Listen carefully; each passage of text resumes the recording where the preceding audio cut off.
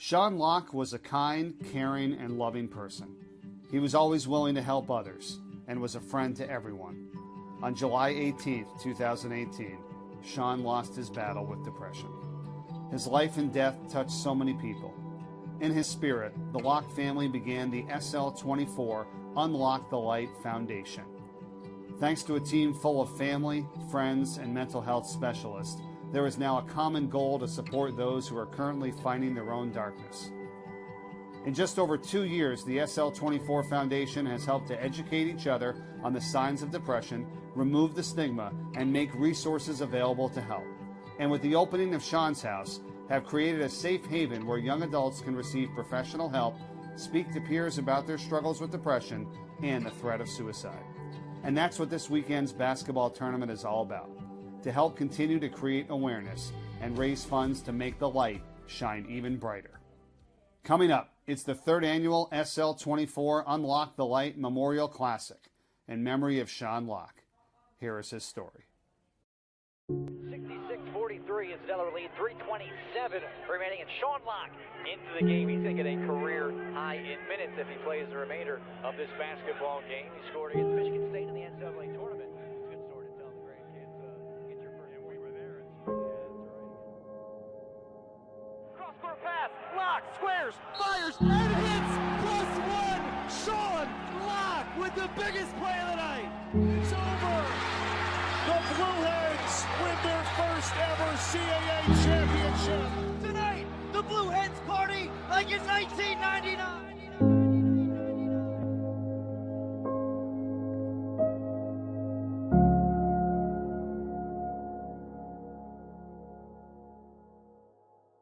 I met Sean July 7th of 2013. It was my first day on campus. We all went to his house that evening after we met, and he said, "Hey, you're on the team, your family, we look after each other," and he was just telling me what to think about college, how to adjust. And that's when I knew. I was like, this is a really good kid. He was funny, he was fun to be around, like he was just a good guy. And you could just tell that just by meeting him right off the first time. We're About to go through this 4-hour-long scouting report. 4-hour-long scouting report. What's up, Sean? We're about to do work, all right? I'll get back to you at lunchtime. Bye. He was a unbelievable kid. He was extremely kind and caring. He was a kid that walked into the room and everybody was just happy to see him. What are you all fired up about? About to get this win. He had a smile. You hear about the $1 million smiles, and he definitely had one of those. Sean Locke had a lot to smile about. He was the brother of 7, homecoming king, and a star athlete in the state of Delaware. I kind of always thought that Sean's everyone's best friend, and I'm sure everyone says this, but Sean was my real best friend. We were so similar. We had so much of the same tendencies of being able to go and like work a crowd or know how to make someone laugh. He was everything you could want in a person. He was a shoulder to cry on, and he also knew how to cheer you up. Sean was selfless. He was a team player, not just in his family, but in his school and also on his sports teams. Sean was a 7-time All-Star for the Elkton Little League, where he also won a state championship. He excelled on the basketball court too, becoming the first freshman to start on the varsity squad at St. Mark's High School in Newark, Delaware. First time I met Sean, he was a rising 9th grader, and we were short guys that night. He just came up to me and said, "Hey, Coach, I'm going to St. Mark's. I'd love to come out and play summer league and help you guys out. Looks like you're a little short-handed tonight." And he was fearless from the get-go. I mean, maybe a minute or two into the game, he's pulling up, shooting shots, and he really had a confidence about him right from the get-go. He just had that attitude that, hey, I want to be the best, and he was the life of the school. I mean, he was the lifeblood of that school for 4 years. After graduating from St. Mark's, Sean walked on to the basketball program right down the road at the University of Delaware. I was already at Syracuse, and he would reach out to me because he was thinking about, do I go lower Division I? Do I go Division II basketball? I remember he messaged me back and was like, "Hey, I'm going to be a walk-on at the University of Delaware." And I was like, "Hey, man, that's an awesome choice. You're going to love it." Prior to his arrival, the Blue Hens had been reeling from several losing seasons. They were a team with a desperate need for help. I was convinced he's the right type of kid we wanted for our program at Delaware. He's everything you want in a teammate. And he battled adversity early in his career, not only in high school, but early in his career at Delaware in terms of injuries. But every day he showed up and competed. To be a walk-on at a high-level program, it's tough. You're asked to do the dirty work in practice. You're asked to stay late and rebound with guys. You're asked to do a lot of different things that the scholarship guys maybe aren't asked to do. I knew that he could do all those things and that his coaches were going to love him. Although he was a walk-on, Sean brought invaluable leadership to the program. He was unbelievable in the locker room. He was a huge leader. Sean was the kind of guy where you asked him to do something and he would do it. It wouldn't be why or is there anyone else that could do it? And I think that really spread to other players. In Sean's first year as a Blue Hen, Delaware finished the season recording the most wins in 12 years, narrowly missing the conference championship game. His sophomore year, Delaware advanced to the NCAA tournament for the first time since 1999. The Blue Hens win their first ever CAA championship. 75-74, Delaware wins it over William & Mary. Although Sean was not the biggest star on the court, he found his role as a trusted voice in the locker room.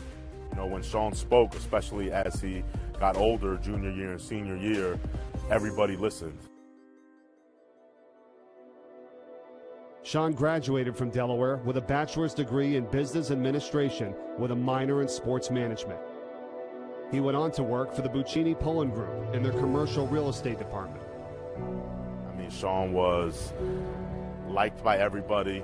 He was a good-looking young man, had a great job, excited about working for Buccini Poland. Sean was like the most popular man in the state. If you hung out with Sean, you were cool with everyone, because Delaware's a state where everyone knows everyone. So you go around and say, hey, I know Sean, or I'm on Sean's team. You're like, oh, you know Sean Locke? On the outside, Sean had it all. But on the inside, Sean was suffering from the crushing weight of anxiety and depression. I never would have ever guessed that that's how he was feeling. You really can't tell what someone's dealing with inside. I mean, a lot of people are really good at hiding it. He is a great example of that. On July 18th, 2018, friends and family received the phone calls nobody ever wants to get. Hearing the news they never thought they'd hear. I was actually in the process of moving and just had gotten home. I was at my friend's house. I was at home. I was on the road recruiting. I was at the doctor's. I got a phone call from my mom. You know, I was busy at the time, I didn't pick up.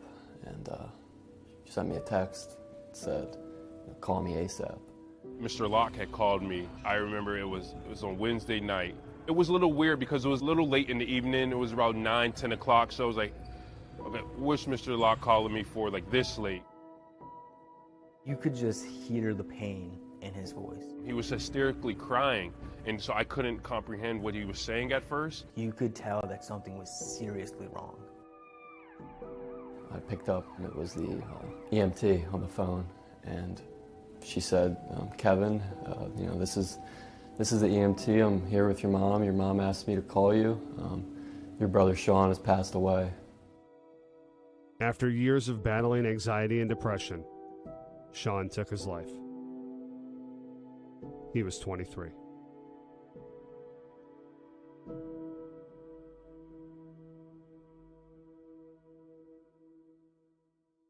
I never cry. That's my superpower, I guess.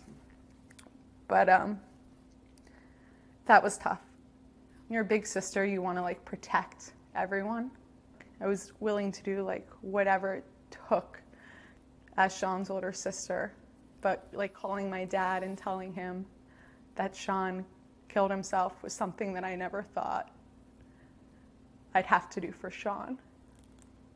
I've dealt with suicide professionally and personally, and I can tell you it is the worst pain that any mom or parent could have. And it is the last 911 call any mother or RN ever wants to make on her own son. As the news of Sean's passing circulated, family and friends were left in shock. It's not the call I was expecting by any means. Sean and I spoke probably 3 weeks before he passed. He was as good as I remember talking to him. It was one of those things, it's like, is this really happening right now? I think everybody says it until it happens, but I would say, you know, if you gave me a list of people, then Sean would have been the last person I probably would have picked. Yeah, you always worry about them when they get their license, and then you worry when they go off to college and what trouble they're going to get into. But we had gone through all that. He'd gone through unscathed in high school, and he had gone unscathed through college. And you question yourself as a father, and you question your own purpose in life. What was it all for? And then you go through a phase of being very angry. How could he do this to us? But then you start looking for answers. You're never going to find total answers, but you know, Sean left us a very brief note. And he said, I love my family, I love my friends. I'm so sorry. Depression is a real thing. That was the first time that I knew he had depression. He was so good at hiding it. It's not that, you know, when people are hiding depression that they're not telling an authentic story. It's just harder during that moment. But I guess I spent a lot of time thinking about, like, how could I have created a better space to listen more? And I think that's something I try to do, is listen more. Sean and I had a conversation the day before. He left work early, and he came and he sat in the chair all day here and just stared at the TV. And he didn't even say hi when he came in, which is so unusual for Sean. He said, I'm so anxious. And I said, about what? I sat on the bed with him for 20 minutes and we just talked, and, you know, he was distressed, but I had no idea. I was the one person that had a chance to help him. If I knew then what I know now, you know, I feel like I let him slip through my fingers. After Sean's passing, it became his family's mission to raise awareness about mental health. In his spirit, they created the SL24 Foundation with the goal of doing just that. I was at his viewing, and his parents and his dad especially, they were so shocked as everyone else was, but he kept speaking about awareness, and only if there was something out there that kind of got this conversation of mental health going. I kept just thinking of how Sean helped me kind of get a job here, and I was just thinking of a way of how I could help. Not long after, Trevor Cooney, a Syracuse men's basketball alumnus who had played in 2 Final Fours, began organizing a basketball event with much more meaning. Sports is something that brings us together as a community and as a whole. I have this job here at the 76ers Fieldhouse, tied in with sports. Can I bring mental health to people with sports? Thus, the creation of the SL24 Memorial Classic, a high school basketball showcase. No one wants to talk about mental health. Like, no one wants to talk about depression. It's not something that's fun to talk about, but sports are fun to talk about. If you were to do a PowerPoint on mental health, are you going to get everyone's attention? You're going to get some people's attention. But if you put a basketball game out there, are you going to get people's attention? Yeah, you are. So that was the whole idea behind this event, this basketball showcase. You have some high school teams playing it, and you promote mental health. And you get people to talk about mental health without them even knowing about it. On February 8th, 2019, thousands attended the SL24 Classic to not only see great high school basketball, but to start the conversation about mental health. Yeah, that was a very amazing night in one sense, because you saw a community come together to really start to have an honest conversation about depression. And I had a young man said because of that night I told my friends I had depression. And it started the conversation to get him the help that he needed. You realized how much of an impact mental health has on everyone. And no one wanted to talk about it, but here we are talking about it.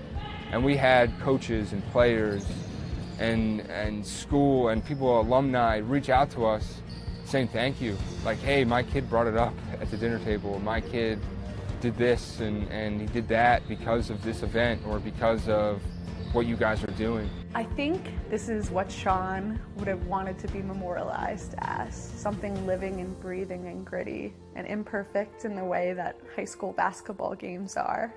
The SL24 Classic raised over $200,000 in its first year. In addition, it gave attendees an opportunity to see another, younger Locke on the court. It was really cool that he got to play a lot during the tournament. You could tell that everyone was super excited because they all came onto the court. Watching Aiden at that game was insane. I know that Sean would have just been over the moon proud of Aiden. He would have been the first one to run down on the court and lift him up. Mr. Locke, before the 2 varsity games, he came out and talked. He had the mic and we dimmed the lights in here. And he said, everyone please pull out your cell phones. If you have depression or you know someone that's battling depression, turn on your flashlight on your phone. Shine your light right now. Stand up. Your light may be the very light to help those suffering out of the darkness of depression. What I really hope comes from Sean's passing is that people realize that mental health is a huge issue in the world. Everybody has a story, so this is nothing to be ashamed of. It doesn't discriminate based on race. It doesn't discriminate based on socioeconomic status. It doesn't discriminate based on anything. And it's real. It doesn't matter if you're super rich, if you're super poor. Everyone has their struggles, and everyone's struggles are different. And you just gotta face them, and hopefully there's a safe haven for people to go talk to other people that can help them get help. With the money raised by the foundation, SL24 plans to create that safe haven. Opening in September 2020, Sean's House will provide a location for high school and college students to receive professional help. I think a very important piece of mental health is you have to want the help. You have to seek it out yourself. And that's the hardest step. Go to a school counselor, go to your school nurse, but don't just do nothing. No mother or parent should ever have to bury their child. And if there's anything that I can do to say or prevent that, that is why I'm here today. We need to really have a really honest conversation about mental health and really not be afraid of it. When you're asking people to stand up if they have depression, stand up if they have anxiety, stand up if they lost someone to suicide, you're asking for a really human moment. And they all stood up, and they all took their phones out, and they all had their lights, and for 10 seconds it was just completely silent, just filled with light. You just got chills. It was one of those out-of-body experiences where you could see the whole thing and still be there, because everyone was together in something that most people feel alone in. When you saw those lights, I felt like Sean was shining his light down on all of us. And he's probably going, okay, let's get going. Let's push through.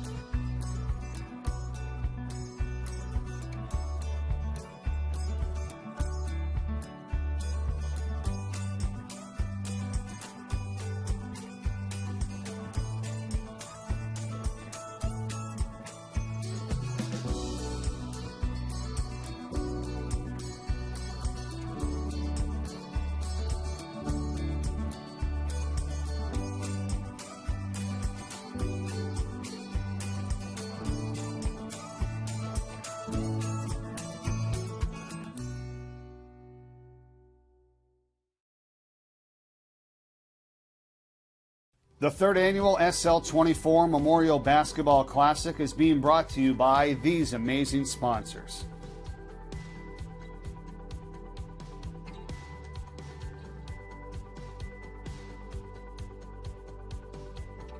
Thank you to the following families and schools for their gracious support of Unlock the Light.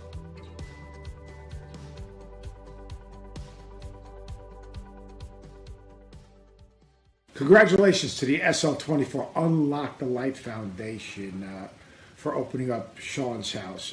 What a great concept in honor of Sean Locke. And you think about, with everything that's going on in the world, in society, the pressures on young people today with the pandemic and with the fight for equality, it is so important that we recognize the terrible impact it's had on the mental health and the pressure that young people are under. And I tip my hat to the concept of creating Sean's houses all over America, on every single college campus, a safe haven for people to come and visit and speak with professionals that can assist them in fighting the battles that they're fighting within themselves. It's hard enough to fight the battles within our country, within society, the demons that potentially are around us through isolation and everything else the pandemic has brought upon us. But to have someone to go to have somewhere to go to, is so, so important. So SL24 Unlock the Light Foundation, the work you're doing is absolutely incredible. And if you can help, please help, because your help will impact someone in a very special way. You're watching the third annual SL24 Memorial Basketball Classic to raise awareness surrounding mental health and to provide services and the development of Sean's house. You can donate now to the SL24 Foundation by visiting unlockthelight.com/donate, by texting LOCK24 to 202-858-1233, or by scanning this QR code now with your phone. Thank you for your support of the SL24 Foundation. Hi, I'm Reese Davis from ESPN's College Game Day. The SL24 Unlock the Light Foundation is doing remarkable and important work. I don't even know if work is the proper word. Maybe we should refer to it as a ministry to help those who are struggling with depression or self-harm issues or perhaps even suicidal thoughts. You know, it's so important to have someone to turn to in these times because everybody feels this way from time to time. Over the past year, I've had an opportunity to talk to numerous athletic directors and coaches around the country, and so many of them have told me that the mental health issues among their athletes are through the roof.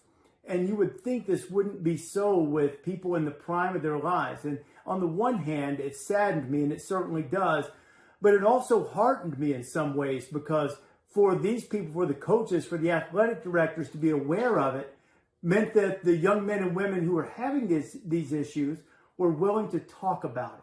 And that's what this SL24 Foundation seeks to provide for all of us. You know, I know that it's easy to think that athletes or broadcasters have it made, or whoever it might be that you admire, and think they have everything they want. They couldn't possibly have any problems. But everyone at some point in their lives encounter issues that can be depressing. For me, I try to rely on my faith. I think being part of something bigger than I am and knowing that I have an eternal promise that's available to everyone is really important in terms of mental health. And many of you have probably been to weddings where they define love. And they say that love is patient and kind. It's not self-seeking. It always hopes. It always trusts. It always perseveres. But another thing in that passage it says is that it always protects. And I think that's what we're called on to do in this moment in time. And we have so many of our young people who are struggling with various issues. We have to protect each other. And the SL24 Foundation gives people an avenue to be able to help. And if you are one of the people struggling, I encourage you to reach out. And if you're one of the people who aren't struggling, be aware, be open, be ready to show true love and try to protect each other. As a coach, you're not supposed to admit you have a favorite player. It's like being a parent. As a parent, you're not supposed to admit you have a favorite child. as a coach, you're not supposed to admit you have a favorite player. But Sean was a favorite. And I say that with confidence, knowing I'm not offending the others, because Sean was everybody's favorite. He was a favorite of his teammates, of his coaches, of the support staff, of the fans. Sean was a favorite of everybody in the athletic department that knew him. And everybody really on campus at UD that knew him, he was a favorite. Sean was the favorite. When I think of Sean, which is quite often, and I look at his picture in my office every day, what stands out and has always stood out with Sean is his smile. That was his light. Sean's smile was his light. And he would shine that light on us every single day. It didn't matter if it was a good day or a bad day. Sean was there with that smile. And that smile provided us with the warmth and the light that we needed on that particular day and in that particular situation. Now to see the Locke family and so many others doing just awe-inspiring work with the UnLocke the Light Foundation. From their events to the SL24 tournament, to Sean's house, to all the initiatives, and to the countless individuals and families they are having an impact on a daily basis. This is a major responsibility they're taking on. They're providing a safe haven and a sense of community for so many that desperately need it in difficult times in our world and in their own individual lives. Really, this is Sean's legacy. It's a legacy that we all have a responsibility to uphold.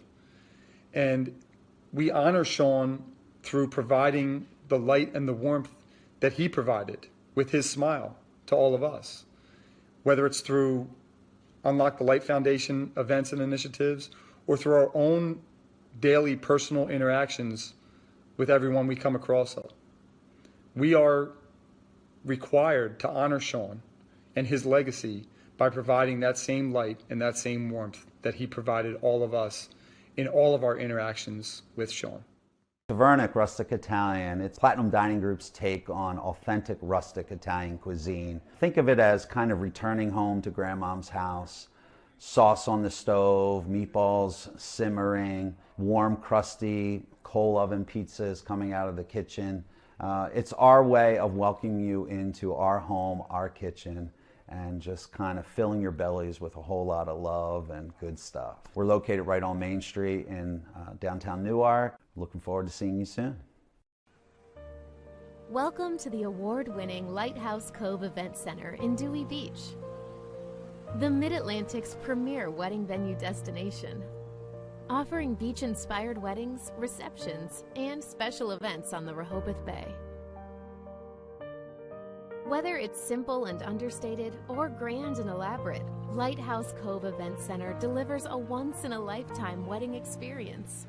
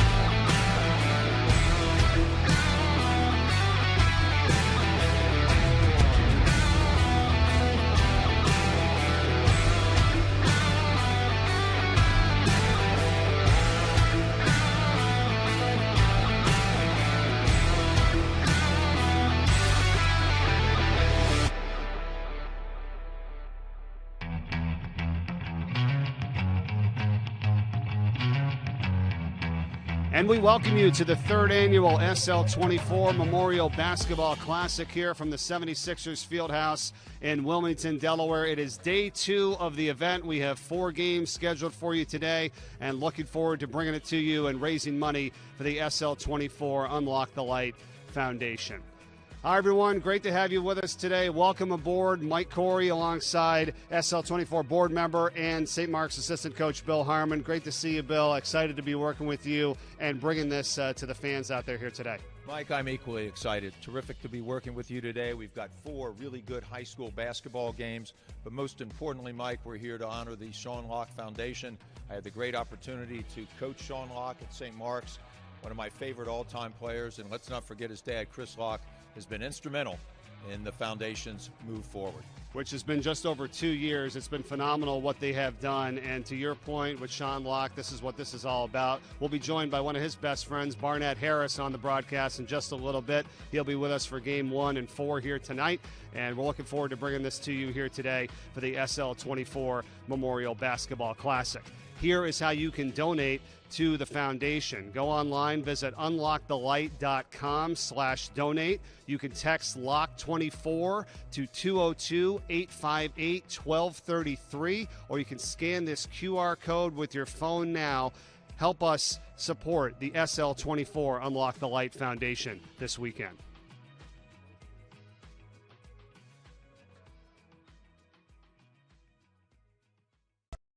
UnLocke was a kind, caring, and loving person.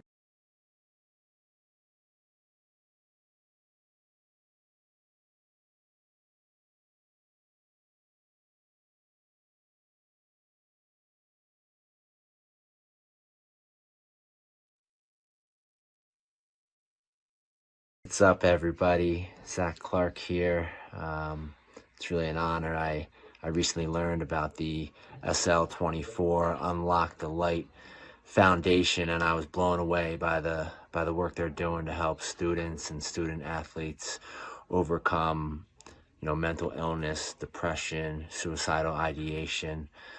These are real issues that, quite frankly, continue to kill people, and they're working really hard to normalize what it looks like to ask for help, and I'm just so grateful for the work that they're putting forward.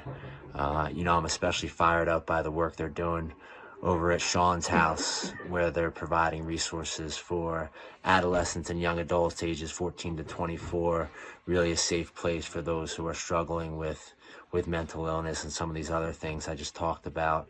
I know firsthand the value of having a safe place to go when trying to overcome some demons. So keep up that great work. And with that, I know there's some serious hoop action going on down in Delaware this weekend.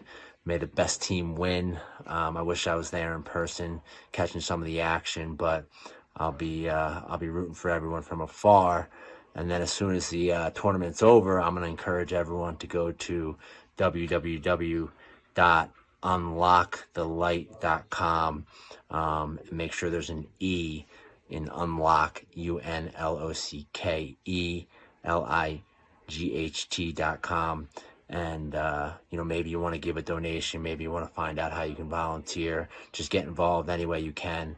And I'm going to do my part. I hope everyone else has a good weekend. And again, just super honored to be able to deliver some love and message of hope here for everyone. Thank you.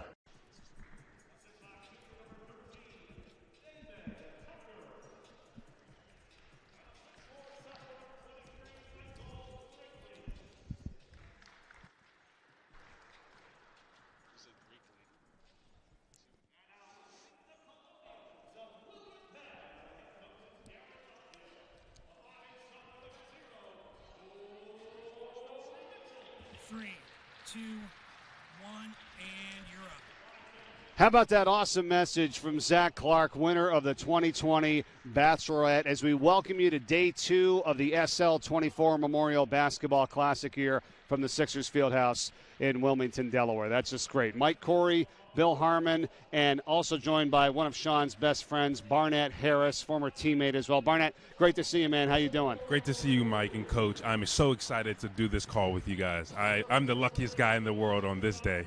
Bill, we're going to have a lot of great stories here today between the both of you, and Barnett will come back and join us for the fourth game of the day here today as well. But what do you think as we get underway with Game 1 with William Penn and St. George's? Well, first of all, I want to say that show was one of Sean Locke's very favorite. I think he was the youngest Renaissance man I ever met. But let's go on to this game. St. George's, coached by Rod Griffin, one of the veteran coaches in the state. They really like to get up and down. They shoot the three. They've had some excellent players over the years.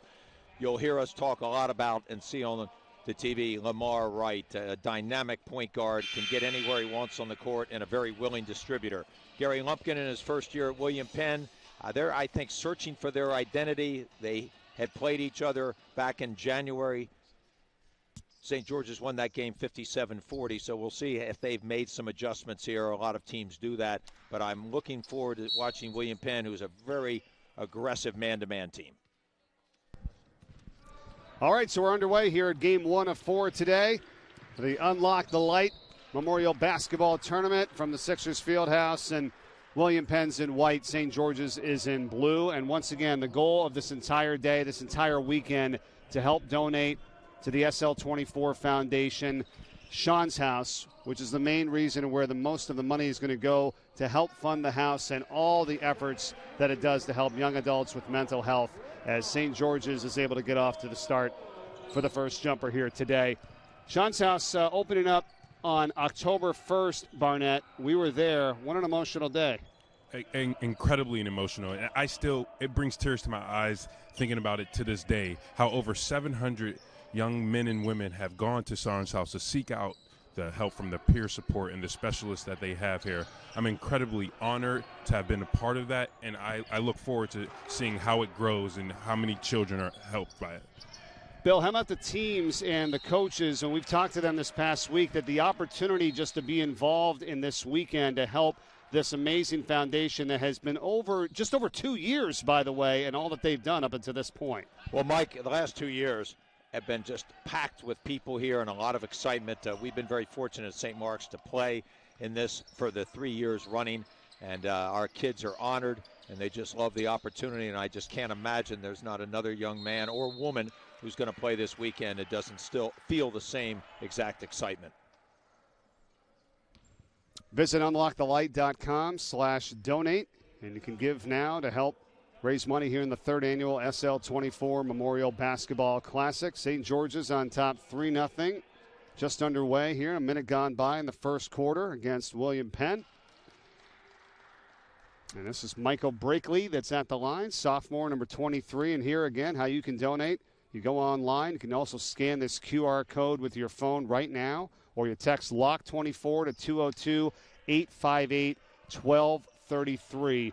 And the response from yesterday, Bill, in just the 2 games in day 1 was amazing, and we're just excited to kind of keep it going here again day 2. Over 3,600 hits, just a fantastic turnout by people online. Chris Locke and the board have just done a magnificent job. Barnett, part of the board as well, and we really appreciate everything the audience and people out in the community are doing to back this great effort. Devin Hackett misses the jumper. Lamar Farrell gets the rebound as William Penn controls it now with Corey Mitchell. As you watch, this is a matchup zone that St. George's is employing. This is something that Coach Rod Griffin has been utilizing in his 8-year career. They do a really nice job of communicating and switching off, which makes it difficult to run any sort of pick-and-roll actions. Randolph Cooper McCorrow getting knocked away. There's going to be a jump ball called. And it'll be William Penn possession as St. George's got the ball to start this game. 2 minutes gone by here in the first quarter of action. Mike and Coach, one thing I'm looking forward to here is who can bring the energy. This is a rather early game, so who can fire their team up in a sense? Who can bring that energy to push their team, to lead their team to get a win on this Saturday? Bill, I was just talking to somebody about that yesterday, and that's kind of the main point in this environment and COVID and everything that everybody's going through, right? It's who's showing up, exactly like Barnett just said, who's bringing the energy. It's not necessarily about the talent necessarily as much this year, is it? You're right, and the COVID environment has really made things, I won't say dysfunctional, but certainly disrupted. Sometimes you might practice 3 days in a row and then all of a sudden have a game postponed. You might not know who your next opponent is, so it's been very difficult. But I will tell you this, Mike and Barnett, in our audience, I think the kids have done an outstanding job being resilient. A big-time three there by St. George's, who continues to shoot from long range and shoot it very accurately. But it's been a real challenge for the coaching staffs, but I give the kids an awful lot of credit for showing up every day and absolutely putting their best efforts forward. Randolph Cooper Macoro, number 12 for St. George's, has had 2 threes already in this first half. The bucket for William Penn was scored by Dominic Rispoli, and it's a 7-2 lead right now for St. George's. Mike, you're going to see a lot of threes by Rod Griffin's St. George's team. They love to shoot it. They had some outstanding shooters in the past. Nashawn Highland, who's down and playing at VCU, was a 4-year contributor. I had called a lot of games, and I actually had to coach against him, and he was one tough customer. But Rod gives them a lot of freedom out there, the ability to shoot the three at all times, but they're also very good at the defensive end, and I think have been asserting themselves much better as this season's gone on defensively. And one thing I've seen, Coach and Mike, is both of these teams try to get the tempo. They try to push the tempo. They don't try to slow down. They try to get some buckets and play tough and hard defense. And that's my type of basketball. I want to push the tempo, as we see a steal and a layup and a miss. And I see and pushing it back on the break. I like this tempo. I like this fast-paced basketball. If you don't like this, you don't like high school basketball, Mike and Coach. Right off to the fast start, and William Penn's Dominic Rispoli now has both of their buckets, as it's a 3-point game with 4:25 to play first quarter. Well, that's a great point, Barnett, and we've seen the game evolve as we've gone through the years. I think AAU has a lot to do with that, but it's important that players always understand what their strengths and weaknesses are and play to those. You never want to be out of control. You want to play within your team's framework. But you make a great point about the energy on the court and the up-and-down nature. Corey Mitchell kicks it back over for Rispoli, and now it's Farrell for the jumper. Offensive rebound, excellent putback there, Devin Hackett. And it's going to be a foul on the rebound. It'll be St. George's ball here. Good effort, though, offensively by William Penn. And related to your last point, Coach, one thing my coaches always said to me was you can rush, but don't be in a hurry.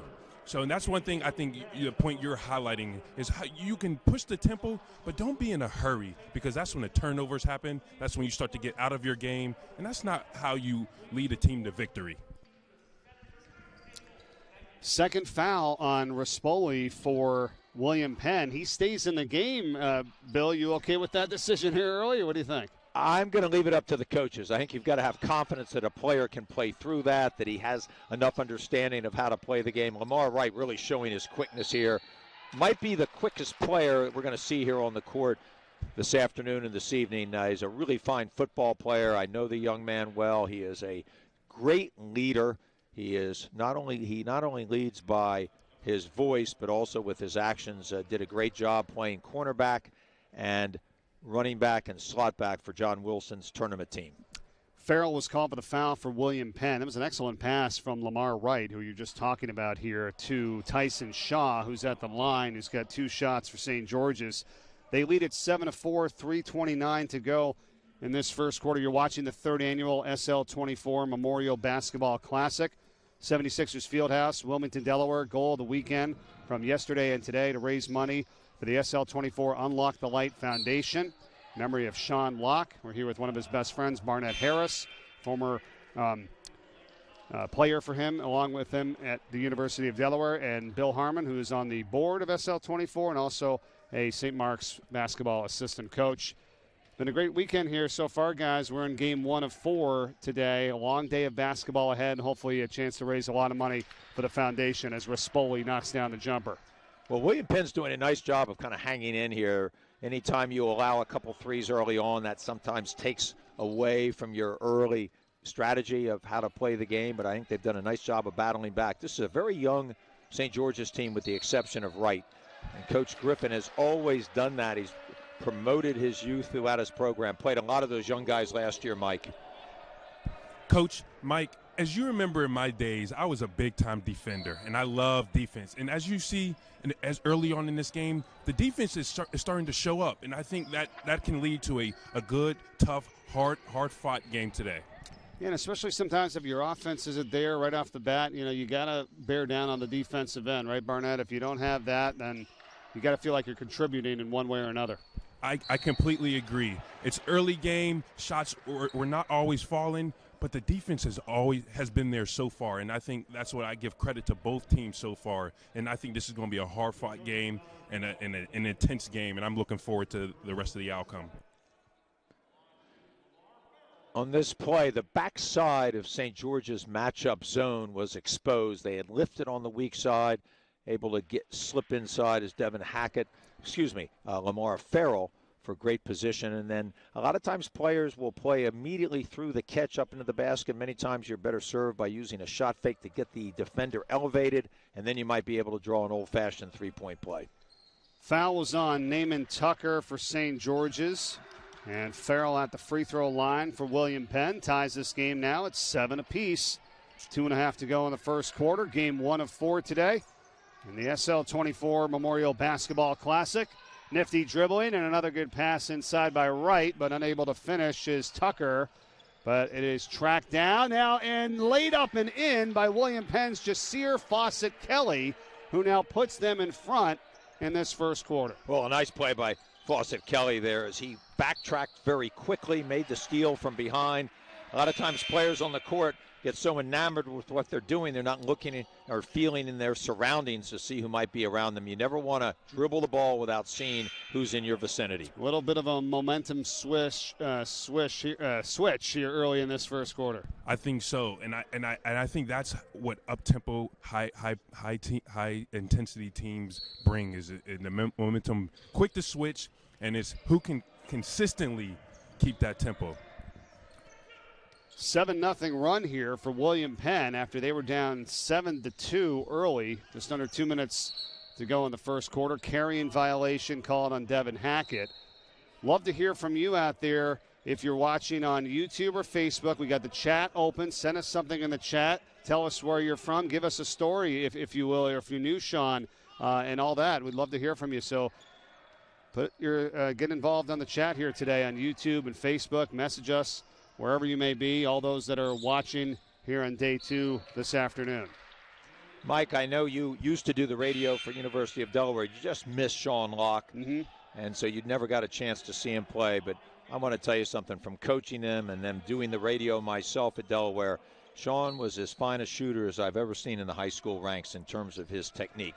He was always balanced, shot ready, had a wonderful follow-through. And I'll tell you what, as many times as we talked about it last night, he was able to play through injuries. Nice play here in the open court by St. George's, applying some defensive pressure. Cooper McCorrow doing a nice job following up a layup there off the steal instead of his normal three-point action. But Sean played through so many injuries. Barnett, I know you were a part of that, watching him sometimes drag that knee around in practice. Coach, Sean was so resilient. He never let his injuries keep him out of practice, keep him from what he felt he can contribute to the team. And that's something that I carry to this day. I just we all face challenges, and I just hope to have the perseverance and resiliency that he showed in the 3 years I was fortunate enough to play with him. Randolph Cooper McCorrow, another long jumper. Not there. William Penn. Ball is deflected. Inside, and a basket is scored. Rispoli. Dominic Rispoli, the senior forward for William Penn. Awesome start to this first quarter for them. They're up 11, make it 11-9, 30 seconds to go. Well, there we're seeing some of that sloppy play, and I think, again, teams get going too fast, trying to do a little too much, but it resulted in a nice play by Rispoli, who gave Coach Steve Christensen last year, who's now on the St. Mark's staff, some really good minutes coming off the bench, so he does have some experience, the senior. 15 seconds left in the first quarter of play. And there's going to be a foul, as driving in was Tyson Shaw for St. George's. Well, let's see if this is on Rispoli. That's going to be his third. I know you said, Bill, you leave him out there and try to let him play through it, and it's going to be his third personal foul. So we'll see how that's going to change things here for William Penn. 3 fouls already on him, and we haven't finished the first quarter yet. Well, sometimes, Mike, that strategy backfires on you. You're hoping your senior knows how to play through that. That time, I thought it was a travel before he ran into Rispoli. So tough call, and I think we'll see a sub here. But Rispoli gave them some excellent minutes.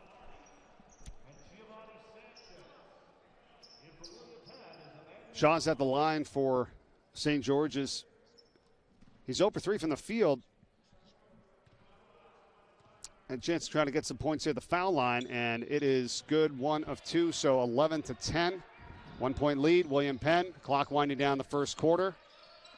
Fawcett Kelly. Farrell, 2 seconds, what a pass, inside, rejected. Nice job at the buzzer. Rejected inside by Blair Thomas from St. George's, and that takes us to the end of 1. We'll be back. Quarter number 2 here of game 1 of 4 today. William Penn and St. George's. You're watching the 3rd annual SL24 Memorial Basketball Classic in Wilmington, Delaware on YouTube and Facebook Live. Hi, I'm Luke Chapman from Precision Wealth Partners. We are so honored to be a supporting sponsor of Unlock the Light Foundation and the Memorial Classic SL24. Personalized financial planning is one of my life passions, and at Precision Wealth Partners, we work tirelessly to personalize your plan and help you achieve your goals that ultimately ends in peace of mind. We are looking forward to hearing from anyone for a second opinion on their existing plans or to get started for those who haven't yet. You can reach us at precisionwealthpartners.com or at 302-367-7613. Mike, if we get a chance, we might want to talk about the officials. Get the officials' names. I got them if you want me or you. The 3rd annual SL24 Memorial Basketball Classic from the 76ers Fieldhouse in Wilmington, Delaware is being brought to you by Capers and Lemons, Eclipse Bistro, Taverna Rustic Italian, and by El Camino Mexican Kitchen.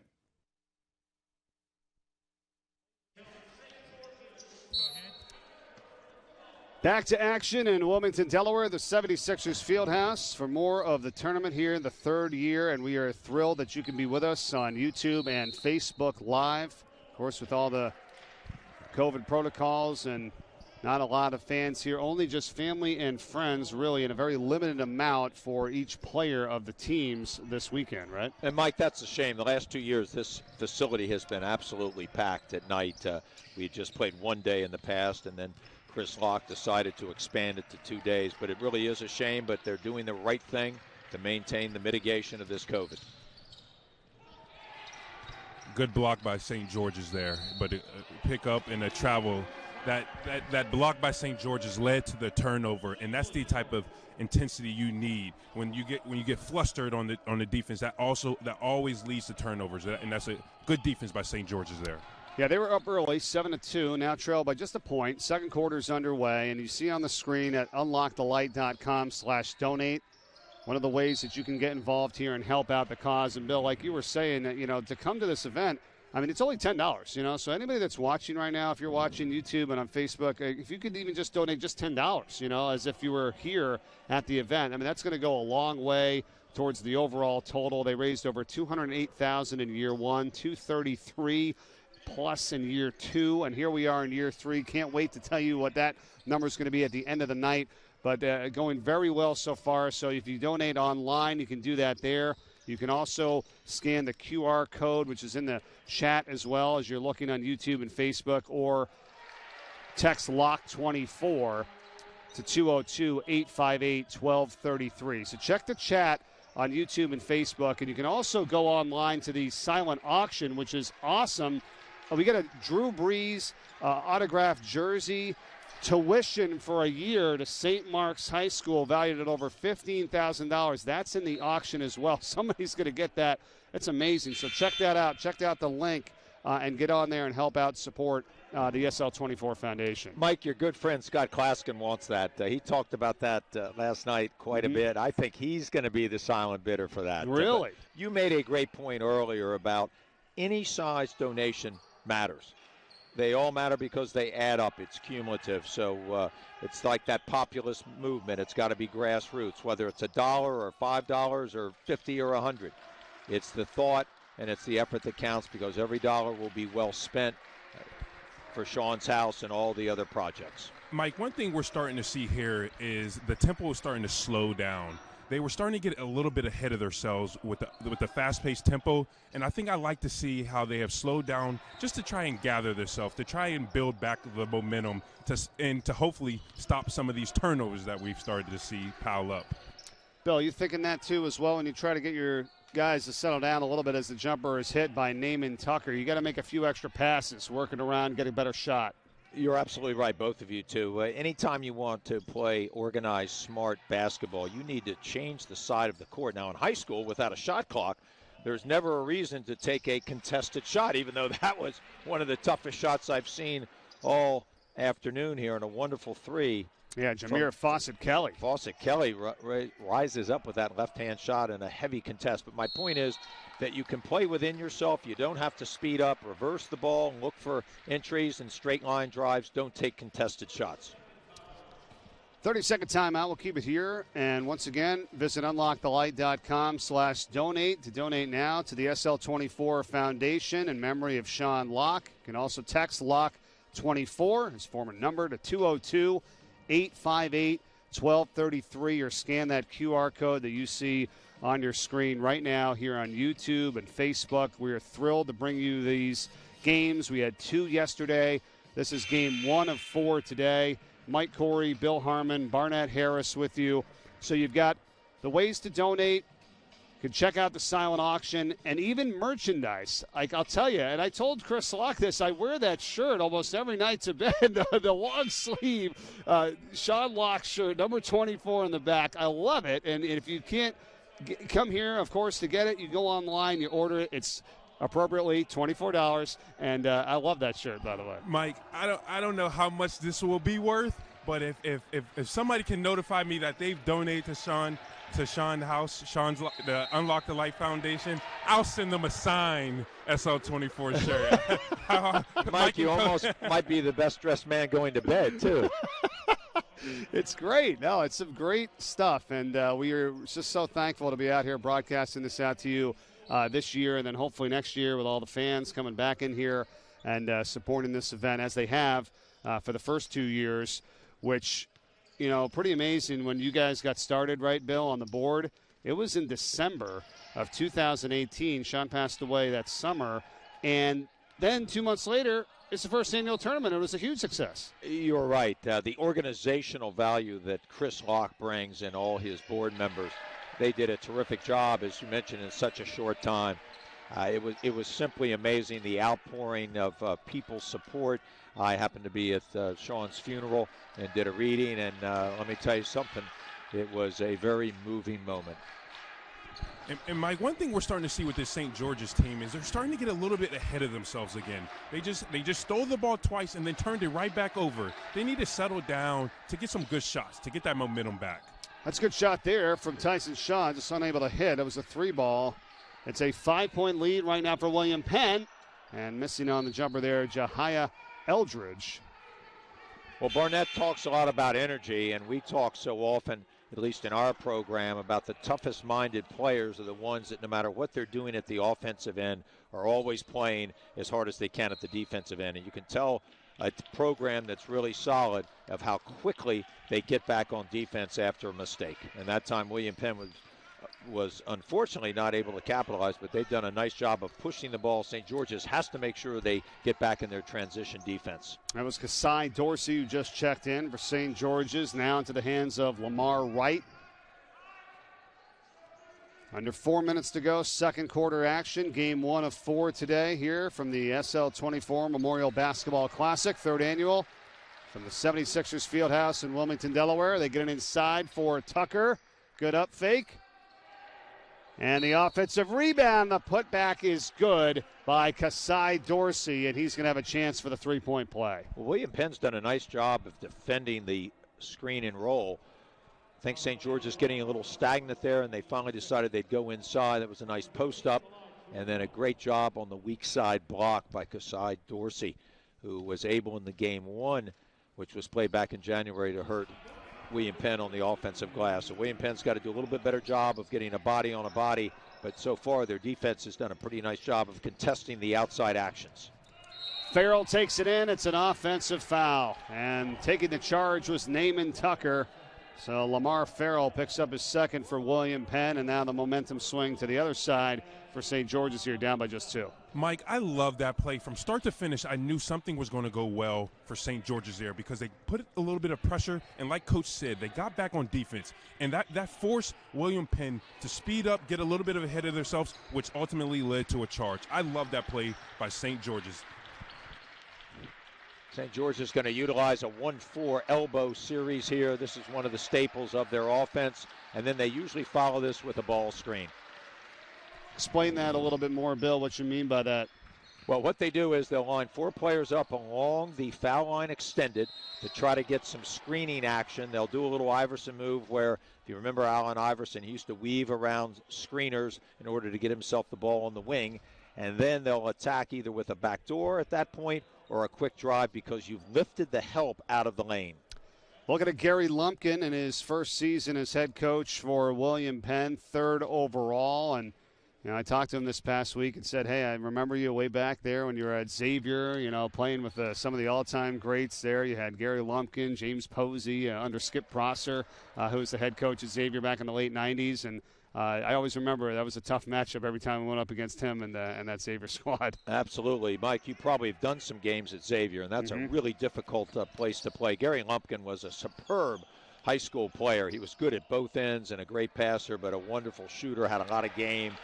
And for him to earn a scholarship from William Penn to go to Xavier and have a great career there just speaks volumes of his basketball ability. Well, and speaking of shooting, a 3-ball from Jahia Eldridge. She knocks it down, the junior. It is 20-16 now. William Penn's advantage is 4, and St. George's throws it away. And Eldridge is one of the best three-point shooters on William Penn's team. They'll run some sets for him, some baseline screening actions, and he has the green light from Coach Lumpkin. I think St. George's was a little caught up and giving up the last 3 that it forced them to rush on that latest turnover. I think they settled down the previous 2 possessions, but there was a little sped up. I would like to see them settle down again because that's starting to work for them.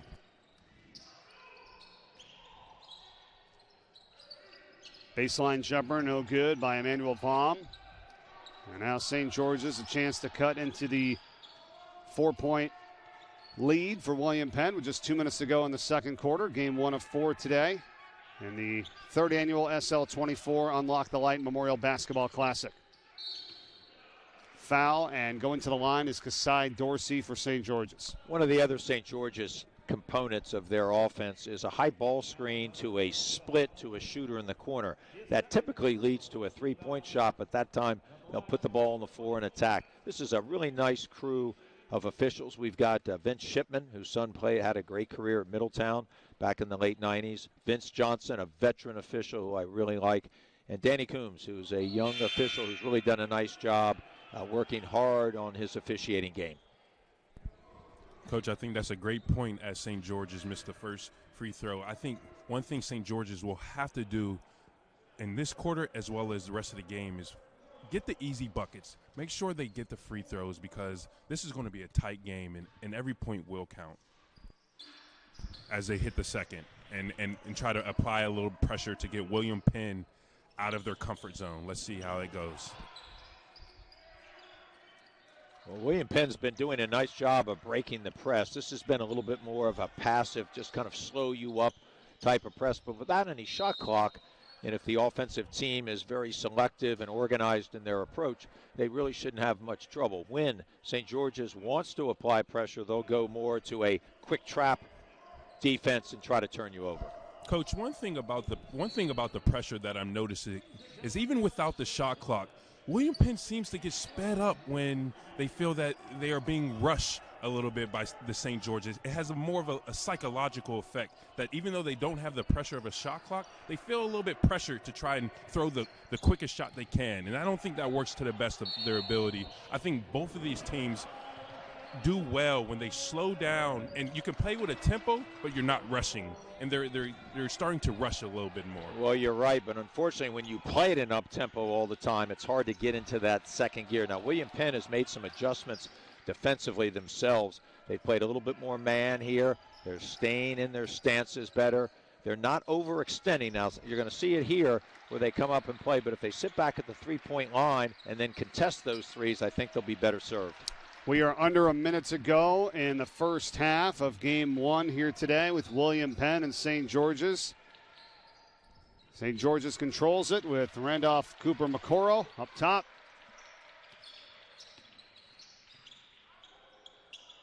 Rebound pulled home by Lamar Farrell. Do they hold for the final shot of this first half? 30 seconds left. Well, with Gary Lumpkin as a shooter, you would want to. I hope they do. What you want to do is get organized with about 12 seconds to go, have your best player with the ball or run a play for him, and you want to shoot with under 4 seconds to allow yourself for an offensive rebound opportunity, but not for your opponent to get a rebound and a shot at the other end.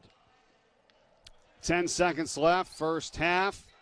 Corey Mitchell on the kick for Jasir Fawcett-Kelly, knocked out of bounds, 4.3 remaining. Mike, one thing I would do here if I was a coach, I would trap the first pass in bounds to force them to feel like they're backed in the corner and they don't realize how much time is on the clock and they just throw up any shot to get them a little flustered. Well, let's see what they got here. Rispoli comes back in with 3 personal fouls, probably for maybe a quick catch and shoot here. Let's see. Orr setting a screen.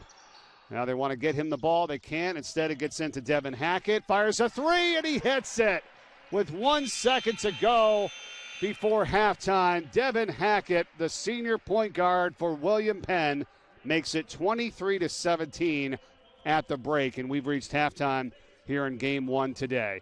We're going to step aside, but you're not going to want to miss this. The emotional message from Sean's father and the founder of the SL24 Foundation, Chris Locke. Here he is.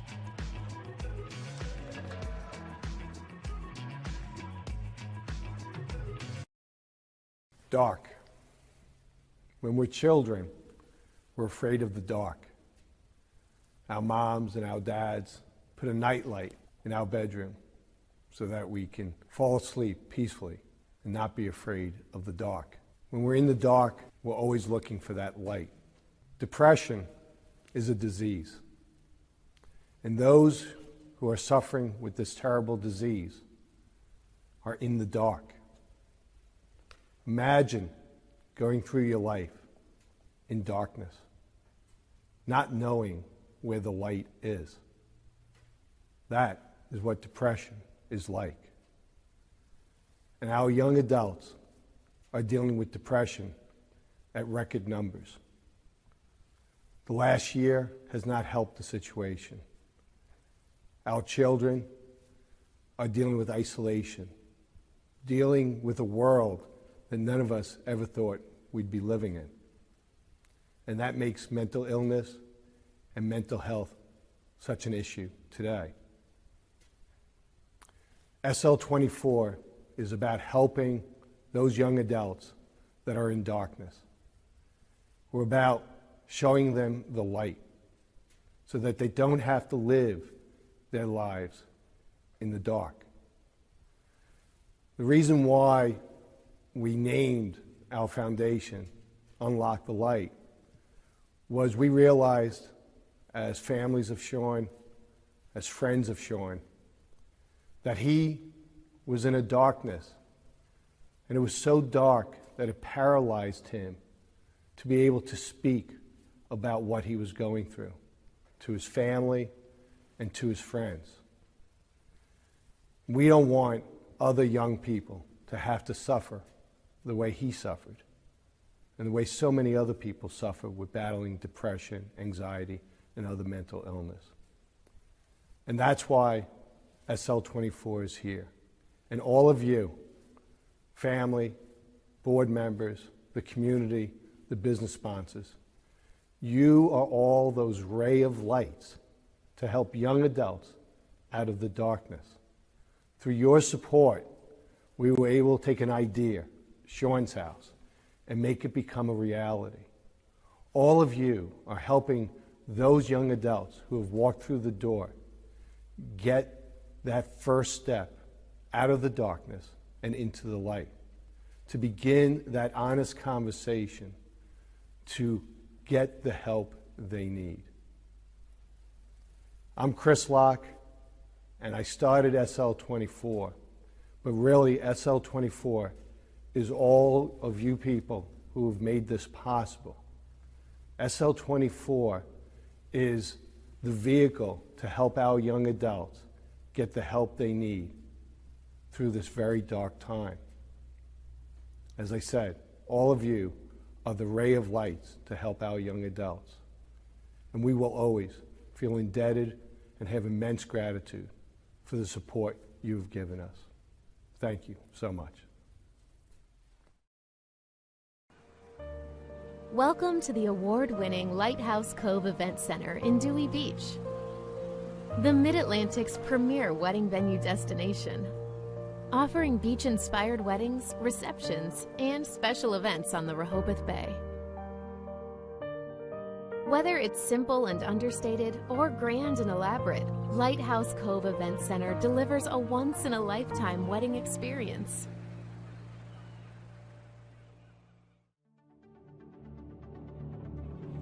Hi, I'm Hillary May here at Sean's House, and I wanted to tell you a little bit about what we do here. Sean's House is a 24/7 peer support and wellness center in Newark, Delaware. We serve high school and college-age young adults going through big transitions and difficult periods of life to make sure that they have the support that they want or need to get them through some difficult times. We have a number of programs we offer, like a Survivors of Suicide support group, or even a support group for parents who are supporting their children with mental illness. We also have a fabulous staff who ensures that there are always freshly baked cookies at the door when you come in. While Sean's House isn't an emergency clinic, we are open 24/7, so if you knock on our door, someone will always be there to answer, to help support you and get you to the care that you might need. Unfortunately, the reality of mental health care is it might take 4 to 6 or even more weeks to get in with a therapist. But here at Sean's House, we have a lot of connections to ensure that you can be seen by a mental health professional within 48 hours of coming through our door. Here at Sean's House, we know that mental health and mental illness does not discriminate based on your age, your gender, or your socioeconomic status, which is why it's so important to us that everything we offer here is absolutely free. All of these things are why we at Sean's House are so grateful for your support, for your donations, for watching this broadcast, and for being there for the people in your lives. Thank you so much from all of us. What's up, everybody? Zach Clark here. It's really an honor. I recently learned about the SL24 Unlock the Light Foundation, and I was blown away by the work they're doing to help students and student athletes overcome, mental illness, depression, suicidal ideation. These are real issues that, quite frankly, continue to kill people, and they're working really hard to normalize what it looks like to ask for help, and I'm just so grateful for the work that they're putting forward. I'm especially fired up by the work they're doing over at Sean's House, where they're providing resources for adolescents and young adults ages 14 to 24, really a safe place for those who are struggling with mental illness and some of these other things I just talked about. I know firsthand the value of having a safe place to go when trying to overcome some demons. So keep up that great work. And with that, I know there's some serious hoop action going on down in Delaware this weekend. May the best team win. I wish I was there in person catching some of the action, but I'll be rooting for everyone from afar. And then as soon as the tournament's over, I'm going to encourage everyone to go to www.unlockthelight.com and make sure there's an E in unlock, UNLOCK, ELIGHT.com. And maybe you want to give a donation, maybe you want to find out how you can volunteer. Just get involved any way you can. And I'm going to do my part. I hope everyone else has a good weekend. And again, just super honored to be able to deliver some love and message of hope here for everyone. Thank you. Hi, I'm Luke Chapman from Precision Wealth Partners. We are so honored to be a supporting sponsor of Unlock the Light Foundation and the Memorial Classic SL24. Personalized financial planning is one of my life passions, and at Precision Wealth Partners, we work tirelessly to personalize your plan and help you achieve your goals that ultimately ends in peace of mind. We are looking forward to hearing from anyone for a second opinion on their existing plans or to get started for those who haven't yet. You can reach us at precisionwealthpartners.com or at 302-367-7613. Hi, my name is Martin Inglesby, head basketball coach at the University of Delaware, and I am honored and humbled to be a part of the SL24 Unlock the Light Foundation and all the great work that they're doing in our campus community. The mental health is such an important topic that our student athletes face today, and to know that there's a place on our campus, Sean's house, to support these individuals is very, very special. I want to thank all those people that are involved, that are willing to lend a helping hand, that are there to support, there to educate, give these individuals tools to get them out of a tough situation. Just know that asking for help is not a sign of weakness. It is a sign of strength. And everybody needs a friend from time to time. So if you're struggling, if you're concerned, if you have anxiety or depression, know that there's a place on our campus that is willing to help. And I want to wish all those high school students the best of luck this weekend at the Blue Coats facility as you guys compete. Play hard, play smart, play together, have fun, and let's continue to do a great job championing this cause. We will continue to make a difference on a daily, weekly, monthly basis, and know that the work is never done. Thank you, and go Blue Hens. Hi, welcome to Sean's house. My name is Molly, I'm the Director of Operations. Let me show you around. So first we have the living room. This is a super cozy place. Everyone hangs out, does their homework. A lot of times this is where you'll find your peer specialists or any other visitors we have to the house. This is our lending library. So we have over 240 books in here donated just in the past year. They are about mental wellness, physical wellness, nutrition, finances. Some are fiction novels, anything that we thought would improve your wellness when you come to visit the house. Students can borrow them, take them home, check them out. We have a whole system for it. You just have to let someone know. We also have coloring books in here, art supplies, some games, and lots of resources for other local services that we support. This is one of our private side rooms. So this is where you can pull a peer aside to have one of those conversations, but you can also use it to write an essay or to do your homework, hang out with friends, anything that you want to use the space for. This is our game closet. We have a bunch of games in here for you to bring your roommates and play, for you to grab a peer and play, a staff member. We want you to be able to hang out, and we have lots of games to choose from. This is our community calendar. It features all sorts of upcoming events at the house, and all of our programming can be found on there whenever you're interested. Upstairs is completely off limits to the public. This is our residential area. It's how we're able to provide 24/7 support services. This is another one of those little side rooms, perfect for a conversation, and it's also where we host our virtual support services. This is our kitchen. So we always have all sorts of baked goods and other snacks ready in here. We have coffee, tea, hot chocolate, apple cider, whatever you want pretty much. We have sodas in the fridge. We just want to make sure everybody has what they need to be comfortable and happy. Outside you can see our mural in our backyard. Our parking's back there too. The mural was donated around opening from a local artist. And in the spring, when the weather warms up again, we'll set up our outdoor furniture, have our fire pit again, and we'll be able to have even more space for people to hang out and do their work. And this is our last stop. This is the dining room. It's popular as a workspace, and it's also where we host our dinners. Sean's house is open 24/7. All of our services are free, and we're here for you whenever you need us. As a coach, you're not supposed to admit you have a favorite player. It's like being a parent.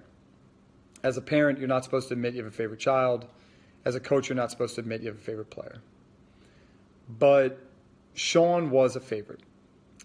And I say that with confidence, knowing I'm not offending the others, because Sean was everybody's favorite. He was a favorite of his teammates, of his coaches, of the support staff, of the fans. Sean was a favorite of everybody in the athletic department that knew him. And everybody really on campus at UD that knew him, he was a favorite. Sean was the favorite. When I think of Sean, which is quite often, and I look at his picture in my office every day, what stands out and has always stood out with Sean is his smile. That was his light. Sean's smile was his light. And he would shine that light on us every single day. It didn't matter if it was a good day or a bad day. Sean was there with that smile. And that smile provided us with the warmth and the light that we needed on that particular day and in that particular situation. Now to see the Locke family and so many others doing just awe-inspiring work with the UnLocke the Light Foundation. From their events to the SL24 tournament, to Sean's house, to all the initiatives, and to the countless individuals and families they are having an impact on a daily basis. This is a major responsibility they're taking on. They're providing a safe haven and a sense of community for so many that desperately need it in difficult times in our world and in their own individual lives. Really, this is Sean's legacy. It's a legacy that we all have a responsibility to uphold. And we honor Sean through providing the light and the warmth that he provided with his smile to all of us, whether it's through UnLocke the Light Foundation events and initiatives or through our own daily personal interactions with everyone we come across. We are required to honor Sean and his legacy by providing that same light and that same warmth that he provided all of us in all of our interactions with Sean. Tavernic Rustic Italian, it's Platinum Dining Group's take on authentic rustic Italian cuisine. Think of it as kind of returning home to grandmom's house. Sauce on the stove, meatballs simmering, warm, crusty, coal oven pizzas coming out of the kitchen.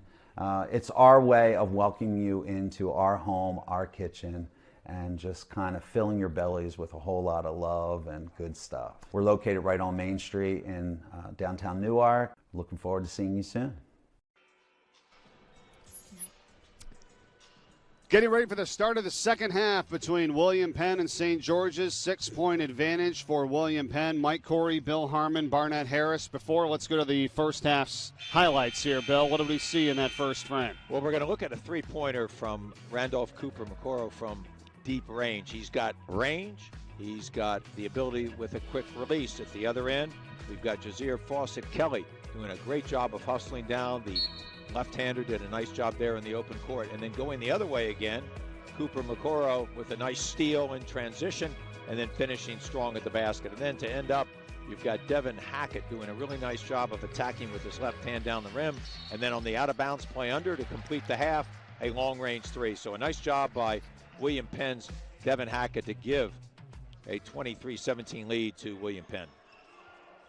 Just underway in the second half, and just had an offensive foul for St. George's. It was called on Naaman Tucker, and that was his first, and it'll be make it William Penn ball. Third quarter underway, and they've got a 6-point lead.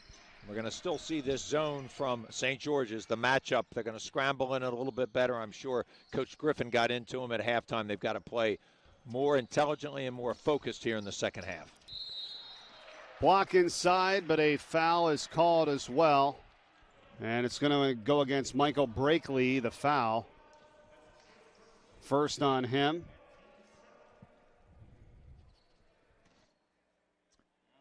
Brakely's only a sophomore. As I mentioned earlier in the show, Coach Griffin loves to play young players. He gets them developed throughout his program in the summer. He does a great job with player development that way, but unafraid to play freshmen and sophomores in big games. Mike, one thing I'm looking for in this half is how does William Penn get Rispoli out of situations where he can draw a foul on himself? I think he's going to be a big factor in if they can win this game, but he has to not pick up that fourth foul early.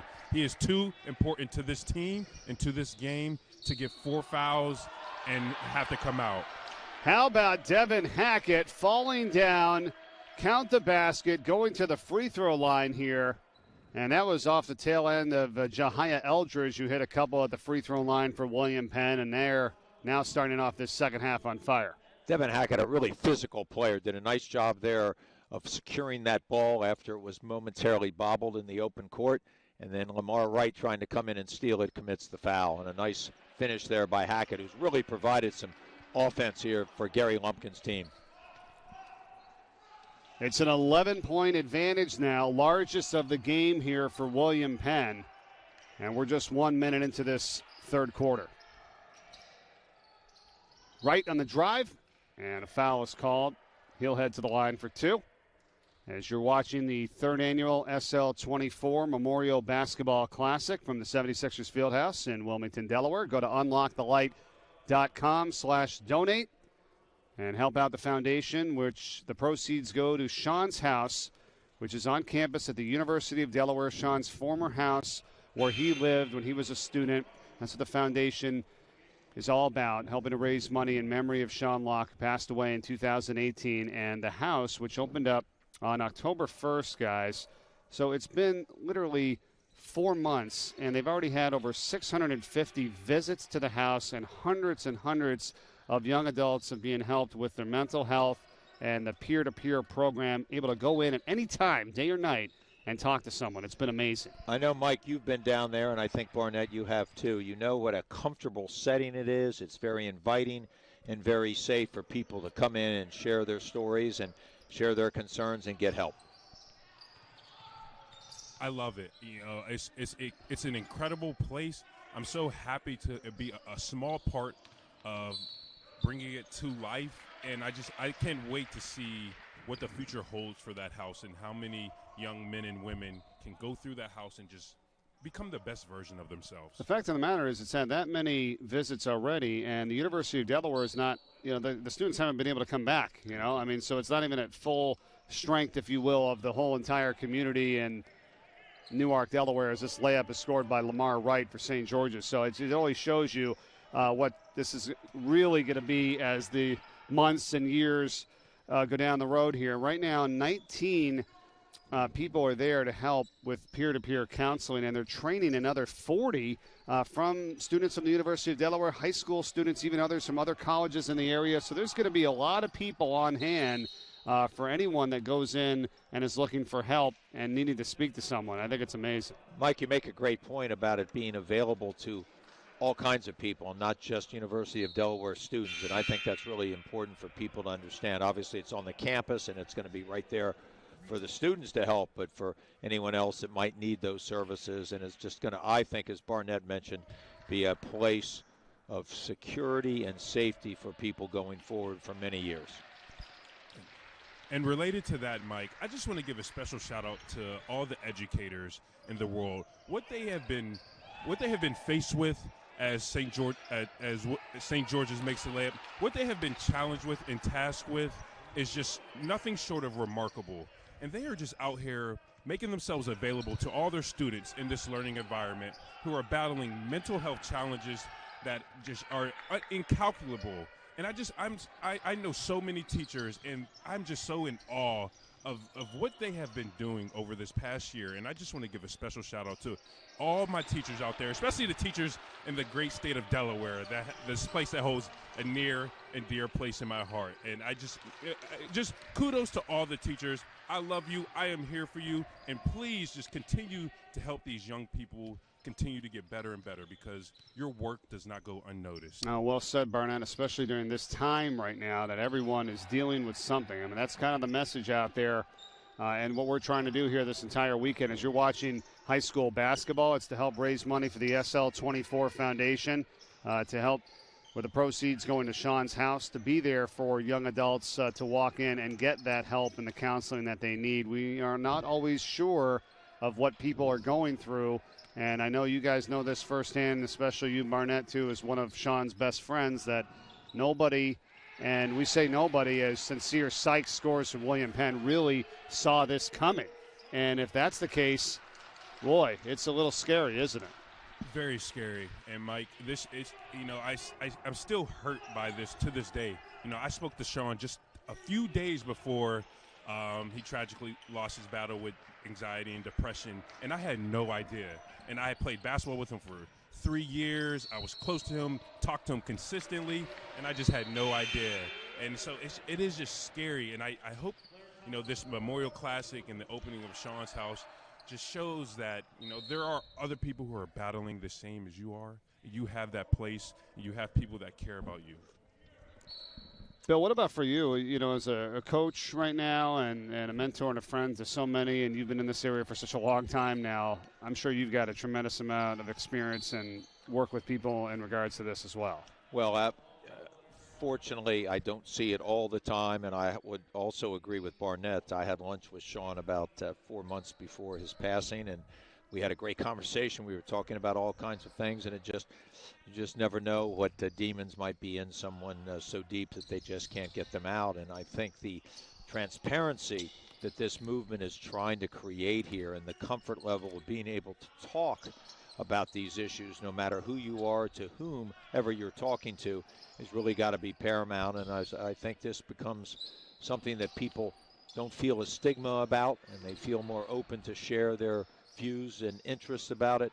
I think it's only going to make it not only a better community, but hopefully a better world. Brakely takes it in for St. George's. Whistle, count the basket and the foul. He will head to the line, a chance for the three-point play with 3 minutes and 17 seconds to play, third quarter. St. George's trying to battle back from a double-digit deficit here in the second half. Well, Michael Brakely is explosive in the open court. He's long and quick, has a really nice feel around the basket, and there you see his creativity and how to deal with a shot like that in transition. You've got to be able to soften up your shot, and the underhanded scoop was what made that shot possible.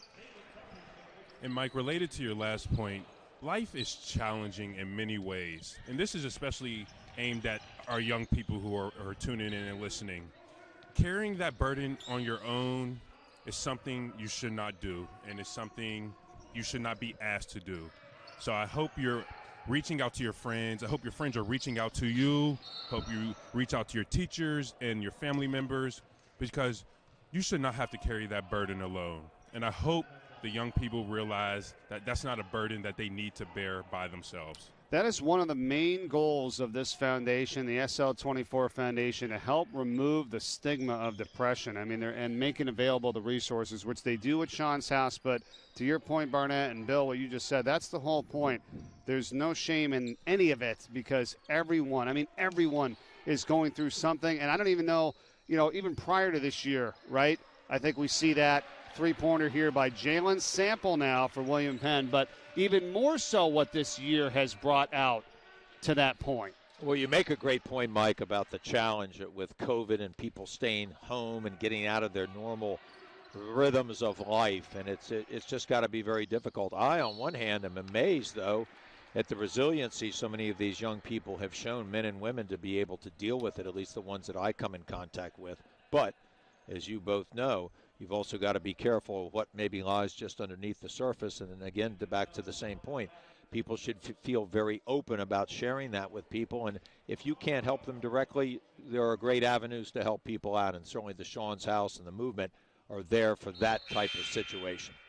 We talked about the ways to donate. Do want to bring up once again the silent auction. Do not miss out on this, especially your chance to bid on tuition to St. Mark's High School for a year. That is valued at over $15,000. And how about an autographed Drew Brees jersey? All that and more is available with the silent auction. Go to unlockthelight.com for more information to be able to go on and get involved in the silent auction. Or if you're in the chat bar, we've got the link to it here on YouTube and Facebook. Click the chat window and click on the link to get you to the virtual silent auction and a chance to bid on some of these great items, and also tuition to St. Mark's High School for a year. I mean, that's our headline one on the auction, and the Drew Brees jersey. I don't know. Is he coming back for another year? Or is that it for Drew Brees, right? I'm not smart enough to know that. My sense is that this might be the end, which will be really a shame. I mean, there's a guy that, to me, is just one of the really fine people in all of sports, but certainly in NFL football. I thought that was a great moment where he and Tom Brady, after the playoff game, were out on the field well after the game with their kids, and it just shows you what a well-rounded person he is. It's just not football, it's family and everything else he's involved in. And Mike, I had a chance to study him, throughout the years doing some NFL stuff, and he is a very special player and a very special person. No doubt about it. We just had 2 buckets in a row by Tyson Shaw, but then a technical foul was called here as well. So let's recap what we just saw. It was a great pass from Naaman Tucker to Shaw, and then he got the steal. Really nice job of Shaw absorbing contact on the initial layup. And then as an inbounder, you've always got to be aware of who's in your surroundings. Shaw just turned back in, to get the steal and to finish. So a really heady play there by the junior. Yeah, and I think probably a teachable moment here, as you would know this, Bill, as a coach. I think it was a little bit of taunting at the end of the play by Shaw, and that's why he got teed up. So, you make two great plays in a row, right? Your team is still trailing. I know what your message is going to be, here to Shaw, who just made some great plays. Hey, you don't need that, right? Just play the game. Yeah. That's one thing that I think we try to do at St. Mark's, Mike, and what I would like to see everybody do is just concentrate on what you're doing on the court. Don't look at the stands. You might look at a coach for some instruction or maybe a critique, but other than that, you're just playing, and it's always better to not get too high and too low and keep yourself within yourself and just play the game to the best of your ability. And I can speak to that personally, Mike. When I was at the University of Delaware, I was a very passionate player. And one thing Coach always related to me was to channel that passion in the right ways, to not get caught up in situations where you make two good plays, but then you take a few steps back and get a technical. And I think Coach is spot on with that. And I don't want to remove the passion out of these young men playing this game, but they just want to channel their energy in the right way because it cost them a point. Yep, no doubt about it. Shaw's going to learn from it. He's had a really nice game here. First year on varsity, just kind of had a growth spurt that got him up here at 6'3", junior for St. George's. And now the lead is 4, as you said, after one of the technical free throws, 36-32. William Penn with the advantage. Minute and a half to go. Third quarter of action. And Shaw's going to be called for the foul here as Devin Hackett was driving. And that's the problem when you do get a technical and you're not taken out of the game, you stay in. You've got to be sure that next possession or two that you kind of watch yourself because all eyes are on you, and it's just human nature. And I'm not saying that was a good or a bad call. It was the correct one. More importantly, as a defender, when a man is driving to the basket, you never want to foul that player because you know that you're going to have help rotating to either draw the charge or contest the shot, feed it into an extra defender, and you should never foul in that sort of situation. That shot did not count because they were holding up play for some substitutions. So Hackett will shoot again. It's a 1-and-1, so it's still 36-32. How about Devin Hackett? He's really had an excellent afternoon. Hit that big shot before the end of the first half. He contributed early on here in the second half with some dynamic play in the open court and getting to the free throw line. In game one, fellas, St. George's dominated at the free throw line, and that was the difference basically in the game. William Penn shot only 4 foul shots in that opener back on January 12th. Good job there by Hackett. Knocks down the free throws, 38-32. William Penn by half a dozen. Minute and 18 seconds to play in this third quarter. And Shaw is fouled by Corey Mitchell, who picks up the ticket for William Penn. Also want to mention ways to get involved here with social media. All right, you're watching, whether it be on YouTube or Facebook Live. We appreciate that. Great to have everyone with us here. And here's the ways to follow SL24 on social media at UnLocke the Light. Instagram, Facebook, Twitter, and on YouTube. It's growing, Bill. I know you're on the board. You're on the board of SL24, and the things that you guys have done in such a short amount of time, very remarkable. You got to be excited with the progress. Well, I've been honored to be asked to be on it and to participate. Unfortunately, some of my coaching activities and other things don't allow me as much time as some of the other board members who've done a tremendous amount of work. We get someone from Washington, D.C., and Barnett Harris involved, and he has a lot to do with the contributions as best he can from afar. But let me tell you something. Chris Locke and the other board members do such a fantastic job. I wish I could even be there more often to help them out, but I'm just honored to be a small part of it. And this movement that Chris and these other board members started back after the tragic passing of Sean in 2018 have been nothing short of tremendous and miraculous. As William Penn goes 1 for 2 from the line, I too must agree with Coach. I am incredibly honored to be a part of the board. It's one of the great honors of my life, and I just am so excited to see all that the board has done so far, and excited to see where it continues to go. And playing the small part that I do in the board has been just so incredible. I'm just so incredibly grateful that I move to tears when I think about it. Just had a great block from Sincere Sykes for William Penn here, Coach, but then a foul on Lamar Farrell. Well, a nice play as he went up for the rebound. One thing that St. George's has done is kind of occupy space in and around the basket. They've been able to get their own bodies on the William Penn defensive blockouts before they can get themselves positioned. So that's led to some really nice second chance opportunities, and we're going to see another one here just for some great hustle play from Kashai Dorsey. Hackett, the other end. No. Offensive rebound, Farrell.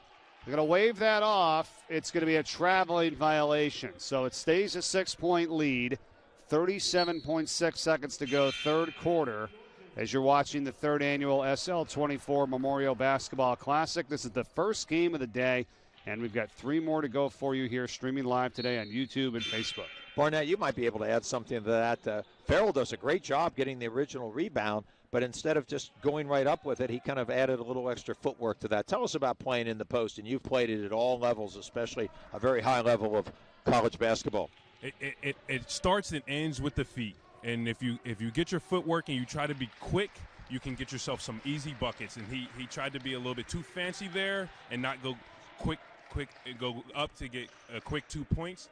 But I think it ends with your footwork and then your determination. I think being a big in today's basketball game is all about determination. We're often forgotten, but I'm always team big, so I always support you, and I always shout out to the bigs. Well, let me tell you something, Mike. I had the pleasure of calling a lot of games that Barnett participated in, and he might have had the most energy and excitement on the court. He would come in and gave Delaware great minutes, especially in some terrific runs. But more than that, Barnett was also extremely coachable, and I think that's a great message for young people.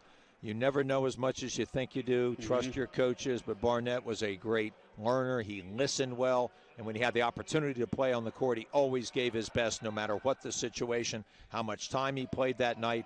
Never let his offense affect his defense either. High praise there for you, Barnett. I'm at a loss for words. Coach always knows how to flatter me, and I don't know if it's all It's warranted. not flattery, it's the truth, Barnett. I had the great fortune of playing for some amazing coaches and playing with some amazing players who to this day I still consider my best friends. So it's easy to try and give your all when you're playing around a group that you love. At the free throw line here, as the foul was on Jamal Ben Youssef for St. George's, and this is Lamar Farrell. William Penn this quarter at the free throw line, 11 for 12. As they had a double-digit advantage, it got cut down a little bit, but now it'll be 7 with 5 seconds to go here in the third. St. George's Wright takes it all the way to the hole. He's fouled, and does a basket count? It does. What a drive from Lamar Wright, the senior point guard for St. George's at the buzzer. Got the bucket and was fouled, heading to the line here to try to cut the lead to 4. We talked about his quickness, but how explosive is he here? He gets to the right side, finishes through contact at 5'5". I'm going to tell you something. Lamar Wright's one of the toughest pound for pound that I've ever been around. What a way to end the third quarter. St. George's a 3-point play. It's a 40-36 ball game. We will be back with the fourth quarter right after this. Welcome to the award-winning Lighthouse Cove Event Center in Dewey Beach, the Mid-Atlantic's premier wedding venue destination, offering beach-inspired weddings, receptions, and special events on the Rehoboth Bay. Whether it's simple and understated or grand and elaborate, Lighthouse Cove Event Center delivers a once-in-a-lifetime wedding experience. The third annual SL24 Memorial Basketball Classic from the 76ers Fieldhouse. Thrilled to be with you here today for day 2 of the third annual SL24 Memorial Basketball Classic from the 76ers Fieldhouse in Wilmington, Delaware. Mike Corey, Bill Harmon, Barnett Harris. Visit unlockthelight.com/donate to help the cause, to help the SL24 Foundation raise funds for Sean's House, where young adults can go in free of charge to seek help and guidance for mental health. And it's all about trying to raise money and awareness to remove the stigma of depression, make available the resources to get those the help they need, and to create this safe haven, which has been done here at Sean's House for high school and college students to get professional help and speak to peers about the struggles. Mike, I also want to thank you personally for taking time out of your very busy ESPN basketball schedule to be with us here. Your friendship, professionalism, and your volunteerism is just great, and we're so fortunate to have you. I've been looking forward for years to get an opportunity to work with you, and I finally get that chance here in this special day, and I'll tell you what, I'm a better person for it. I appreciate it. Thank you, Bill. It's awesome to be here. And when I got the message about this tournament before year one, and I came here and I saw everything that was happening and the support in memory of Sean and what this is all about, I said, I got to be a part of this. I mean, this is more, everybody, like we said, is dealing with something. To be a part of this and help the cause, and in his memory has been outstanding. Tyson Shaw with a basket. It's a 4-point game, and now a block for St. George's, and we're in store for a fun fourth quarter here today, aren't we, Barnett? I think so, indeed. We have seen some very athletic plays recently, and that just reminds me of one of the unanswered questions is who holds the title of most athletic in the Locke family? Sean's older brother, Kevin Locke, to this day still claims that title. And objectively speaking, I think there's a little bit of merit behind that title, but I will not give an answer of who I think is the most athletic Locke. However, I do think Kevin Locke has some contention. He is in the lead in the sense. What do you say, Coach? Aiden might have a say to that, too. And Aiden made a 3 last year in a big game against Salesianum, so that was a special moment for him. I'm not going to weigh into that, Barnett, for fear I might be wrong, but I'll trust your judgment. Oh, Coach, let's be clear. I didn't pick an answer. I just said who may be in the lead. I am not going to. I'm going to give a politically correct answer and not give a final answer. That's that Washingtonian background down there in law school. Barnett, tell us a little bit about what you've been doing with your life after University of Delaware. So I'm very lucky to attend Georgetown Law. I'm in my 3rd year, and I'm very fortunate. It's a great institution. I have great classmates that I get to learn with and from, great professors that I get to learn from, and I've just thoroughly enjoyed my time down there. I love living in Washington and just the vibrant nature of the city. It's been wonderful. I still miss Delaware to this day, but I am so fortunate for my experiences at Delaware that had brought me to D.C. and my current experiences now. One of the big things was with this foundation is also helping athletes, and that's what Sean was, of course, and dealing with some of the injuries and struggles like we talked about. I kind of equated it almost this year, and Bill, you and I talked about this beforehand. Like with COVID and everything that's happened, you can't do the normal things, obviously, so you almost feel like in some ways you might have tore your ACL, like you're not on the team, you're not in the game, you can't play, and that's damaging. I think we can all kind of relate a little bit to the feeling that we have from everything that we're going through this year. So that's kind of what happens as an athlete, right, Barnett? I know you could speak to that and what Sean was doing. Absolutely. These athletes are just in such a isolated nature with COVID and everything. You just feel out of place. You feel lost, and you can't see the light at the end of the tunnel. And it's just one of the challenges that we don't necessarily have the answers to, and it's just it hurts because you feel like you don't have the answer to help. Right.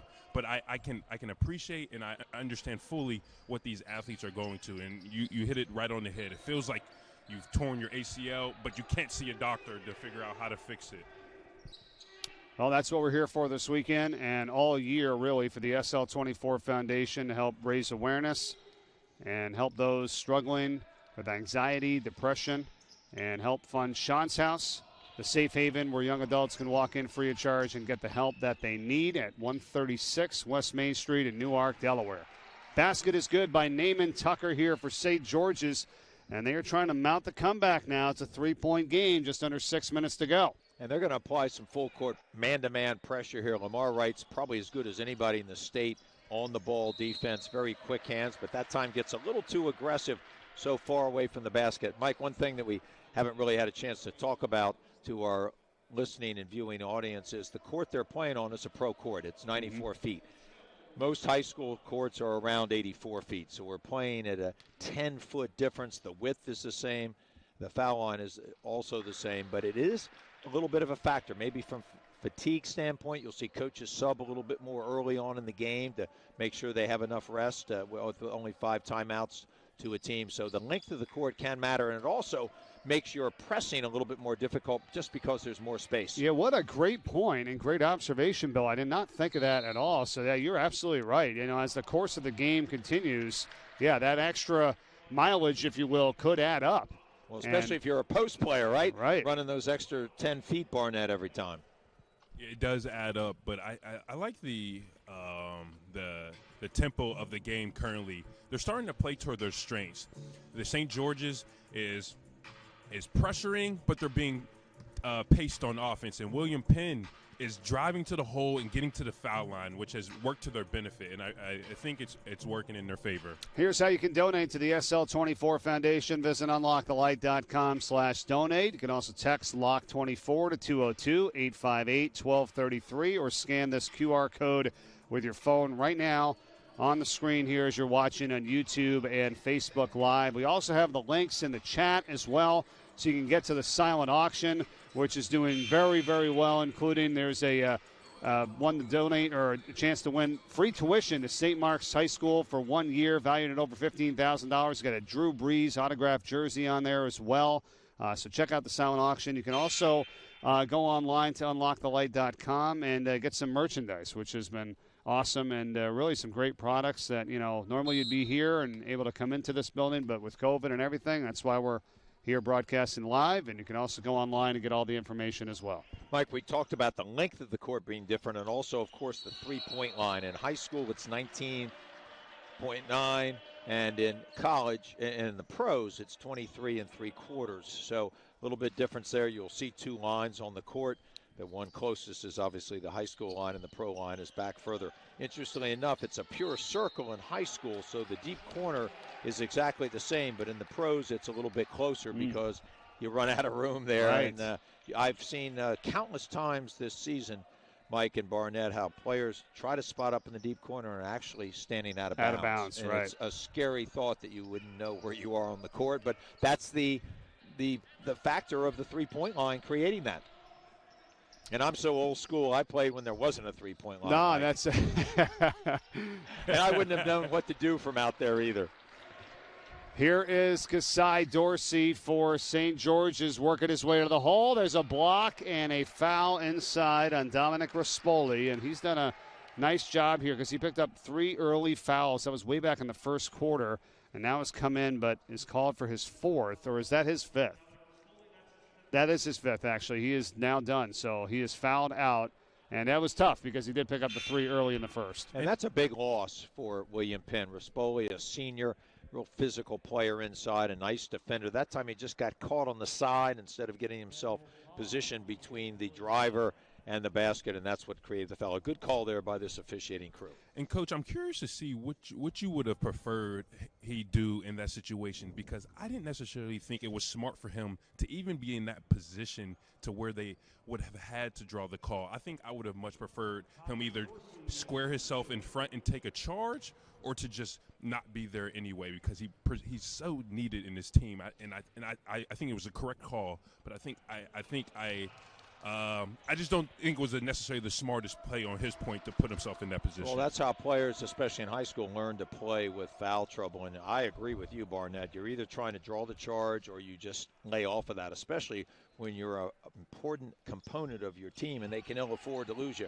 A basket there in a close game won't be as important as you being out for the last 5 minutes and 8 seconds. Dorsey knocks down the free throw. It's a 3-point ball game. Rispoli fouled out with 8 points on the day. William Penn still has a 3-point lead. Nice up fake and drive by Eldridge. Couldn't get it to go, and it's rebounded by Brakely for St. George's.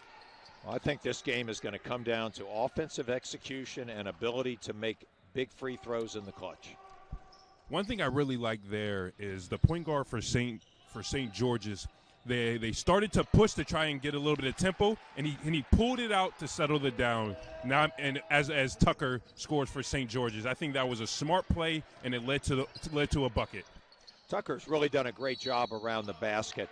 He positions himself well. He's a good jumper, and jumping sometimes is overrated in that positioning is more important in timing than necessarily being able to out-jump someone in the low block area. Timeout, William Penn. 4 minutes and 20 seconds to play in this game. 44-43. They are hanging on to a 1-point advantage here as you're watching the third annual SL24 Memorial Basketball Classic alongside Barnett Harris and Bill Harmon. I'm Mike Corey. Great to be with you today here on YouTube and Facebook Live.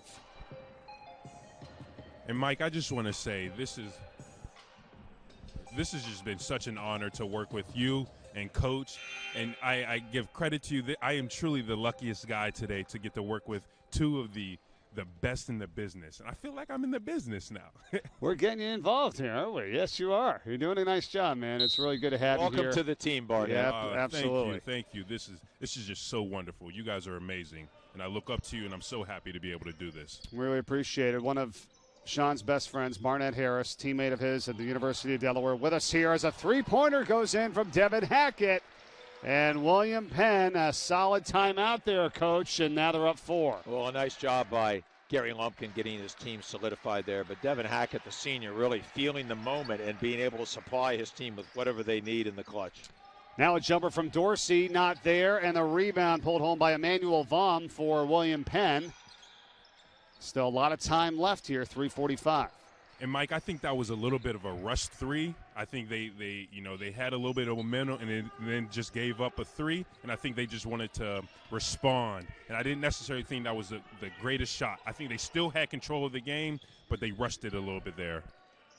Talking about responding, St. George's now to a very involved and focused man-to-man. This is unusual for them. They usually stay in their zone until they have to apply some pressure.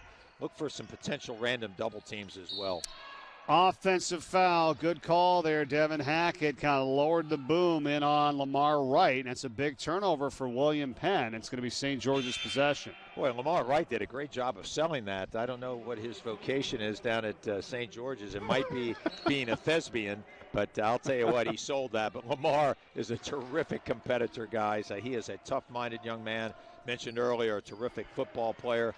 I've really loved watching him play over his career, and a really fine young man, a great leader for Coach Griffin. And, Coach, you mentioned Wright early in the pregame, and one thing I've noticed in his second half is he's taking control of this St. George's team, and they are going at the beat of his drum. And I really it shows his leadership style, and it shows that he adjusted from what happened in the first half to the second half, and I really like his play in the second half. Hackett hands off for Jalen Sample. 4-point lead still for William Penn. Sample takes it to the rack. He is blocked and fouled hard, and the combination there inside of Randolph Cooper McCorrell and Naaman Tucker.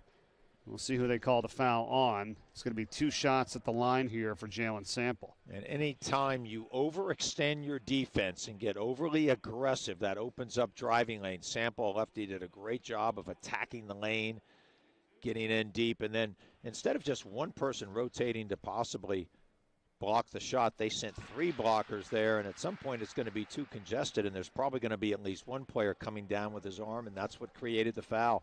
A really nice job by Sample driving with his left hand, his offhand. Yeah, put the foul on Brakely, 23 there, not 13, who was in the middle of that mix for St. George's. So after the free throws, it's 49-43. William Penn by 6, 2:31 to go. Well, Barnett talked about Lamar Wright's leadership, especially in the second half, and it's important. He's the senior. He's been around. He's been in a lot of close games. The rest of the team out on the floor are younger players. They maybe haven't been in the moment, so they're going to look to Lamar not only to lead them mentally but physically. He's got it right now, 2:20 left, right? Thinking 3-ball, good rotation, and he nails it. You called it, Bill. Lamar Wright makes it a 3-point ball game, just over 2 minutes to go, and a whistle and a timeout by William Penn. So Coach Gary Lumpkin and company will talk it over. 2:08 on the clock, and a 3-point lead. Lamar Wright not known for his 3-point shooting, but in this case, he rose up. He created a little space with the step back. He's got a wonderful high release and great rotation. He worked a lot in his younger years with Coach Lee Sibley, who used to coach with me over at St. Mark's for a number of years. And Lee had an AAU team, and Lamar played for that team, and I think he really benefited from Coach Sibley's mentorship. And now Coach Sibley is down at St. George's as a football coach, had the opportunity to work with Lamar and just speak so highly of the young man. So a great relationship there set over the years, starting in grade school. And then Coach Sibley sitting across from us watching and supporting St. George's. Coach, I agree with you wholeheartedly.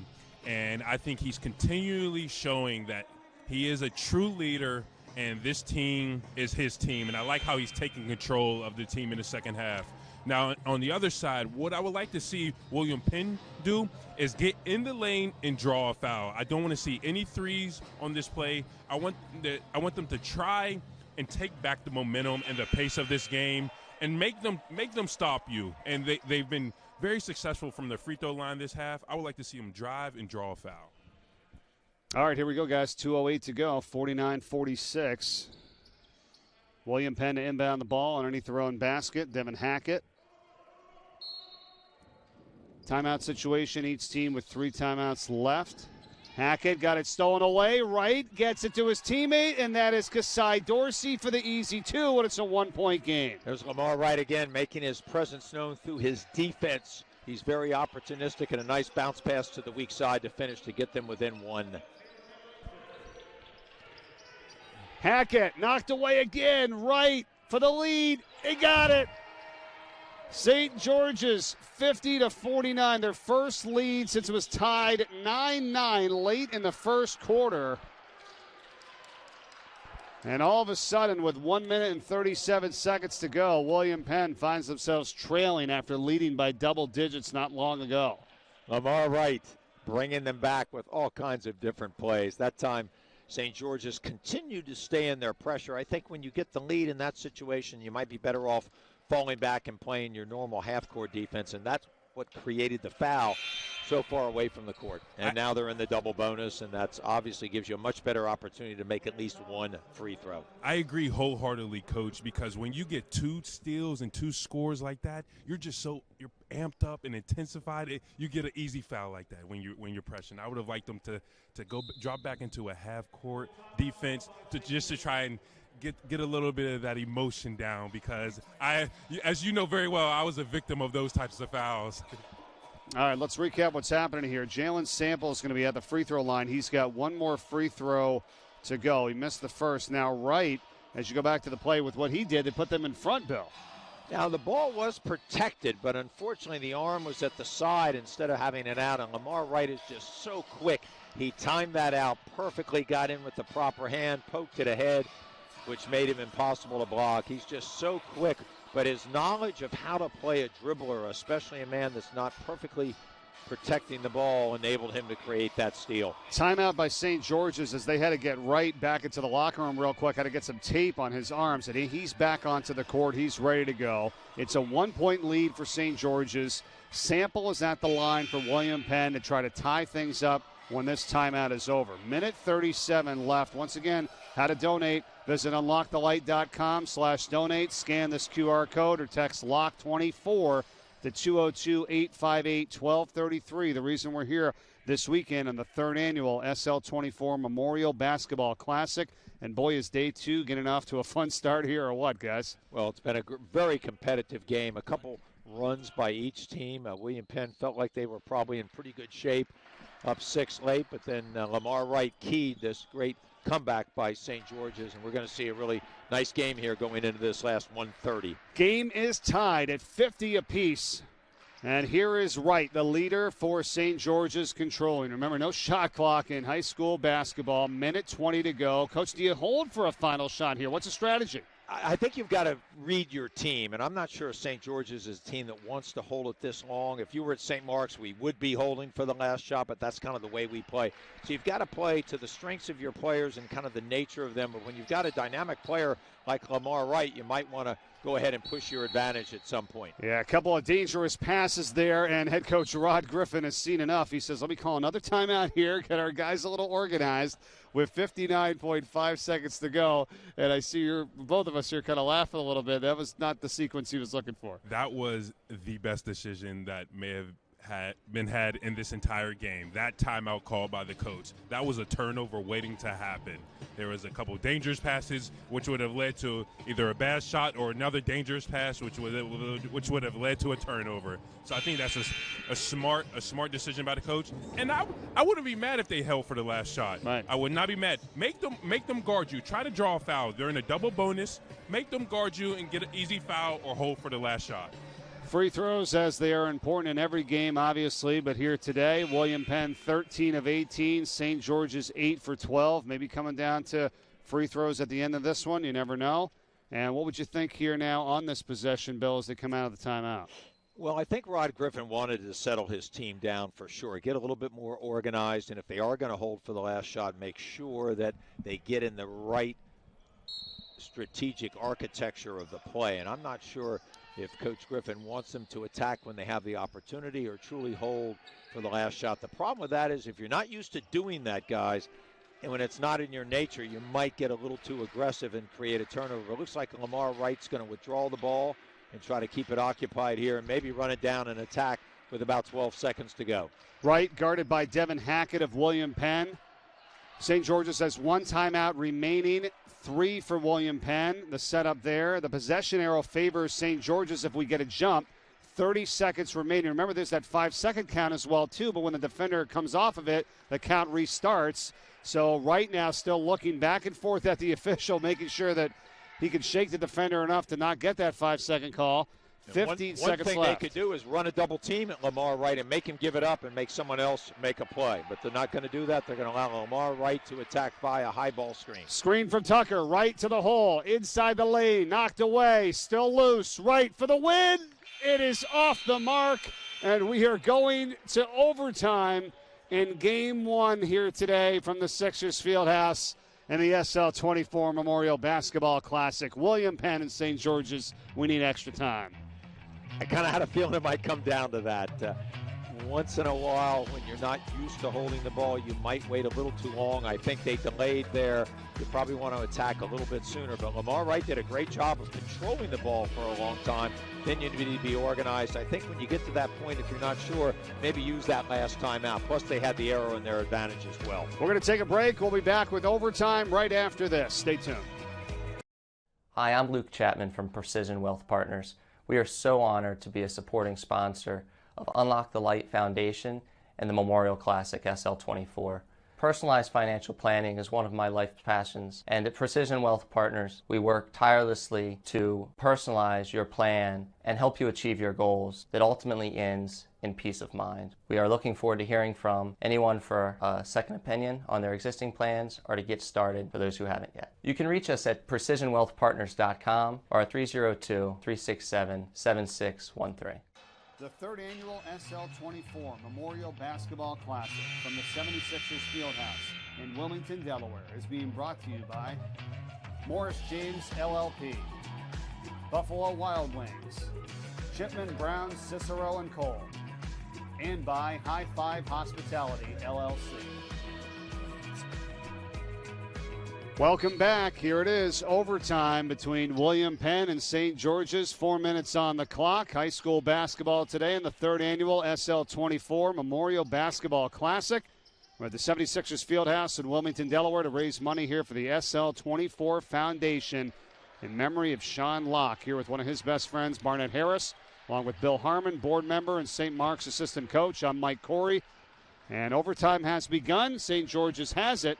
All right, Bill, what do you got here? And an interesting aspect of the COVID era, without a jump ball, which you would do normally in an overtime, the arrows stayed with St. George's, so they had the opportunity to get the ball to start the overtime. And they get the steal, and Jahia Eldridge goes in for the bucket for William Penn, and they're up by 2.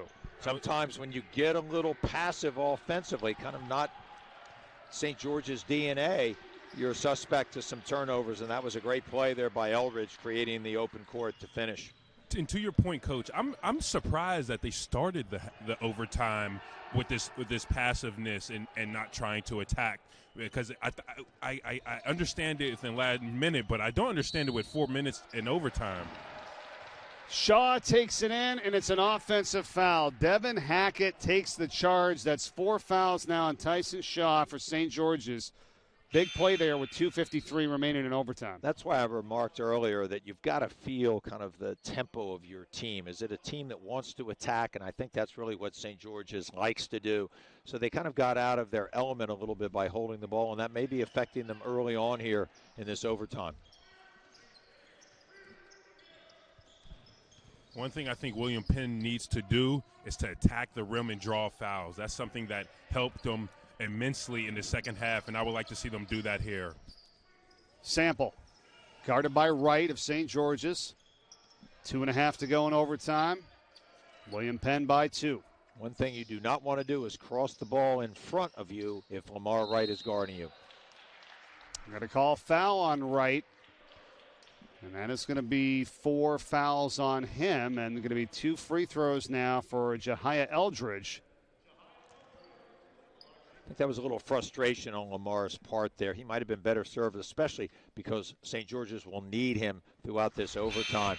Not to get that 4th one, and obviously the next one has to leave the game, but let somebody else foul if you're actually trying to put somebody at the foul line. And then through your scouting report, you've got to know who their suspect foul shooters are, and you don't want to foul a good free throw shooter. You want to foul someone that either hasn't been to the line much in the game or is not shooting a good percentage on the year. 1 of 2, 14 of 20 at the line is William Penn in this game. We're in overtime. They lead by 3, and we just have just over 2 minutes to go.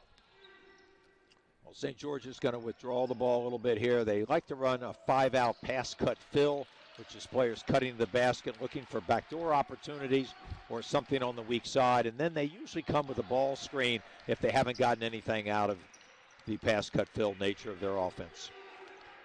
Wright directing traffic, has Tucker with a screen, goes the other way, dumps it off inside, and recovering the ball but out of bounds to the baseline is Shaw, and it's William Penn possession. It was a nice design to the play. Lamar Wright decided to reject the screen, meaning going away the other direction from the screen. Gets to the basket, but maybe got a little too deep there and left his feet to pass. A lot of players do that in today's game, but you're almost always better off passing off of 2 feet. Coach, one thing I'm seeing is frustration on the part of St. George's team, which is leading them to get fouls that I think they should be able to avoid. And I think in the last minute 45, they had to be smarter on defense because they are not out of this game. But they seem like they feel that they're out of this game as William Penn makes the first.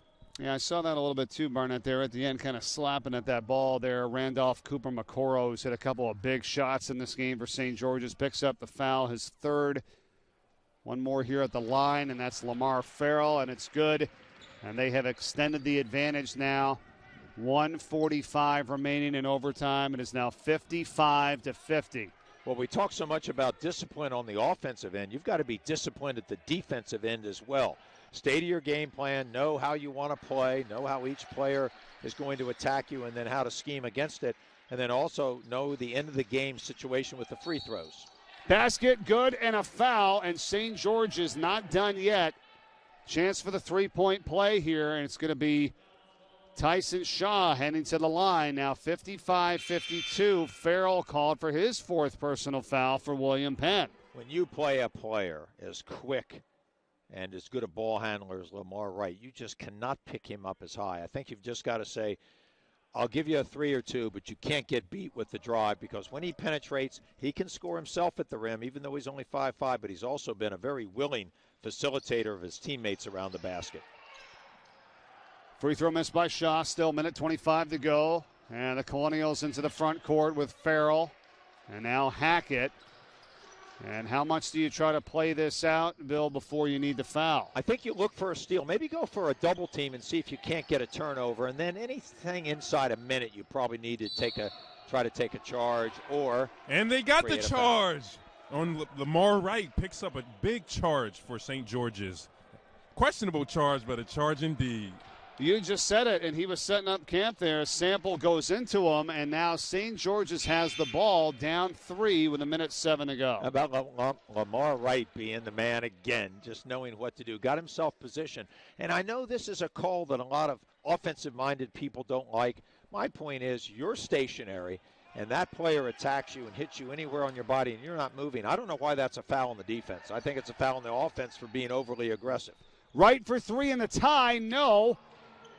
Rebound pulled home by Emmanuel Vaughm for William Penn, and now in the backcourt, it's Eldridge under heavy pressure, and it's a foul on St. George's. And, Mike, I didn't necessarily like that three. I liked the shot by Lamar Wright, but it was early in the possession. It was from the NBA three, not the high school three, and I felt that no one has been able to stop him from driving the lane this entire game.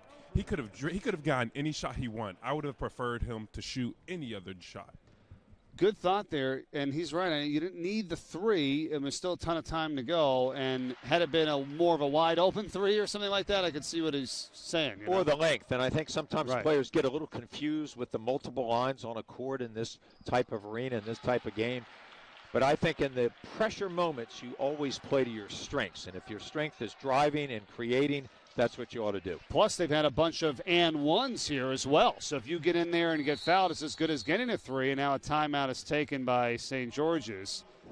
And they'll be back down to one remaining. Each team got an extra timeout as we got into overtime. So 4 left for William Penn. 1 timeout now left for St. George's. 5-point lead with 49 seconds to go. So we'll see what they do strategy-wise. Do they try to get it inside, get a quick bucket, maybe a foul, or do they pop up another three here? It's a 5-point deficit. Well, I think the ball's going to be in Lamar Wright's hands, and he's going to try to create. If he gets an opportunity for that three, he might feel like he needs to take it. I'd love him to see drive the ball, but don't get in quite so deep. I think William Penn may help up. He'll get a drop-off pass, the opportunity for a three-point play, but more importantly, play to what you do best. And Lamar Wright is as good as anybody in the state is driving by someone and creating opportunities either for himself at the rim on a straight line drive or for one of his teammates on a drop-off pass. And, Coach, what I would like to see coming out of this timeout, I would like to see Lamar Wright get the ball and the St. George's overload one side, and he gets a screen coming to the other side where he has the option of driving with an open side of the court and either dumping it off to the big for a layup or getting a layup himself. Make that defender, because he's quicker than the defender that's going to guard him, make the help defender decide whether he's going to drop off or try to block it or take a charge. I would like something to the hoop. More importantly, St. George's has got to be sure they get the ball in this situation. William Penn should know this play and defend it as well as they can. Here it is, Wright.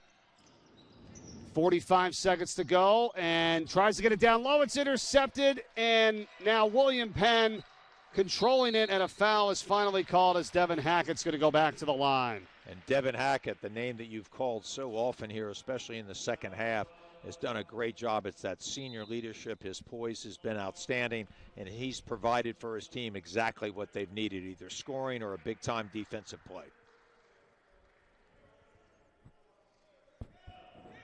And that's a tough one. Lamar Wright picks up his 5th foul. I think that's going to be challenging in the last 40 seconds. But St. George's is not out of this game. Depending what happens here, I think they need to get a quick bucket, get a pressure, try to get a steal, and then foul. You got to preserve as much time as possible in this last 40 seconds, down 2 possessions. Well, Hackett's been to the free throw line, and he's comfortable there.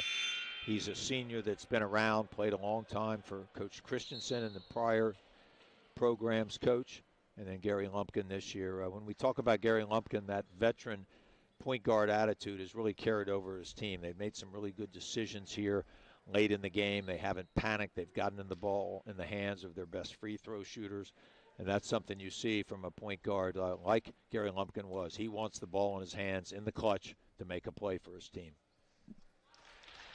Coach, I must just admit, I am very impressed with William Penn's consistently at the free throw line in the second half. This, I think, has put them over the top, and especially has put them over the top in overtime. And they've been able to get there.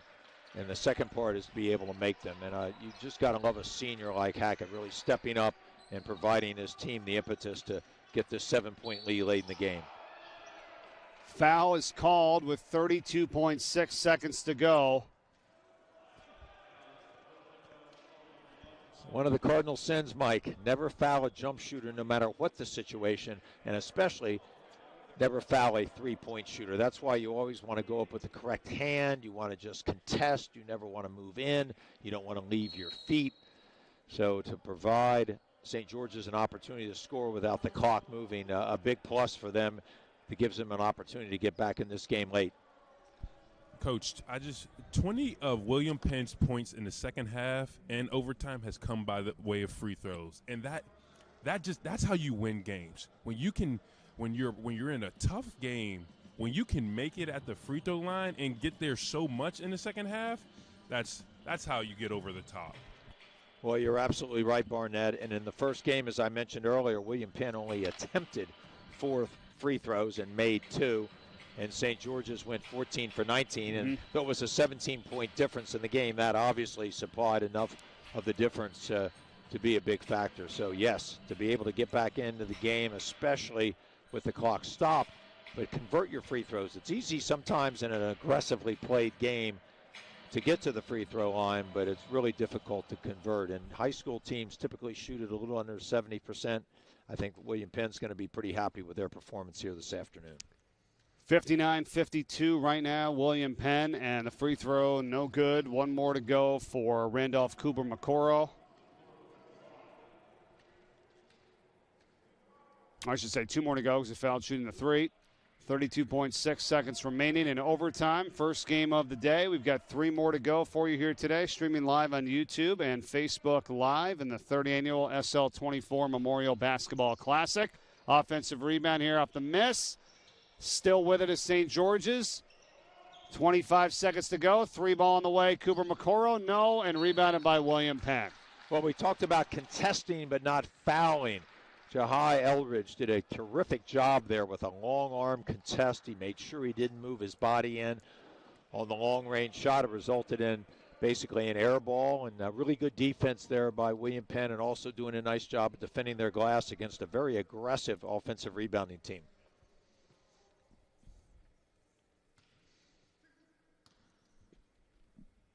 Emmanuel Vaughan at the free throw line for William Penn. 59-53. Stays that way. 22.6 to go here in overtime. How about the freshman, though, being able to play in these big moments, gaining this experience, whether he makes these or not, a big moment for Vaughan, who's going to be a big factor going forward in the rest of the season. Had a couple good early season games for William Penn.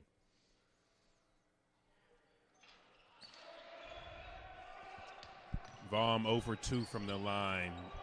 St. George's drives, and offensive rebound again, and instead it's taken away. William Penn just 10 seconds away now from the victory here in overtime.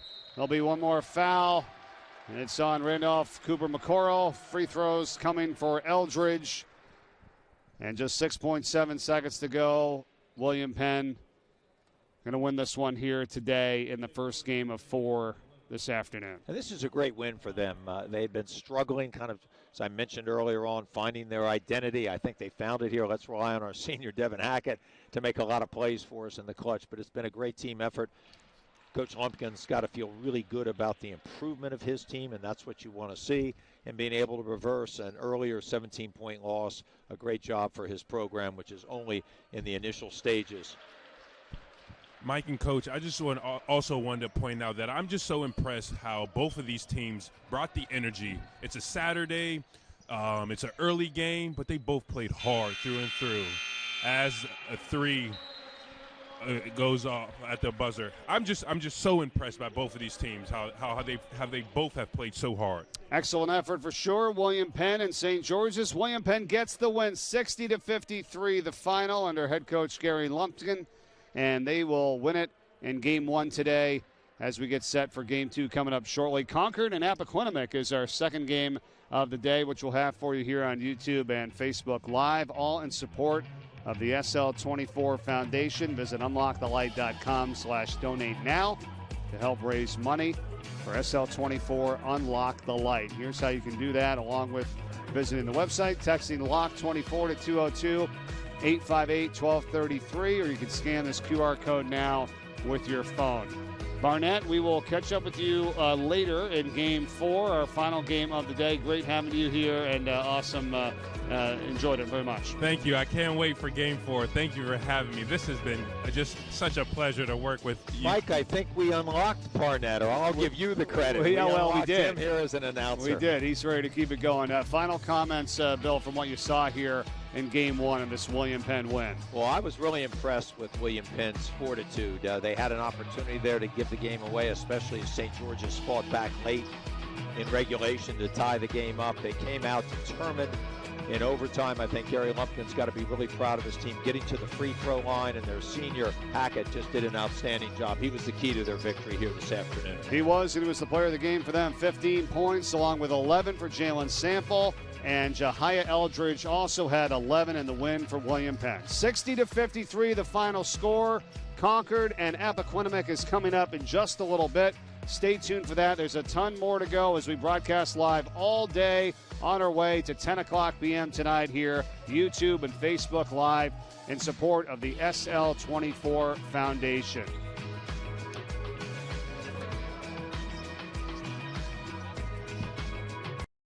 Unfortunately, the stigma surrounding depression, suicide, and other mental illnesses has led to a lot of mental health myths. But today, we're here to bust some for you.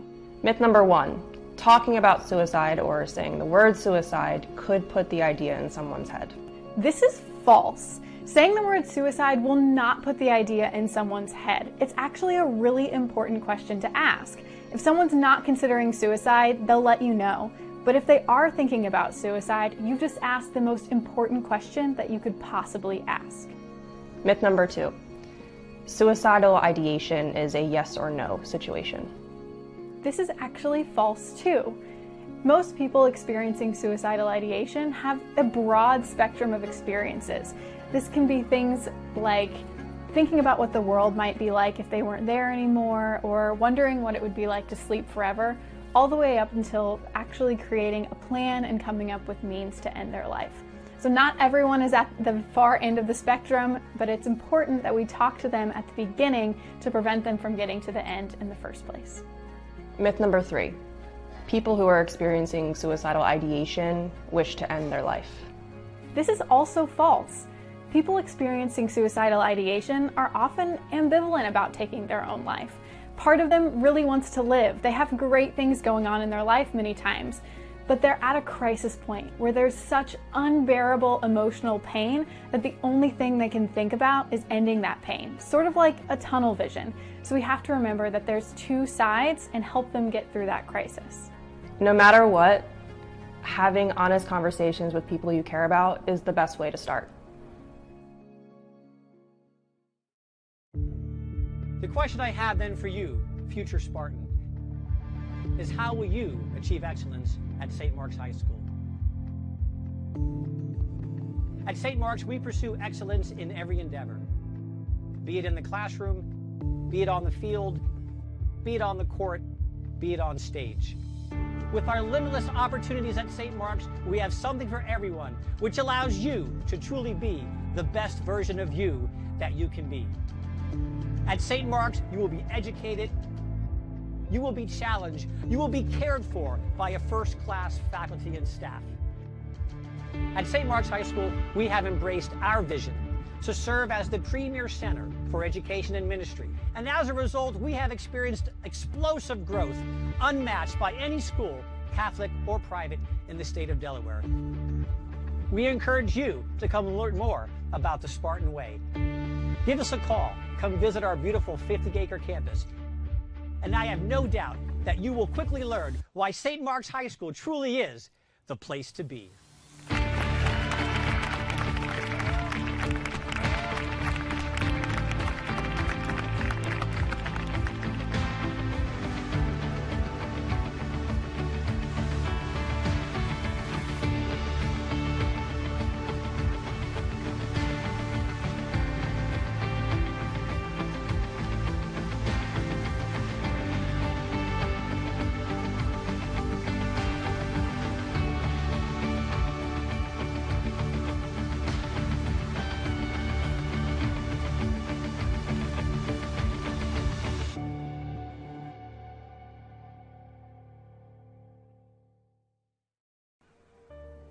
Welcome to the award-winning Lighthouse Cove Event Center in Dewey Beach, the Mid-Atlantic's premier wedding venue destination, offering beach-inspired weddings, receptions, and special events on the Rehoboth Bay.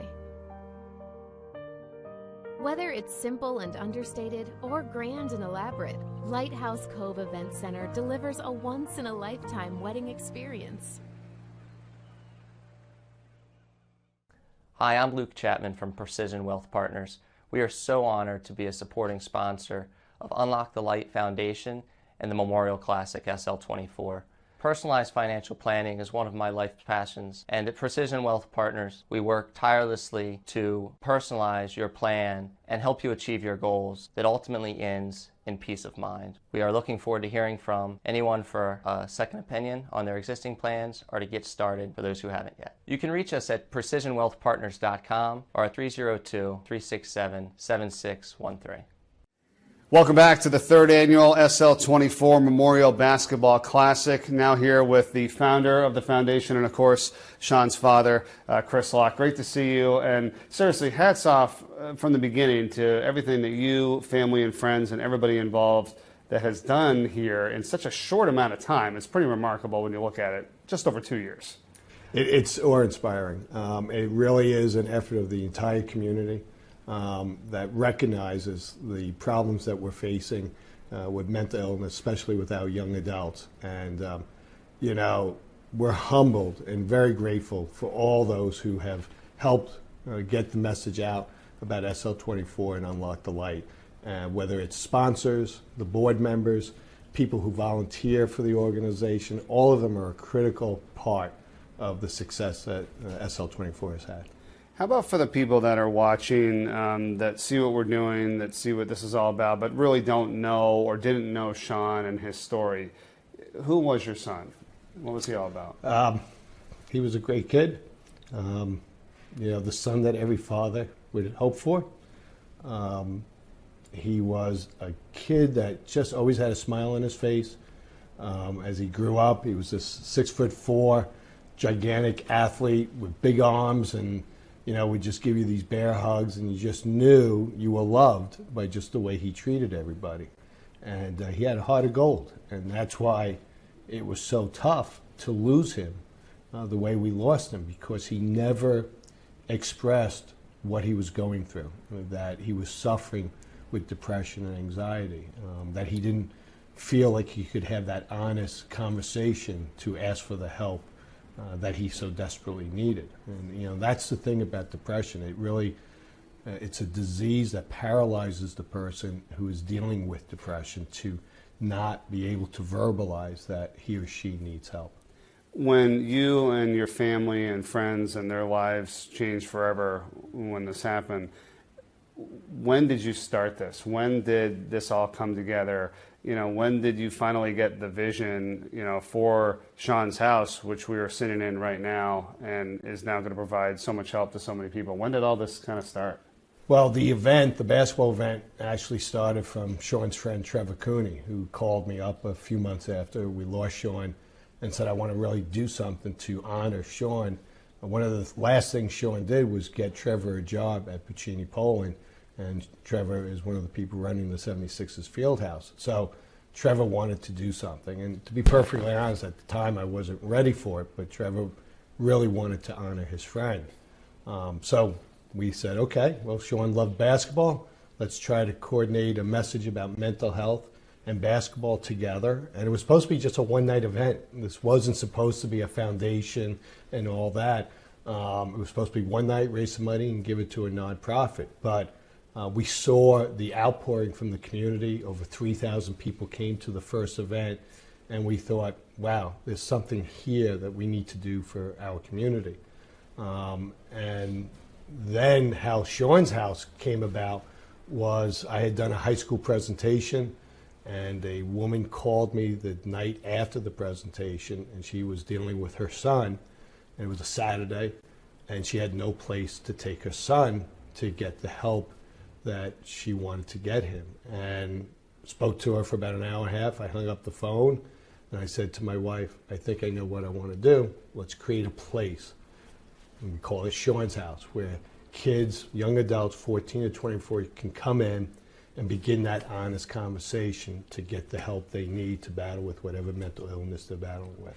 And that's how Sean's House was created. It came from that one phone call. It's amazing. We're sitting here today, opened up on September 24th. I know a lot you like to do with his former number 24, and that was this past September. October 1st, doors open. And then I almost feel like every time that I speak to you, you have another story of another person that, this house and through your foundation that you've helped save. That, it's got to be so rewarding. Like, what happens when you walk through that door? Here at 136 West Main. Right. Well, and this, this was his house. I mean, Sean's house isn't just a name. This was literally where Sean lived his sophomore, junior, and senior year at the University of Delaware. So this living room that we're sitting in is where he hung out with his friends, Mike Igo and Dan McDermott and Tutzelo and all those guys that were part of this house. And, when someone comes into this house is exactly when Sean lived here. When someone walked in, they would say, "Hey, come on in, you're welcome." And that's kind of what we're trying to do here. So when a young adult comes in, we make sure we greet them and we say, "Thank you so much for coming in," and we kind of explain what the concept is.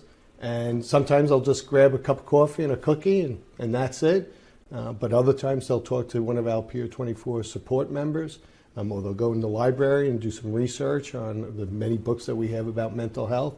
And it just begins creating that safe haven so that people can begin that honest conversation. But that's what I like best about what your foundation has created. You've raised so much money through the years right now, and that's what this basketball tournament this weekend is hoping to do as well. But we know where it goes. There's so many places and so many things that you can donate to out there, but the money from what you raise for the tournament and throughout the year goes to help fund Sean's House so that people can come in free of charge to get that help. Right? Exactly right. I mean, I'm a business person, so I run the nonprofit like a business person. I want to make sure that every dollar that's been entrusted to us goes to the message and the mission of SL24, which is help those young adults get the help they need, to educate young adults about mental health and remove the stigma about mental illness. And we're very blessed that we have some great volunteers at the house as well as employees of the house that are really passionate about the message that we're trying to create here and to help the people in the community. And I personally take every dollar that's donated as an act of faith that we're going to do what we promised that we said we're going to do, which is to fulfill the mission of SL24, educate, support, and assist. And that's what we do every day. Well, we're doing a great job, and we're just thankful to be a part of it and help you with that cause. So thanks so much, Chris. Well, we're honored. We're honored, Mike and your whole team, Jimmy Smith. You guys have been phenomenal, and we are just so grateful that you are part of our team. Well, thank you so much, and we will definitely keep it going. We will be back with more of the third annual SL24 Memorial Basketball Classic right after this. Hi, this is Dan Schulman from ESPN, and I wanted to say a few words about the UnLocke the Light Foundation, honoring the memory of Sean Locke. Now, maybe more than ever, mental health is incredibly important, and I think all of us have come to realize how much of a struggle so many people, especially young people, are having with mental health issues during the pandemic. And I think all of us, as we get older too, I'm a father of 4 and understand tremendously how important mental health is in young people right now. And to have something like the UnLocke the Light Foundation and Sean's House, a safe place for young people to go to and talk to people about the issues that they're feeling, is incredibly important. Nothing is more important than mental health. Sometimes we forget about that during certain times, but I think now, again, more than ever, we all understand and realize and need to keep remembering that we all need to deal with our mental health issues. We all have struggles, and it's okay to admit you have struggles. It's a sign of strength to admit that you have struggles.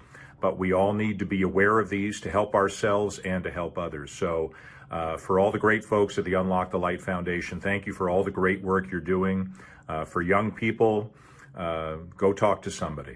You'll feel better as soon as you do it. You'll get qualified help, and share your issues with somebody. There's always someone who's willing to listen, and that's what the UnLocke the Light Foundation is doing. Stay strong, everybody. Stay positive.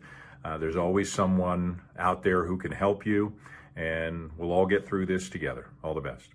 Tavernic Rustic Italian. It's Platinum Dining Group's take on authentic rustic Italian cuisine. Think of it as kind of returning home to grandmom's house. Sauce on the stove, meatballs simmering, warm, crusty coal oven pizzas coming out of the kitchen. It's our way of welcoming you into our home, our kitchen, and just kind of filling your bellies with a whole lot of love and good stuff. We're located right on Main Street in downtown Newark. Looking forward to seeing you soon.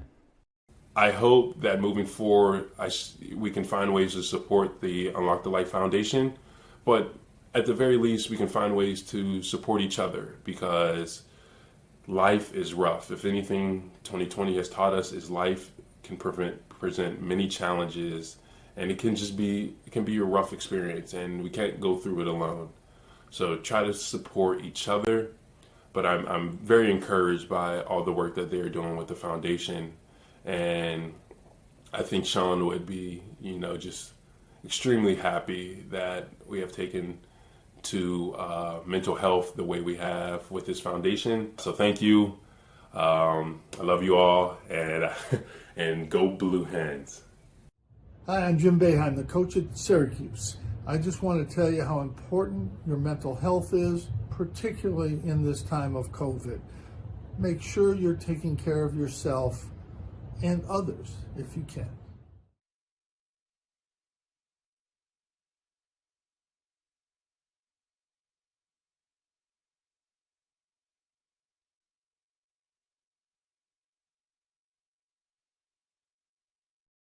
Hi, I'm Luke Chapman from Precision Wealth Partners. We are so honored to be a supporting sponsor of Unlock the Light Foundation and the Memorial Classic SL24. Personalized financial planning is one of my life's passions, and at Precision Wealth Partners, we work tirelessly to personalize your plan and help you achieve your goals that ultimately ends in peace of mind. We are looking forward to hearing from anyone for a second opinion on their existing plans or to get started for those who haven't yet. You can reach us at precisionwealthpartners.com or at 302-367-7613.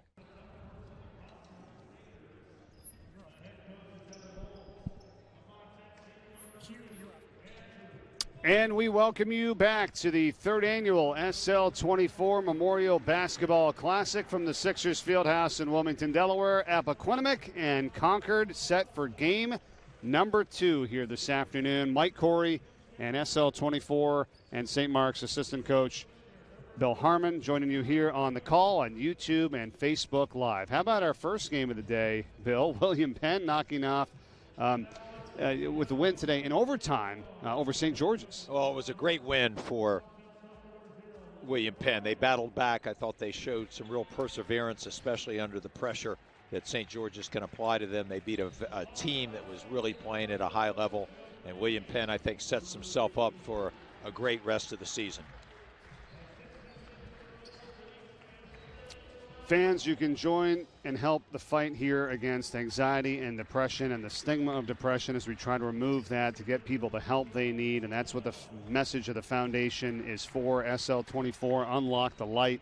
And here now you can go to unlockthelight.com/donate to help the cause. Also got a great silent auction going on right now to help raise money as well. And we'll talk all about it as this broadcast progresses. Starting lineups here. First now, before we get started with the game today, Bill, and thoughts on what we're going to see from these teams? Well, Appoquinimink probably passes the look test as well as any team in the state. They are big, they are long, they're very athletic. Coach Tom Purse, a veteran of Delaware High School basketball, was at Red Lion for a long time. His 4th year here at Appoquinimink, has really done an outstanding job. They love to play up tempo. They'll shoot the 3 and can be very aggressive defensively.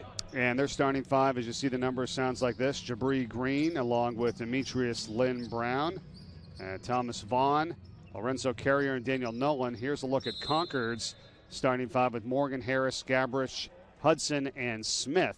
And we are set for the beginning of this game here today with these two in game 2 of 4 from the 76ers Fieldhouse. And let's not forget, Concord has only played 2 games. They're 1-1. They haven't played since January 14th.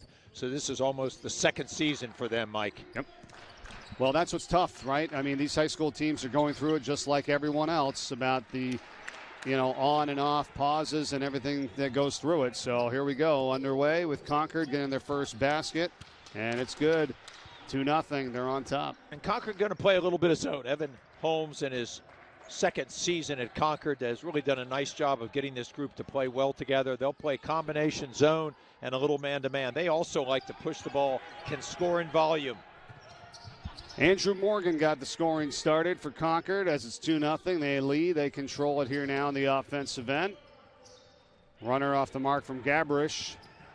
And Appo's Demetrius Lynn Brown with an excellent pass up the floor to Jabri Green. He looked like a quarterback throwing that ball, did Lynn Brown. On the move, a one-handed pass. Maybe we'll see that tomorrow night at 6:30 from Mahomes or maybe even Brady, but a really nice play looking up the floor. Here's the 3 ball on the way, and that's way off by Harris. An offensive rebound put back up and in by Gabrish, and I know you like his play there, Coach. Gabrish is a really nice athlete, very active, played last year for Coach Holmes. He's good around the basket, but he can also step out and shoot the 3.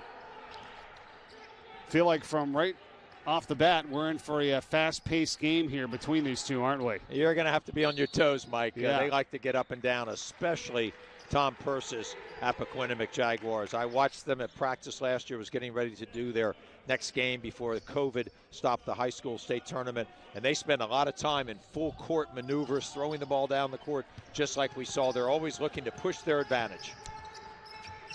Whistle to tie up. It's a jump ball. Possession favors Appo here, and we've got a great officiating crew with us this afternoon. Dan Roberts, Ed Aiken, Tim Bull, and they'll be kept on their toes running up and down the court. They're going to have to be in shape. As we mentioned, this court's 10 feet longer every time, so fortunately they all look lean and in shape. And you talked about the lines, too. Sometimes, could be bothering, players when you're out there and there's a bunch of them on the court. You got just the one here, the three-point line for the high school, and then you got the NBA. Of course, here at the 76ers Fieldhouse, sometimes you see even more out there. Oh, right? yes, and we've done that. But I think it's interesting you make that point. I think it's almost psychological that these young players feel, hey, why can't I shoot the long-range 3? But you don't get any extra points for that extra 4 feet. Rebound by Morgan. Concord leads it 4-2.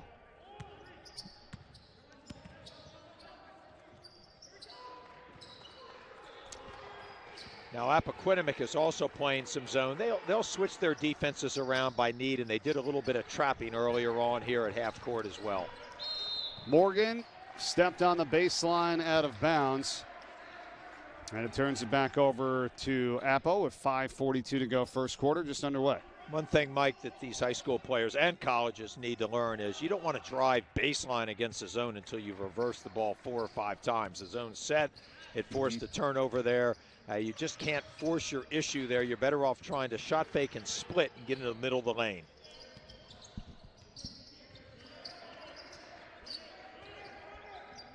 Appo controlling here, down by 2, early going. Green for Lynn Brown, underneath inside Charles Bedwell, and he scores it. I like Lynn Brown's passing. That was a no-look from the wing. Appoquinimink doing a little flashing of different posts in there into the middle to occupy, and then look for them to take advantage as the zone compresses to shoot the 3 ball and then attack the glass. Remember, fans, you can help the cause for the SL24 Unlock the Light Foundation by going unlockthelight.com/donate. Here all day today on YouTube and Facebook Live in support of the SL24 Foundation. This basket is waved off. Offensive foul called on Gabrish for Concord. And that's his first, second team foul. Well, Mike Gabrish attacked there off of 1 foot. If he played off of 2, he would have avoided the contact in the offensive foul. Players try to get to the basket way too aggressively at times without open access. You're better off pulling up and shooting a short shot. Here's Lanier Harvey, puts up a long 3, no good. Offensive rebound, and a foul is called. Bedwell's going to head to the line for 2. Well, this is one thing that Appoquinimink has done very well over the years. They'll allow some questionable shots because they're so aggressive on the offensive glass. They're long and athletic. They position well. They're so fast that they can commit additional players to the glass without being penalized on runouts at the other end. Second personal foul is called on Kyrie Wicks-Tillery for Concord, and he's going to go out of the ball game. And checking in for the first time today, Cameron Smith, one of the captains, along with Gabrish. At the line here is Charles Bedwell, and it's a 5-4 lead now for Appo. Cameron Smith, as you just mentioned, is going to play some college football. He's a very aggressive player, a running back, linebacker for Coach Mitchell at Concord. Steal, and Thomas Vaughn lays it in. Well, what a better way to get your offense going with some defensive pressure that leads to immediate scores. They will press at different levels. Sometimes it'll be a quick trap. Sometimes it'll be more passive. But right now they're trying to disrupt Concord's rhythm and their flow. And let's not forget, they haven't played a lot, so the pressure they've probably not been able to replicate in practice. Tell us what you think out there if you're watching on YouTube and Facebook and the chat. Love to hear from you wherever you may be. Thoughts on the game, thoughts on the foundation, or even memories of Sean, who this is all for. Sean Locke, the SL24 Foundation. In memory of him and helping to raise money to help those with anxiety and depression. You can do so here this weekend, helping out the cause. UnLockeTheLight.com/donate. Scan this QR code right now that you're looking at with your phone, or you can text LOCK24 to 202-858-1233. And just thrilled here, Bill, to be able to bring this out to everyone that's unable to be here this weekend because of the very, very limited numbers of people that can attend, really just family members only of the players. And normally we would have thousands here, so we're thrilled to be able to bring it to you. And I think it's really smart, though, the foundation and obviously the state doing a good job of mitigating as best they can, trying to keep this COVID to a minimum as best we can. The vaccinations are getting out there, and I think the state in the last 2 weeks has seen a little bit of a drop-off, so maybe we're starting to get over the hump of a very, very difficult disease. Yeah, we can only hope so, and we know it is going to get better. I think with what you just said, you know, you track and you get into the middle of the summer, and hopefully the amount of vaccinations is up, the amount of cases is down, and we start to put this thing in the right direction. As now driving in for Appo, the shot no good. Green, offensive rebound. Carrier gets it out for a three-ball try by Vaughn, and that is good. Thomas Vaughn hits a three, and it's 10-4 Appoquinimink. Vaughn's only a freshman. He's a lefty. He's got a quick release, the beneficiary there of some continued good offensive rebounding. And how about Demetrius Lynn Brown diving for it? Teammate Jabri Green, basket and a foul, and they are on a tear. Look out, Jaguars running up the score to 12-4 and a chance for the three-point play. Part of this is that Appoquinimink is so dangerous in the open court with their pressure. As I mentioned, they're athletic. This is part of their game plan. They're always trying to create action. A great job when one of your best players gives himself up on the floor to make the pass. And then, of course, Concord just suffering from not having played since early January. They haven't seen this kind of pressure. It's going to take them a while to adjust. More importantly, they need to take their time and get organized. Fouls on Harris, and now there's a traveling violation called on Cameron Smith for Concord, and that is now the sixth turnover so far in this first quarter. Bill, they got 6 turnovers, they got 5 team fouls, and they're down here. It's 12-4 in favor of Appo. Well, Appo can do this to a lot of teams, and I do really think this is Concord kind of getting a feel for themselves. If they can somehow weather a drive or two here and repulse it and then stay in the game, I think after the first quarter they will at least have gotten into a little bit more of a rhythm. And let's think about this for Appo, a team that was 18-4 last year, made it to the Final Four, and they had graduated a bunch of seniors from that team. And then, you know, here they come now and still looking pretty darn good with a bunch of seniors on this year's team, as Lorenzo Carrier, one of them, puts it up and in. This Carrier is really a special player. He's physical, he's active, he's got great mobility, and the ability to play with both hands is extraordinary in the post. It makes you incredibly difficult to defend. Ball inside here for Concord. Whistle. Double dribble is called on Ramar Hudson. I'm not sure that Coach Holmes doesn't need a timeout here just to settle his team down, talk to them, let them understand what's going on, and take a quick breath before Appo expands this lead even more. Well, right. I think he's trying to get it down to the end of the quarter, but right now it's already a 10-point advantage. Sometimes you cannot wait. If you do wait too long, it gets out of control. And a team like Appo has 3 or 4 of these runs in them every game. Vaughn for 3, not there, and they'll let it go out of bounds. 10-point lead early Apple on top, 1:50 to go, first quarter of action. Game 2 of 4 today from the 76ers Fieldhouse in Wilmington, Delaware for the SL24 Memorial Basketball Classic. Along with Bill Harmon, Mike Corey. Good to have Barnett Harris join us. That was game great 1. fun, wasn't it, Barnett? One of my favorite all-time Delaware players, and we've stayed very close since he's been down at Georgetown Law School and doing great down there. He's just such a positive young man and going to do great things for his community and the country. Well, he really is, and one of Sean's best friends, and good to hear some stories from his perspective, and you as well too, of memories of Sean Locke for the SL24 Foundation. Three-pointer, Luke Gabrish, and he's a solid player, consistent, multi-sport athlete, going for college baseball. Think about that. Yeah, he's another really good athlete for Coach Holmes. He's a catch-and-shoot guy. You've got to be there on his catch and make him a dribbler, or he will hurt you from long range. Couple offensive rebound tries here for Appo. Ball's taken away. Harvey has it. Now inside. Carrier kicks it. Good extra passing here, too, by Appo, and a missed 3 ball by Harvey. Well, good job there by Concord to at least chase down the air ball rebound. Some of those at times are the most difficult to rebound because the defense takes their eyes off of the ball. Gabrish rejected by Carrier inside, and his teammate Demetrius Lynn Brown bounced pass looking for Harvey, and it's out of bounds. You know what I like about that play, though? It was an athletic play by Carrier, but a lot of players in today's game, they want to be demonstrative after making that play and think, oh, it was something special. He just makes the play and then starts running back down the court. I can already tell you he's a young man that I'd love to coach. No doubt, and a chance, too, for that block to stay in play for his team to go down to the other end of the floor. Sometimes you want to just swat that thing into the third row seats. Believe me, I work with my big man on literally blocking it to themselves. Yeah. I always remember there was an explanation for that, or a quote from the great Red Auerbach saying that, hey, you block it and you send it out of bounds. Like, what did you accomplish? He's like, maybe a little intimidation, maybe, but instead, if you block it to your teammate, you can go the other way and take advantage of that great Let's not forget play. He had Bill Russell doing it, who might have been the greatest single-shot blocker and athlete of all time to play the game. Yep, and does it the way you were just talking about, too. Here's the basket for Charles Bedwell, and it's a 16-7 lead now for Appo. 15 seconds to go in this first quarter. Fast-paced and fast-moving, and a steal from Harvey, and he takes it in. And a good fast start for Appoquinimink. 5 seconds to go. They lead by 11. Concord's Gabrish, and they're going to call a traveling violation, but that's going to be the end of the first quarter of play. So we will be back in a moment. Appo 18, Concord 7. Game 2 of 4 today in the third annual SL24 Memorial Basketball Classic. Back with more after this.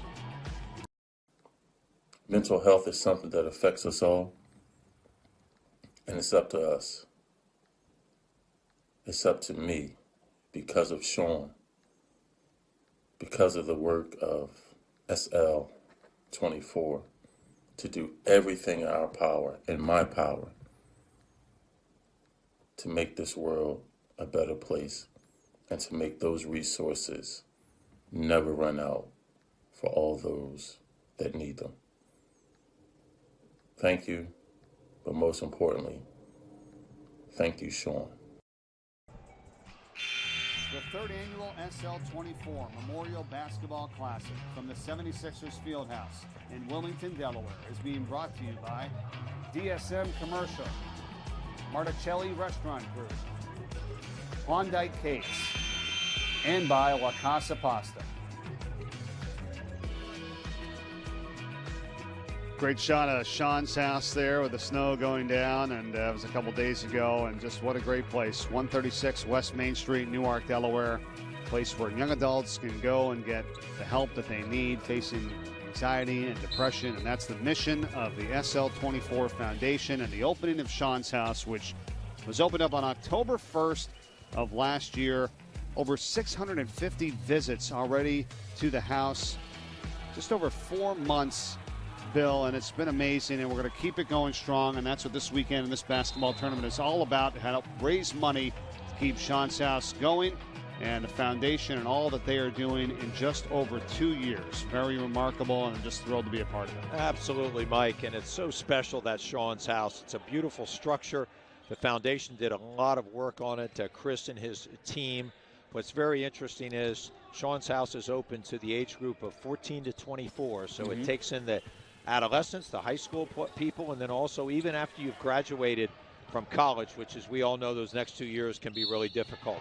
Daniel Nolan takes it in, basket and a foul for Appo as he just checked in, the big guy, the 6'7" senior, and a chance for the three-point play. How about him running the floor? Well, when you get your biggest man on the court, Dan Nolan at 6'7 plus, and he's a big physical body, and he's able to do that, then you know you have something special. And I wanted to go back for a moment to talk about Chris Locke. Before each game, Chris goes into the locker room of each team and delivers his message about the foundation and about his son and about what this game's all about. And I'm just amazed at the energy that Chris can continue to supply. I don't think he slept since early January getting ready for this. But he's so passionate, so genuine, and so honest in his message that it's got to be making great inroads into everyone that he reaches and touches. Well, and that's the word right there, too, and I agree with you 100%, is passion. You know, and when I talk to him and, you know, just the support that, you know, he feels that everyone around him is trying to help with as well, it just got to make him feel so good, you know, and one of the worst things possible. You know, I mean, you can only imagine what he has to go through as the father of Chris Locke, the father of Sean, who passed away in summer of 2018. But he has really turned it around, right? He's taken one of the worst negatives and turned it into a positive, and now it's going to help people moving forward. I mean, this foundation is already saving lives, you know, and I hear from him about the different people that were on the brink and that they came to Sean's house or they called and they got help. I mean, that's got to feel so rewarding. What's great on one hand and then kind of obviously tough on the other hand is how many of these stories you hear. It's obviously fantastic that lives are being saved, but it just troubles me to no end at how many people are afflicted by this. One of the great moments that I ever saw in here was at halftime, Chris Locke addressing the crowd, and they basically held up their iPhones as lighters, since you can't have a lighter in here or a matchstick, and talked about a big-time three there by Owen Parrish coming in off the bench. But they asked everybody to light up if you knew someone or had been ever affected by it. And I'll tell you what, the place it was as if we were in the middle of daytime. Right. And that just tells you what a horrible problem it is and how much it has to be dealt with. And what Chris has done with his own energy and his devotion to this cause is touching so many people. It's just been an amazing experience to be such a small part of it that I am. But to observe this, to read about the stories that Chris shares with us, he is terrific about that, getting it out to the board. And I'll tell you, there is nobody that's been more determined to do the best he can for this. Yeah, that's another good word right there, determined, absolutely. At the foul line, it's Jason Young here for Appo as they are leading the charge in this game, 26-7 over Concord, 6:27 to go in the second quarter. And you know about Sean's house and how it's opened up early October and the amount of people that have visited so far. What it's doing is there's peer support specialists there who will identify and work with people giving their life experiences and just listening. You know, whether you've had any issues, struggles, I mean, they're to share and provide experiences and help them in whatever way they need. There's 19 peer support specialists there, all from the University of Delaware, and they're training another 40 plus, and whether that's not just from UD, but in Newark and some high school students and people from other colleges in the area as well. So they're going to really ramp up the total of people that are going to be there to help. Because remember, school right now with COVID, not everybody's there. I mean, it's not a full campus. Very few are. Right. You're absolutely right. Hybrids and remotes. Yeah. Wait till it really starts to pick up in town. And you've made some great points, Mike, about the donations, no matter what the size. And that's so important to understand that to do all this, it takes money. And it takes volunteers, and the foundation has done a great job of mobilizing people and getting donations, but they've got to continue if we want to battle on against this terrible disease.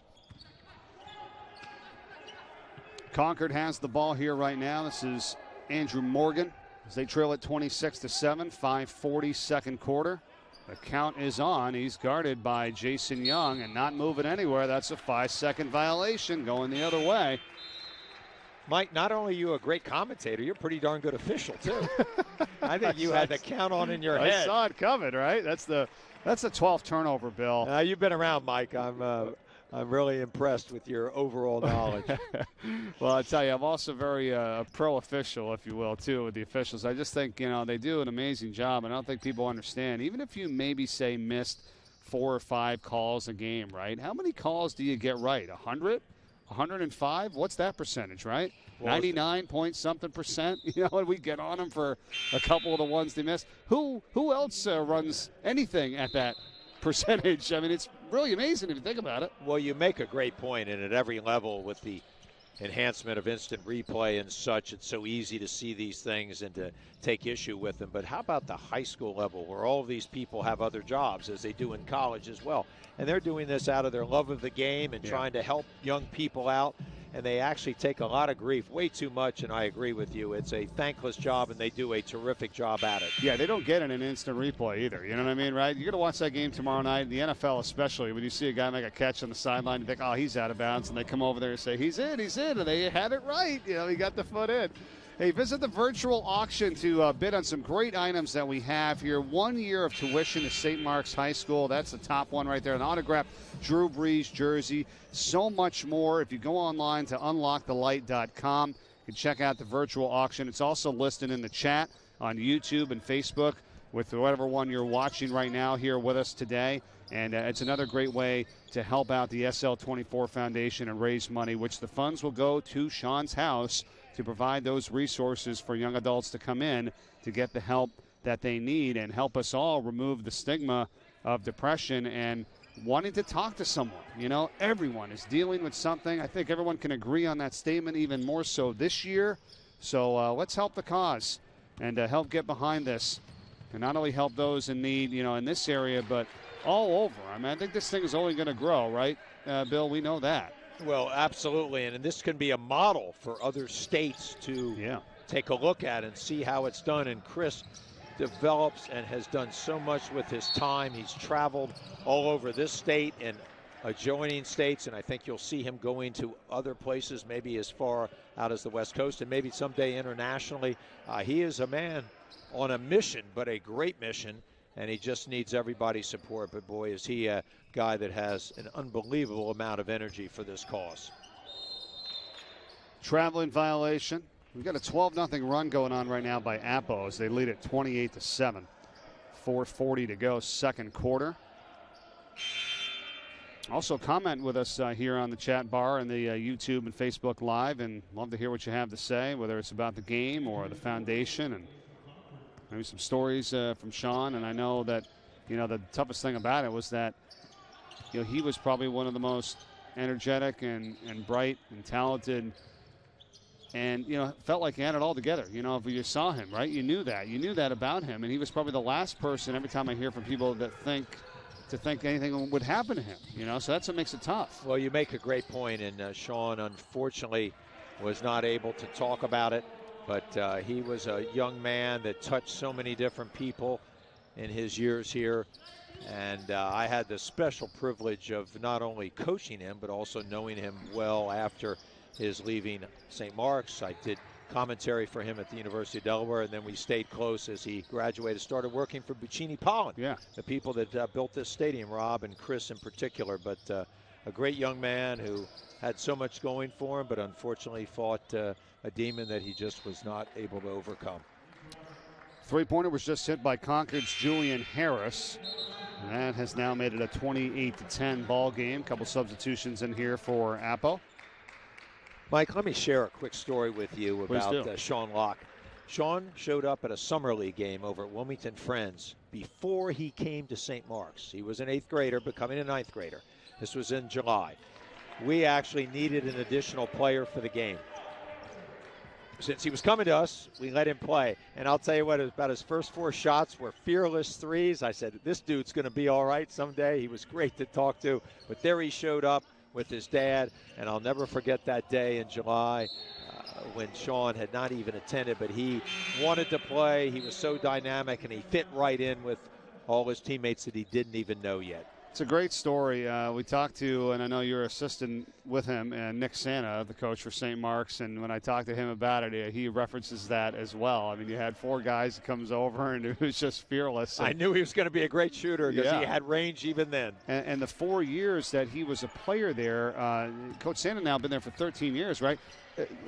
Sean Locke was the only player under him in the last 13 years to be a 4-year starter, which shows you something there, then goes on to the University of Delaware, and, we know the story. So pretty impressive. He had a lot of game. He was a great teammate, but he was so just fantastically engaged every day. I mean, there was never a day where he had a bad practice, and that is so easy to say but hard to do. He came out, he loved the game, he loved his teammates, he had a passion for playing, but he really had great respect for the game and always wanted to honor it with his hard play and perseverance every day. And he battled through injuries, as we've chronicled, not only in high school but in college, but he never let it get him down. He was also a very fine baseball pitcher. Did a great job for Matt Smith, our current AD and baseball coach at St. Mark's. Played on some great teams and had a lot of game in a lot of different sports. Foul called here on Appo's Thomas Vaughn. Help us this weekend. Please visit unlockthelight.com/donate and help the SL24 Foundation and the cause here for mental health awareness. And, when I look at it and I think about Sean's house for a moment, as it's a 30-10 lead right now for Appo here late in this first half. What this is also going to do is start to get the conversation going for other individuals and students in high school and at the University of Delaware to think about, hey, maybe how can I help become, someone who can mentor or be there for others or take that career path, psychology, and that could grow at the University of Delaware and only make this bigger and better. That thing has now started the conversation over there. Mike, you make just a terrific point. You just never know how you're going to touch somebody. It may be through a conversation. It may be the way you act. It may be something you've done to for someone else. So all of these things add up, and it's not always about money. I think more importantly, as much as that is important, is your time that you give someone. And when you give physical time to somebody, you engage them, you care about them, you want to have a conversation with them, that can only make that connection better. And the better the connection, the more honesty you have in relationships, and thus these things may come out, and somebody may be reached that wouldn't have otherwise. Absolutely. No, good point as well. Foul was on Ramar Hudson. That's his 4th for Concord. He's got to go to the bench. And with just 2 minutes and 15 seconds to go in this first half, a 1-and-1 situation here as Thomas Vaughn hits the front end. And back in is Nolan. Yeah, I think we need more people to help and get into that field, of wanting to help others. I mean, when you go and you make a call, I mean, sometimes it's hard to get to, get the help you need. I mean, I think that's why Sean's house is so awesome and so effective, is that you just walk right in 24/7. Okay, we're not trying to figure out, hey, where can I win? No, go to the house, 136 West Main Street, Newark, Delaware.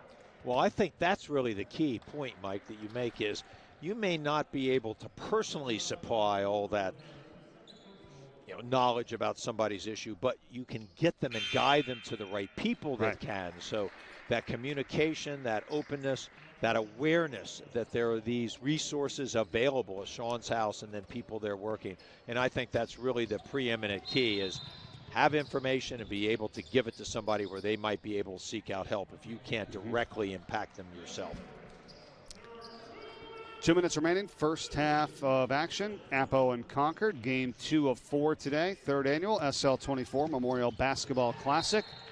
In memory of Sean Locke, who we've been talking about a lot here, and for good reason. And just the foundation, think about this, Bill, just over 2 years, right?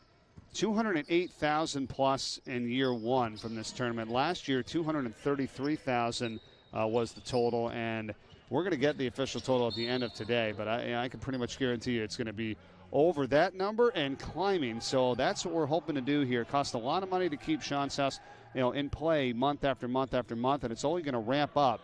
So even though you can't be here this weekend, which we've had thousands and thousands of people in the first couple of years, you can just go online and even donate $10, which would have been the ticket price, to come in if you're watching this online. That's going to go a long way to help the cause. Mike, you were down there the other day, I understand. Yeah. Tell me a little bit about your impression of Sean's house, literally the physical plant of it. It's welcoming, right? It's very welcoming. You come in, the couches and, just pictures of Sean and just kind of, they've got a kitchen, and you can get coffee, get some cookies. I mean, it's just got a couple of different rooms. There's hundreds of books, that you could read and get help with mental health and speak to people.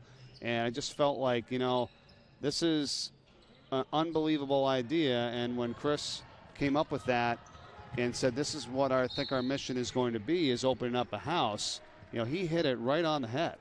You can say there's a lot of things out there, right? I feel like in terms of foundations and raising money, and you're like, all right, that's great and absolutely for good causes, but where does it go? We know where this money goes. It goes there and to help people free of charge to walk in and get the help that they need. So I just think that's amazing, and he couldn't have done a better job in terms of what is our foundation ultimately going to put its effort and focus to, and that's number one right there. I think that's a really smart point in that it's so visceral and it's such a community effort. It's so real and around here that you can grasp, because obviously there are many, many causes and charities out there that we all want to contribute to, but you just never know how much actually reaches the needed people. And as you know from studying it, many times it's 2 or 3 cents on the dollar, whereas with the Sean Locke Foundation, a whole lot more is going to get to the needy people. And that's a really important issue in this day and age where there's only so much disposable income that can go towards charities. But this one will be incredibly well served. Owen Parrish just knocked down the jumper for Appo. Fight for it. Concord's got it underneath, and couple of misses inside. Appo with a rebound and 45 seconds to go in this first half. Parrish has it again, and he's going to be fouled and going to the free throw line. Mike, one thing I've been really impressed with here this afternoon by Appoquinimink, and I know we've been talking a little bit more about the foundation, is how hard they play. They've really done a great job of extending their defense, creating offense from it. They've been active on the offensive glass. Not only is this a talented team, but this is a very intense team that really wants to push their advantage at all times. Well, and 9 different players have scored so far in this first half by them, and it's just a kind of an onslaught here, at least from the beginning part of this game. 36-12. A lot of talented athletes, and you can't really key on any one person, so somebody is liable to beat you, and that's exactly what's happened here. 25-point lead right now, 35 seconds to go before halftime. And don't miss out on this. Coming up at the half, this is just an unbelievable, emotional, and inspiring message that Chris Locke has delivered, and we want you to watch it, view it, listen to it, and you'll see what this is all about, and you'll see the passion behind what he's trying to do here to help all those in need. So don't miss out on that. Chris Locke's message coming up at the half, right as we get to halftime, as we continue on with our live coverage all day long here on YouTube and Facebook Live of these 4 high school basketball games, this one featuring Appoquinimink and Concord here in the state of Delaware. As we raise money for the SL24 Foundation, visit unlockthelight.com/donate to help here this weekend. Well, one thing that Evan Holmes will be very happy about at halftime is to get his team in. Let's talk about what went wrong in the first half. Let's see what we can do to correct. You may not be able to get the entire lead back right away. Chip at it in 4-minute increments and hope that you can make it a little bit more competitive in the second half. Floating runner by Lanier Harvey, and that pretty much sums up the way the first half has gone, especially for Appoquinimink, as the shot of the buzzer is no good. 39-13 Appo under head coach Tom Persh, now in his 4th season, 27th overall, and he's got them rolling here today, as Appo has a sizable lead, to say the least, here at the break. And as we said, this message from Chris Locke, the father of Sean Locke and the founder of the SL24 Foundation. Please stay tuned and watch this right now. Dark. When we're children, we're afraid of the dark. Our moms and our dads put a nightlight in our bedroom so that we can fall asleep peacefully and not be afraid of the dark. When we're in the dark, we're always looking for that light. Depression is a disease, and those who are suffering with this terrible disease are in the dark. Imagine going through your life in darkness, not knowing where the light is. That is what depression is like. And our young adults are dealing with depression at record numbers. The last year has not helped the situation. Our children are dealing with isolation, dealing with a world that none of us ever thought we'd be living in. And that makes mental illness and mental health such an issue today. SL24 is about helping those young adults that are in darkness. We're about showing them the light so that they don't have to live their lives in the dark. The reason why we named our foundation Unlock the Light was we realized as families of Sean, as friends of Sean, that he was in a darkness, and it was so dark that it paralyzed him to be able to speak about what he was going through to his family and to his friends. We don't want other young people to have to suffer the way he suffered and the way so many other people suffer with battling depression, anxiety, and other mental illness. And that's why SL24 is here.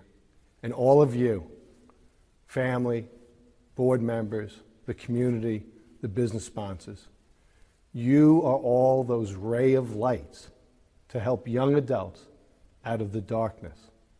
Through your support, we were able to take an idea, Sean's house, and make it become a reality. All of you are helping those young adults who have walked through the door get that first step out of the darkness and into the light, to begin that honest conversation, to get the help they need. I'm Chris Locke, and I started SL24, but really SL24 is all of you people who have made this possible.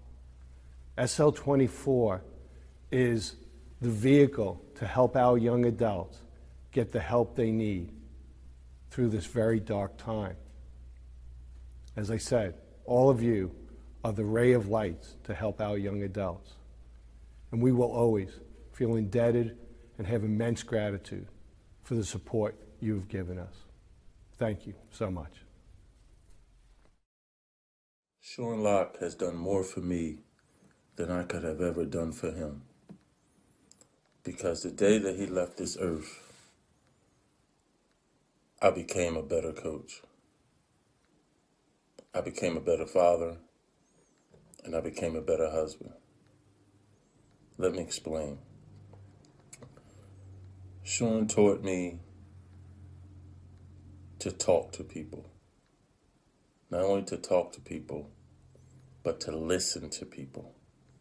It really doesn't matter the year that you come on this earth. It doesn't matter the year that you leave this earth. What I've been told is the most important thing is that dash in between the year of birth and the year of death. You see, Sean left a legacy with that dash. He had a presence, a way about him that anybody would be proud to have said, that's my friend, that's my brother. And for me, that's my player. Anyone that can leave a legacy that makes a father do what has been done since he's gone has truly, truly lived a fantastic life. A long life may not be good enough, but a good life is always long enough. Sean lived a good life, and he made so many of us better for the life that he led. I thank him from the bottom of my heart. Chris, you have no idea what he has done for me. Trying to live up to that example that he set every day, that smile that he had every single day. I say thank you. Mental health is something that affects us all, and it's up to us. It's up to me because of Sean, because of the work of SL24, to do everything in our power, in my power, to make this world a better place and to make those resources never run out for all those that need them. Thank you, but most importantly, thank you, Sean. Hey everyone, it's Tiana at Sean's house. Mindfulness can manifest itself in many ways. It can be as simple as just increasing your level of awareness to things around you, such as what you can see, feel, and what you can hear. A lot of times you can practice meditation and focus your level of awareness on those things. Through mindfulness, you can also set your daily intention. Figure out what it is that you want to do and accomplish that day and focus on that specific thing. And make constant reminders of yourself throughout the day if you find yourself getting distracted. The great thing about mindfulness is that it can be practiced virtually anywhere. And more times than not, you can find really great resources online, and they're usually free. They can be in the version of a simple Google search, or you can even download free meditation apps on your phone. What's up, everybody? Zach Clark here. It's really an honor. I recently learned about the SL24 Unlock the Light Foundation, and I was blown away by the work they're doing to help students and student athletes overcome, mental illness, depression, suicidal ideation. These are real issues that, quite frankly, continue to kill people, and they're working really hard to normalize what it looks like to ask for help. And I'm just so grateful for the work that they're putting forward. I'm especially fired up by the work they're doing over at Sean's house, where they're providing resources for adolescents and young adults ages 14 to 24, really a safe place for those who are struggling with mental illness and some of these other things I just talked about. I know firsthand the value of having a safe place to go when trying to overcome some demons. So keep up that great work. And with that, I know there's some serious hoop action going on down in Delaware this weekend. May the best team win. I wish I was there in person catching some of the action, but I'll be rooting for everyone from afar. And then as soon as the tournament's over, I'm going to encourage everyone to go to www.unlockthelight.com and make sure there's an E in unlock, UNLOCK, ELIGHT.com. And, maybe you want to give a donation, maybe you want to find out how you can volunteer. Just get involved any way you can. And I'm going to do my part. I hope everyone else has a good weekend. And again, just super honored to be able to deliver some love and message of hope here for everyone. Thank you. Welcome to the award-winning Lighthouse Cove Event Center in Dewey Beach, the Mid-Atlantic's premier wedding venue destination, offering beach-inspired weddings, receptions, and special events on the Rehoboth Bay. Whether it's simple and understated or grand and elaborate, Lighthouse Cove Event Center delivers a once-in-a-lifetime wedding experience. Before we can talk about suicide and suicide prevention, we have to know what the right language is to use while we're having these important conversations. Despite what you'll see in the media still today, unfortunately, we don't use the phrase committed suicide anymore. When you hear the word committed, you often think about things like a crime or a sin, things that have really negative and judgmental connotations. And we want to avoid putting that on people who are experiencing suicidal ideation. So instead, we use things like died by suicide, ended his or her or their life, or killed his, her, or themselves. We also don't want to use words like success or failure when we're talking about a suicide attempt, because those things just simply aren't true of the situation. Instead, we want to say that something is either a suicide attempt or a death as a result of suicide. To break the stigma surrounding depression, suicide, and suicidal ideation, we can't be afraid of saying the wrong thing. So just be aware that you might have to correct yourself in conversations. Try practicing these phrases so they aren't as uncomfortable or new to you, and you'll be well on your way to helping break that stigma and be an ally to those experiencing suicidal ideation. Tavernic Rustic Italian, it's Platinum Dining Group's take on authentic rustic Italian cuisine. Think of it as kind of returning home to grandmom's house. Sauce on the stove, meatballs simmering, warm, crusty coal oven pizzas coming out of the kitchen. It's our way of welcoming you into our home, our kitchen, and just kind of filling your bellies with a whole lot of love and good stuff. We're located right on Main Street in downtown Newark. Looking forward to seeing you soon. You know, when I think about mental health, the thing that jumps out to me the most is how acceptable it is to talk about now, especially in the world of athletics. But unfortunately, that hasn't always been the case. For so many years, it was unacceptable for athletes to say that they needed some help. And honestly, athletes are real people too. They have the same ups and downs. They face the same struggles. But luckily, through the work of organizations like UnLocke the Light Foundation, the educational tools are now in place for these student athletes to realize that they have resources. You know, if the last year has taught us nothing else, it's that things that we thought mattered really don't, and we all could use a little more help. So thanks for showing up this weekend. Thanks for continuing to support the UnLocke the Light Foundation. It's a really important resource that our young people need. Hi, I'm Luke Chapman from Precision Wealth Partners. We are so honored to be a supporting sponsor of UnLocke the Light Foundation and the Memorial Classic SL24. Personalized financial planning is one of my life passions, and at Precision Wealth Partners, we work tirelessly to personalize your plan and help you achieve your goals that ultimately ends in peace of mind. We are looking forward to hearing from anyone for a second opinion on their existing plans or to get started for those who haven't yet. You can reach us at precisionwealthpartners.com or at 302-367-7613. This weekend is all about mental health and breaking down the stigmas associated with it. We need to bring mental health out into the open and shed light on it. Nobody is doing that better than the UnLocke the Light Foundation. I cannot applaud them more for their efforts. They are literally saving lives. I've been to Sean's house and I felt at home. I felt that sense of belonging. It's important for young people to know it's okay not to be okay, but they also need to know that they have a place that they could go to and feel that sense of belonging and feel that sense of home. UnLocke the Light, SL24, Sean's house, Chris Locke. Keep unlocking the light. Keep leading us as we strive to increase education and awareness on the topic of mental health. Thank you for everything that you're doing.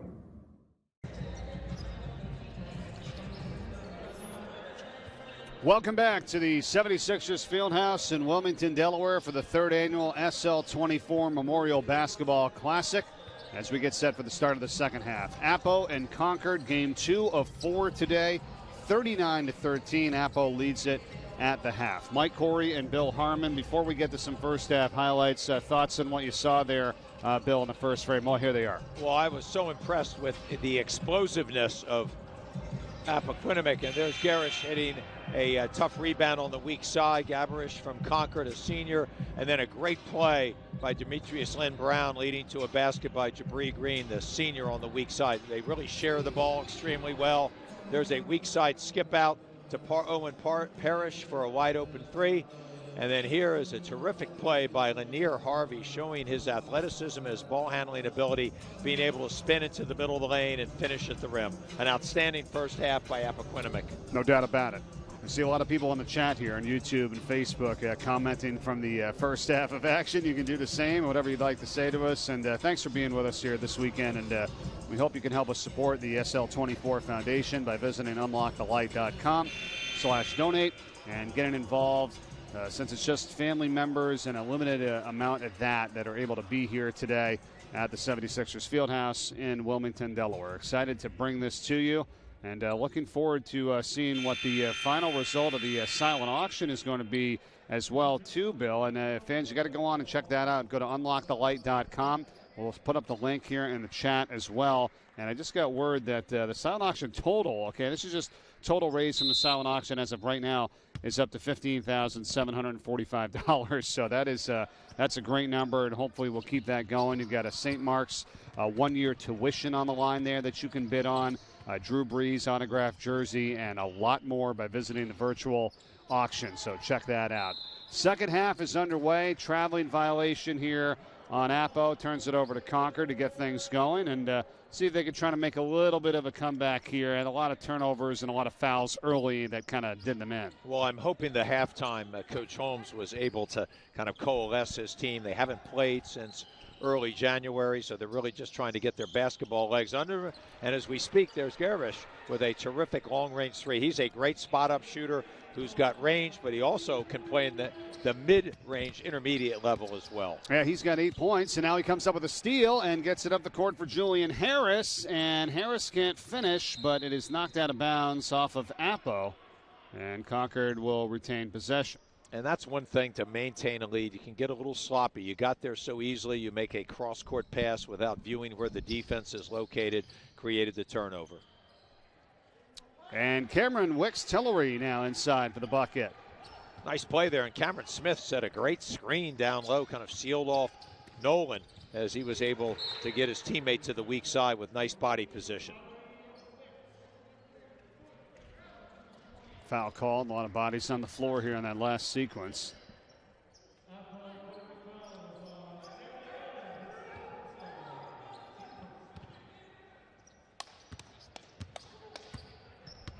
And so Morgan will take it up here for Concord. So a better start to this second half. Rebound pulled home by Carrier.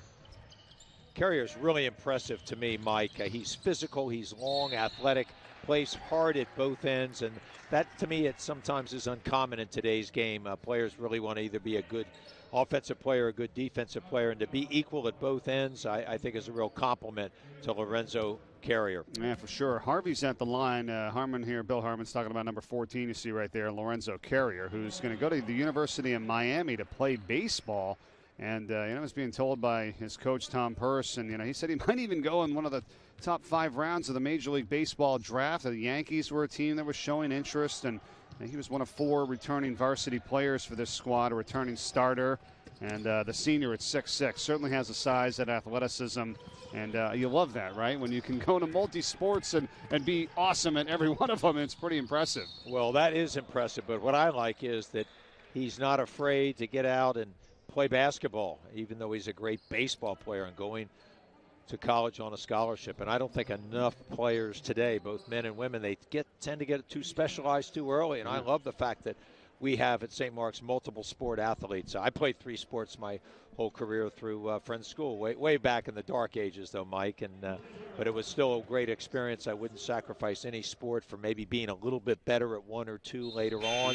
And you still have time to do individual sports. So I think this over-specialization, especially at such a young age, I think it isn't fair to the kids. Let them experience the sports and don't sell them on the fact, hey, this is the only way you can get a scholarship. Right. Look at Carrier. He's playing multiple sports, as are a lot of young men and women. I think we need, as coaches and as community people, to promote more of that. It's better for them in the long term to play multiple sports. It's great for all the different skill sets. Yeah, well said. As on cue, Carrier is able to lay it up and in, and you also become friends with a lot more people, and you get a lot more experiences, and that adds to being well-rounded. So I agree with you there. Here's a foul as Harris is going to go to the free throw line. And I couldn't imagine, and especially at the high school level, between 14 and 18 years old, just playing one sport.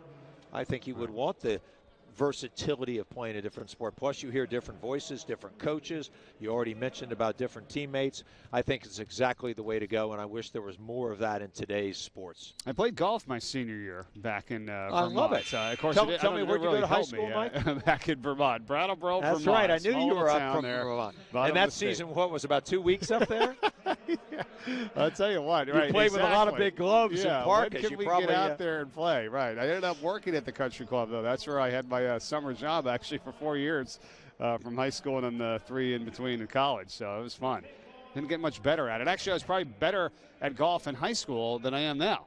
Well, you learned to play under really tough conditions up there. Yeah. What a beautiful state Vermont is. It's awesome. I haven't been up there a lot and not a lot recently, but I've always loved my trips up there. A special place. Well, you know what I love about this state, too, in Delaware, and now that I live in South Jersey, right up the road, but it was here for a good 15 years, it was when I come back and you talk to everyone, and when I spent time this week with Chris Locke and members from the board, you know, you just get that family feel again. That's what I loved about this state, right? And we see it here with the support of the foundation, the family, the friends, the people that get behind something, right? And we saw it here in the first 2 years when the fans are able to attend, and that's what I feel in terms of being in Delaware and what this state means. I love it. Well, there's no such thing as 6 degrees of separation in Delaware. It's Right. about, what, a half? Yes. A fraction? Not even one. Right. But that's the great thing about it, and there's nothing wrong with that. And I spent a number of years in New York City, and I've just loved coming back here in the last 26 years, and it's a special place, is Delaware. Appo inside, and the bucket scored by Charles Bedwell, and the feed from Thomas Vaughn. Good team basketball from Appo. Boy, they play very hard, Mike. They get on the floor. They look to draw charges. They're always looking for a teammate. I think seems to me like they really enjoy playing with one another. Absolutely. Here's a 3-ball up and in for Concord's Julian Harris. Give him a lot of credit the way the second half has started for him. And a throwdown dunk put in by Charles Bedwell for Appo. Look out. And it's 46-23. They're doubling up Concord here. And Bedwell is only 6'1". What a big-time vertical jump there. He might be a high jumper on their track team. That was a really impressive athletic display there by Charles Bedwell, the senior.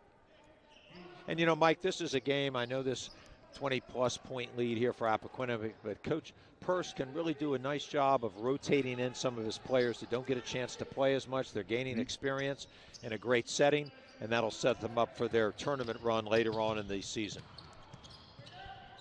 Gabrish. And a rebound by Bedwell. Gets it up quickly for Green. No, but the follow there. And not good by Carrier. And a traveling violation, though, on Concord. And that was on Cameron Smith, who got the rebound and came down with it. So Appo possession, just under 5 to go in the third quarter. Luke Gabrish there with a really nice hustle play, retracing his steps, getting back on defense and challenging that shot to create the initial miss. Purpose of this tournament and the SL24 Foundation help raise funds for Sean's House, which opened up October 1st down at 136 West Main Street in Newark, Delaware, a place where young adults can come in free of charge to get the help they need. Speak to peer support specialists at Sean's House will help them identify the issues they're having, get them on the right track and where they need to go or what they need, and to help them with anxiety, depression, and much more. What I love about what's happening and the money that's going to be raised is they are bringing in and training 40-plus more individuals to help the cause.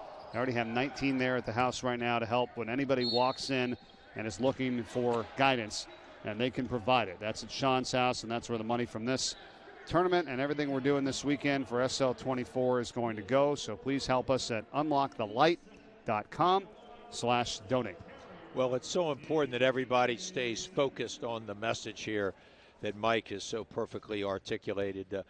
One of the sad things is early on here in this new year, we've had, unfortunately, a high level of adolescent suicides, and it's just such a shame. I'm sure the COVID environment has so much to do with it, but also just the battling of depression and anxiety continues to just work itself through our community, and we need to do everything we can in all these different measures to try to mitigate it. It's tough, Bill. I mean, you think about it, and Sean Locke of the foundation is named after here and what we're doing in memory of him. And it's a battle because, it's not as easy as just saying, well, we'll go get help or let's go talk to someone. No, you've got to drive this home. We've got to continue to get this out there so people understand that, as another easy basket. Well, they missed it that time as it was Thomas Vaughn went in for Apple. We need to get everyone to realize that you need to talk to someone and you can talk to someone and it's okay, and that everybody is dealing with something in one way or another. And hopefully our message will continue to thrive and get out there for the individuals here that need the help and anybody that's watching and listening this weekend. Well, I don't think there's any doubt that the message has been delivered and articulated very well. The energy of Chris Locke and the foundation have done a great job of getting it out. This event, when we get someone like you here from a busy schedule to help out, just speaks volumes of you, but also of the cause, and people just need to continue to be open to engagement and to help one another as best we can. Demetrius Lynn Brown working his way in, traveling violation, Concord ball, 2:54 third quarter. Sometimes you get in the game like this, right? Then you start really getting fast-paced. You're throwing it length of the floor passes. Guys aren't getting back on D. Starts to get a little bit out of hand. You're right, and that's when the coaches kind of have to take over and either do it by timeouts, talking to their team, make some more substitutions. But you always want to play at a high level, respect the game, and play to the integrity of the game, and that's really important. A lot of good athletes here, though. A nice no-look pass from Green to Parrish. And Apple makes it 54-29. Well, you talked about the teamwork and the unselfishness of Appoquinimink, and there's a senior delivering it to a sub-sophomore. Same deal once again. It's Green this time to Harvey. And it's just highlight reel material right now for Appoquinimink. Well, Green is a very capable passer. He's a facilitator. He can score at about 11 points a clip himself. He's back from last year's team. He's a dynamo on defense. What a shot from Gabrus, though, and he is a very talented player for Concord. Nice three-point ball that goes in there, but it's going to be tough now. 24 points, the advantage for Appo. 2:11 to play in this third quarter. Let's go back to that dunk that we just had a few moments ago from Appo. Here you go, Bill. Well, this was dynamic. This was Bedwell rising up and slamming it down. He's only 6'1", as we mentioned, a high riser, and I know that's what the fans love. I just always kind of comment, well, it's the same 2 points as a regular layup, but I guess if it inspires the fans or your teammates, good for you. Yeah, no doubt. A lot of fun here this weekend, and some great views and camera shots that we've had here from this. Our crew doing a really nice job here putting this whole thing together. Last night we had the 2 games. 4 games today. This is game 2 of 4, and we'll be tracking all the way to close to 10 o'clock here tonight. So a lot of coverage of this 3rd annual SL24 Classic. Here's how you can donate. Visit unlockthelight.com/donate. Text LOCK24 to 202-858-1233. You can scan this QR code right now that you see on your screen. We'll also put it in the chat, and we'll tell you what we get for a grand total at the end of tonight for this weekend for the 3rd annual tournament. Oh, off the backboard, and Carrier puts it in for the throwdown. Now, what made that play so special was not only the timing of the pass, but how hard it was thrown off the backwell, and that just showed the backboard, and that just shows you how Carrier's hands are magnificent to be able to secure that and finish. And another 4-on-1, and a foul's going to be called, and man, look out. Big-time pace of play here. Appoquinimink is as quick and as fast and as athletic as anybody in the state. As I was talking to you before the game, I think they certainly passed the eye test as well as anybody. We're going to see 2 other great men's teams later on, Sally's and Sanford, who also look like they're the real deal as well. Yeah, I guess I'd love to probably see this Appo team up against one of those, right? I mean, how about it? At some point you will. And here's a pass off the backboard. Carrier with great timing. The ability to rise up, concentrate, not worrying about anybody underneath him, and finishing. He's a terrific athlete.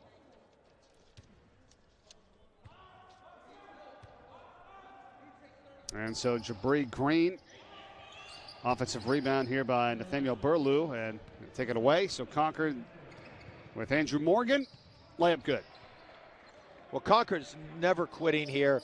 I think Evan Holmes just has to understand the difficulty of not having played in almost a month and then having to play Appoquinimink when you come back. So it's not like you got an easy one to get your basketball legs back under you. But this Concord team, I like their perseverance. They're hanging in. They're still competing. And they've got a really fine player in Luke Gebrish.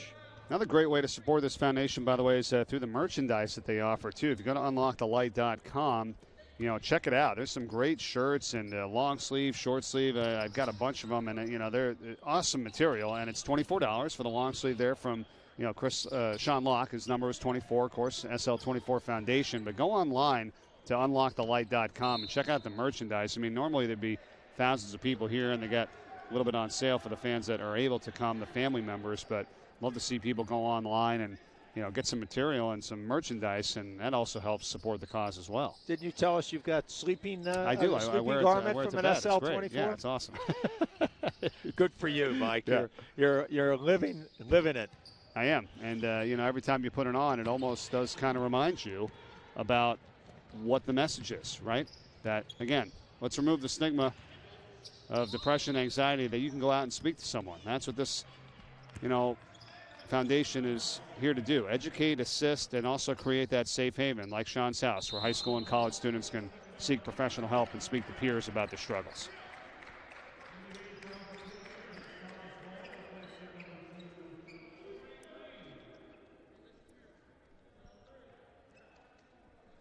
Timeout taken. 45.3 seconds to go, third quarter. 58-34. All Appo here today in game 2. I'll tell you, Mike, we've got a good one coming up. You're going to really enjoy watching Ursuline play. Johnny Noonan, their longtime coach, does a great job year in and year out with that program.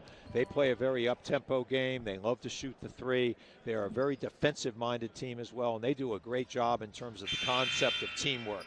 He plays a lot of people. They share the ball. They really play the game the right way. Yeah, that's Ursuline and Padua coming up next in our third game of our quadruple header today from the 76ers Fieldhouse in Wilmington, Delaware. Here's how you can follow, and you just saw it, the graphic Unlock the Light on social media. And in addition to that, Sean's House, also on Instagram at Sean's.house, SEANS.house. Check that out as well. Here's a three ball. Gabberish not there. And tracking down the rebound. Appo's Young up ahead for the easy layup for Harvey. It's so interesting in this day and age about how many ways you can reach your audience. I'm not a big multimedia person. I've still got a... I see you with a laptop up here. Oh, I do have a laptop, but the phone I have is about 20-some years old. I do have an iPhone in reserve, but... you have reserve iPhone. Well, you need to. Do you bring it out? You have to have it sometimes. I mean, I can't get into a University of Delaware game without being able to show my identification. I guess I could use my iPad, but the iPhone works a little bit better.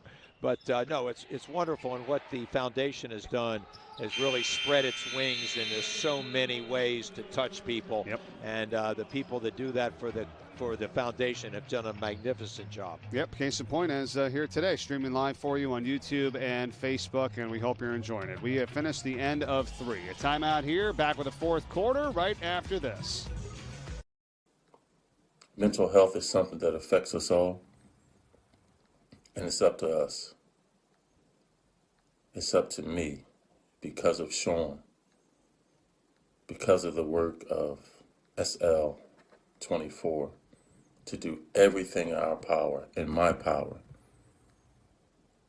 to make this world a better place and to make those resources never run out for all those that need them. Thank you, but most importantly, thank you, Sean. The third annual SL24 Memorial Basketball Classic from the 76ers Fieldhouse in Wilmington, Delaware is being brought to you by Capers and Lemons, Eclipse Bistro, Taverna Rustic Italian, and by El Camino Mexican Kitchen. That was a look there at Sean Locke after his team for the University of Delaware won the 2014 CAA championship. Special moment for him and his friends for sure.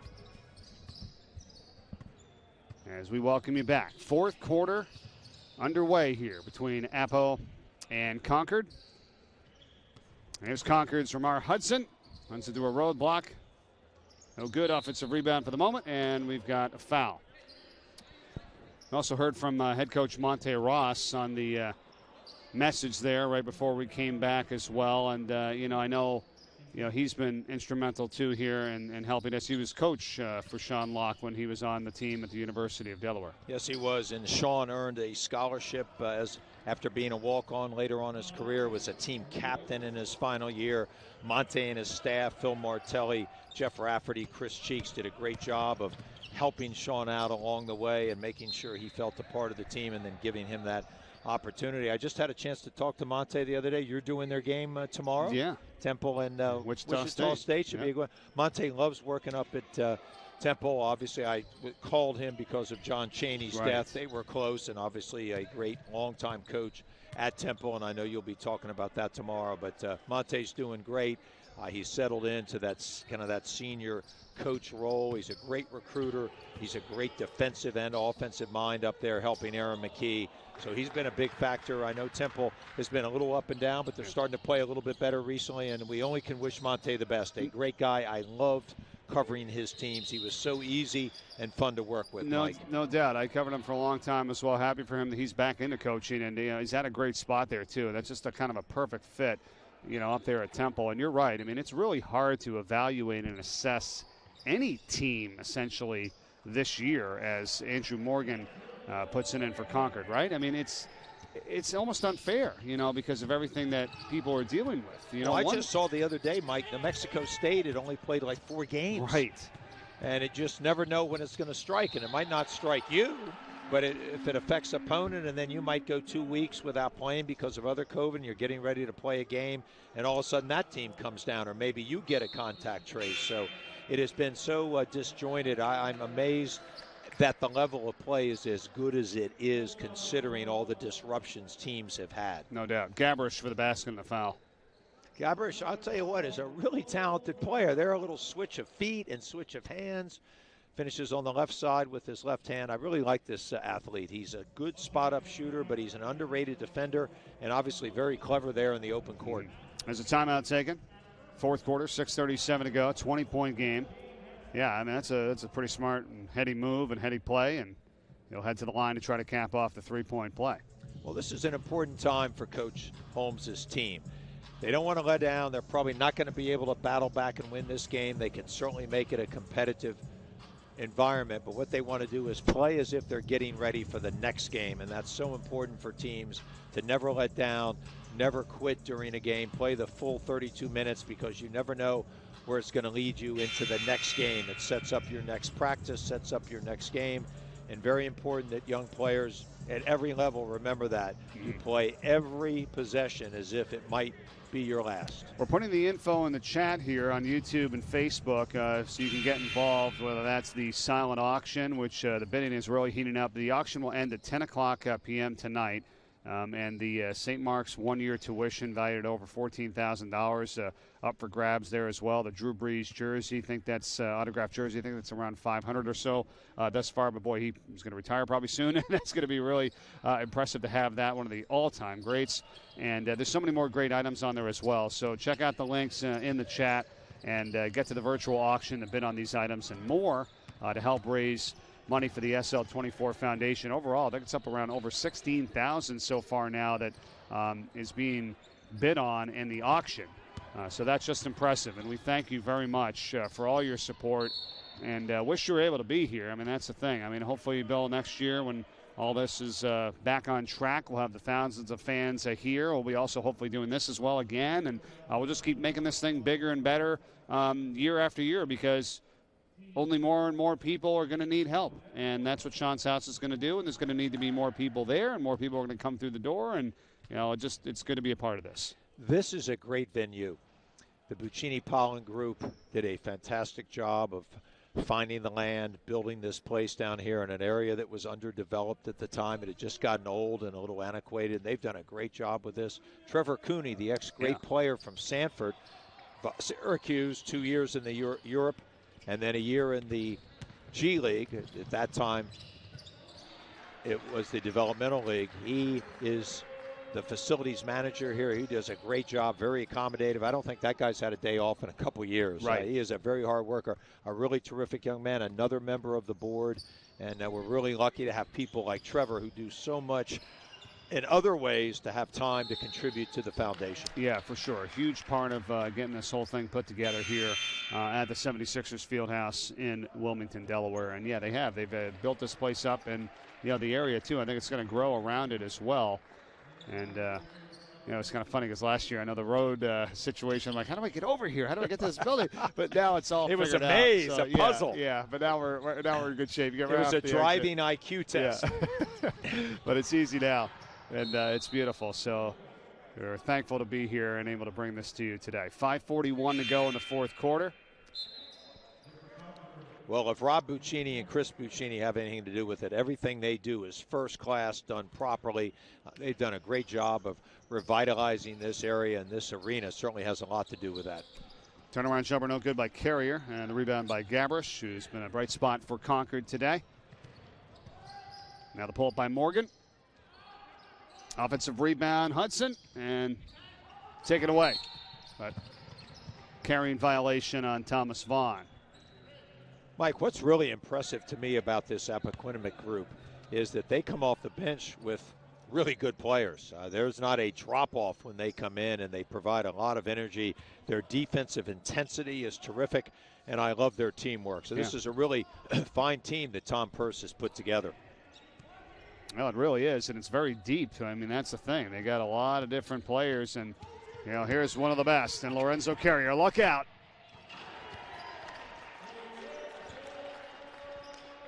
I don't know what more to say about that young man. I'm already a big fan. We scrimmaged them last year, Mike, and I was really impressed with him. I had a chance to do one of their games, was getting ready to do more, and I'll tell you what, I just love his demeanor on the court. He plays hard, he makes great plays, but acts as if, hey, I can do that every time, which he certainly can, and I really like that about him. He's a fine young man. I know the athletic director down at Appoquinimink, Chris Mosquera, has done a great job down there of helping his coaches out. And I'll tell you what, when you've got an athletic director and you've got good coaches and good players, you've got yourself an opportunity to have a great program. Well, and where would you put them right now in the conversation, come state tournament time? I put them right up at the top, okay. Absolutely. I think you're going to definitely have to deal with Sanford. We'll talk about them a little bit later.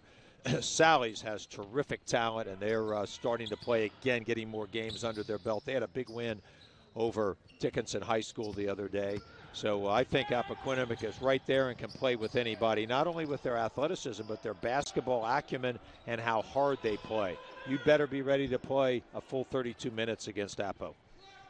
Well, this is game 2 of 4 here today in the SL24 Memorial Basketball Classic as Gabrish puts it in yet again and for Concord. And Gabrish, on the day, he has scored in every quarter except the second. And his official numbers here totaled up in just a minute, but he has really been a bright spot and has been able to take guys off the dribble and also hit that outside three ball. And he's got 18 points now for them. He's a very versatile player. Evan Holmes, the head coach, is really lucky to have him. He's a holdover from last year. He is a really talented player. But what I like about him is he hasn't given up. Even though this game is probably going to go the other way, he has battled the whole time, involves his teammates, has also done a good job of rebounding. And against a tall front line of Appoquinimink, that's not an easy task. 21-point advantage. Here he is again, and he hits the deck hard, and he's going to be fouled. Boy, going all out here for Concord today. Gabrish. And I think these players are doing it without a lot of body armor they're wearing, whereas the college players, remember, wear a lot of those strong girdles and things. Gabrish out, going wildly down the middle, but he's willing to take that hit and draw the foul. I hope he's okay because he hit the floor very hard, and the basketball court is very unforgiving. No, definitely it is. Daniel Nolan just fouled out for Appo, and 2 shots here for Luke Gabrish.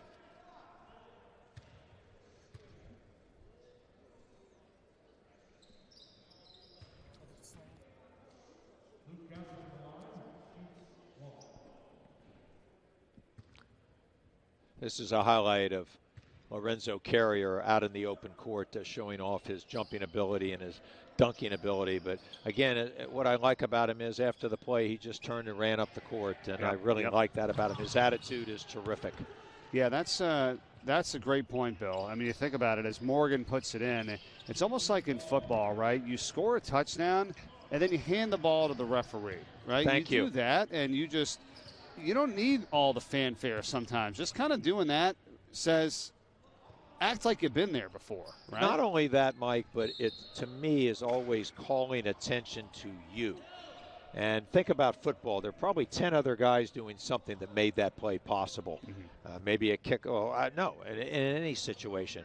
But I'm just such a advocate of team play that anything that calls attention to you is probably wrong if you're doing it. Now, if I give you a good pass and you happen to point back to me and I give you a nod, I love that. I mean, that's the way teammates should work. But the rest of it, the being overly demonstrative, I hear the word passion a lot, and I think it gets misused and maybe miscalibrated a lot. Why can't you play hard and yet play with an impassive outlook? Sure. Be the same every time. I mean, if you're a really hard-nosed, tough, smart competitor, you can do that. And I think the game has evolved too much where it's more entertainment than sports. I mean, sports are entertainment, but it's still a sport. And the entertainment value should be playing together, having a great team experience, and maybe winning at the end of that. But that's part of the process. To me, the goal is being a part of a great team and being a contributor to that team without saying, hey, I'm the man or I'm the MVP. It's just never set well with me, and I just really like players. I identify with players that just want to be great teammates. Is the old saying, Mike, the cliche, no I in team. Right. I think I know how to spell that word. Yeah, you got it. And if I hear you right, I mean, you can still play with passion without being overly, flamboyant. Like, look what I just did. No, exactly. 64-47 here. Appo with the advantage. Under 3 minutes to go in this contest as Green with a hop step tries to feed it down low. It's taken away. And Concord out with Morgan ahead of the pack. And now back for Harris. Gabrish open for three. Offensive rebound, Cameron Smith. He lost it, but it's put up and in by Andrew Morgan. And before you know it, they've cut this lead down by 10 points here, only a 15-point margin. I just love how hard Concord is playing. Time's probably going to run out here, though, obviously, with just over 2 minutes to go. But for sure, they've got it down to a little bit more respectable now with 64-49 the advantage. Give us a moment here to let you know what's coming up in Game 3 of our quadruple header. We've got the girls' game in Padua and Ursuline. So that's coming your way. Sheila DiNardo, head coach for Padua. John Noonan, the head coach for Ursuline. And they'll go at it here in Game 3. And then we'll follow it up with a nightcap. And this is going to be a lot of fun here tonight. Sally's and Sanford. So you're not going to want to miss that. That's the highlight game of the tournament coming your way. So, Bill, how about a quick take on the girls' game in Game 3, and then what you think we're going to see tonight with Sally's and Sanford for our fourth and final game of the day? Well, Ursuline has been playing extremely well. They've won 5 in a row after an opening loss. They are a high-energy, big defensive promoter team. They like to create defense or offense out of their defense. They'll run up the court. They're not afraid to shoot the three. Johnny Noonan's been around a long time and knows how to get his team in the best possible shape come tournament time.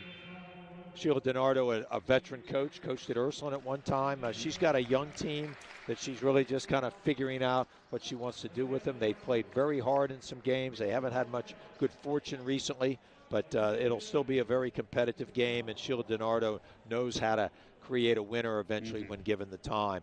This nightcap, I think, is going to be excellent. You're going to see two of the really fun teams who have played at a high level for a long time in the state. The historic basketball school of Sanford with Stan Waterman, longtime coach. They've had great talent over the years and utilized it well. Taylor Trevelyan is doing a really nice job over at Sally's.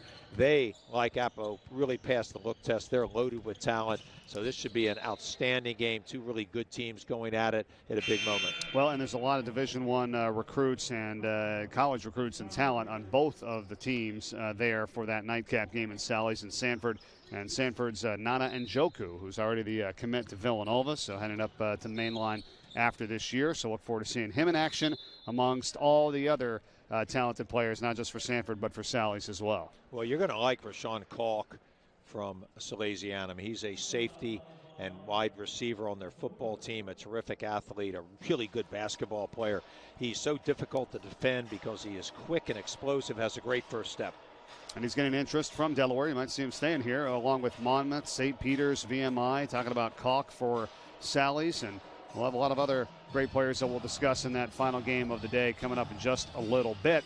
64-51 right now. Appo trying to close this thing out here with 1:24 left. Well, we'll see what Appo does. And it's important for them, as much as I talked about the ability of Concord to stay in the game and learn things for the next ball game.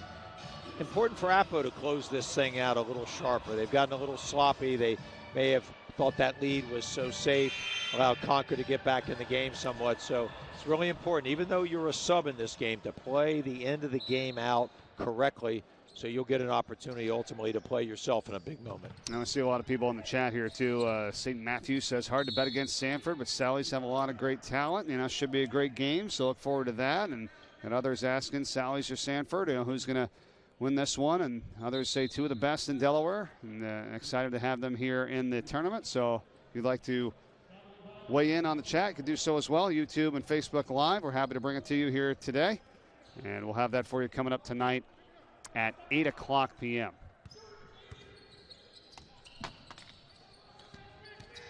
And this third game will probably start right about on time, around 6 o'clock Eastern, maybe a little after, and then tracking for the final game tonight around 8 o'clock as well, so we'll keep you posted. But here broadcasting live the entire day, and we thank you for being with us. Jumper on the way from Harris, no good, under a minute to go. Concord has it, but down by 13. Gabberish, another runner. Offensive board, put back, count it. Kyrie Wicks-Tillery. Wicks-Tillery has some upside. He had a nice putback earlier in the game and a nice move along the baseline after a seal by Cameron Smith. He's long and athletic. I think he's going to be a really good player for Coach Holmes going forward. And Appo going to just try to run this thing out. Got off to the big advantage early. A lot of players contributing. Excellent team effort today. A lot of fight, though, from Concord as well. Not going to take that away from. And just 17.7 seconds to go. Offensive foul. Now, Mike, I see this a lot at college and high school where they don't really play out the end of the game. Even though you have a lead, I'm not sure you should be shooting any threes, but the reserves an opportunity to play. Right. And they should play as if you were playing a regular game where they just kind of dribble around, everybody walks off the court. Yeah. That's never appealed to me. To me, hey, you've got only 32 minutes in a high school game. Play every second of it. That's a good point. Whether it's 40 minutes in a college game. You don't have to try to run up the score, but I think you continue to play basketball and respect the game. Well said. It's a final here now. 64-53. Appo defeats Concord to win it in game 2 today of our quadruple header from the 76ers Fieldhouse in Wilmington, Delaware. Yeah, they were impressive and a lot of highlight material that they'll take from this game, and I'm sure they'll be itching to get from our video crew here. Boy, a lot of dunks, a lot of fun plays. I'm going to see a lot of Appo in the future, I think. Yeah. You'll be off doing your college games, but very impressive from Appoquinimink. They played very hard. Their defense is electric. They have some dynamic players. They play well together, a lot of energy. But I was really impressed with Concord's ability to battle back and keep themselves in the game. I don't care how sloppy it got, but they continue to play very hard. I think that's a great sign for Coach Holmes. This could have easily gone from 25 to 40, but it didn't, and it ends up in a very competitive nature. Luke Gabberish has got to be really proud of himself. I thought he played extremely well here this afternoon. Yeah, and that guy right there, Carrier, had a really good game, and some, like we said, highlight reel material for Appo as they win at 64-53, the final score today in this one. And stay tuned. We've got game 3 coming up in just a little bit. It's Padua and Ursuline, the girls' game, followed by Sally's and Sanford in our nightcap. That's all for us for the moment, but stay with us. We continue with our live coverage today on YouTube and Facebook Live in the 3rd annual SL24 Memorial Basketball Classic. Unfortunately, the stigma surrounding depression, suicide, and other mental illnesses has led to a lot of mental health myths. But today, we're here to bust some for you. Myth number 1, talking about suicide or saying the word suicide could put the idea in someone's head. This is false. Saying the word suicide will not put the idea in someone's head. It's actually a really important question to ask. If someone's not considering suicide, they'll let you know. But if they are thinking about suicide, you've just asked the most important question that you could possibly ask. Myth number 2. Suicidal ideation is a yes or no situation. This is actually false too. Most people experiencing suicidal ideation have a broad spectrum of experiences. This can be things like thinking about what the world might be like if they weren't there anymore, or wondering what it would be like to sleep forever, all the way up until actually creating a plan and coming up with means to end their life.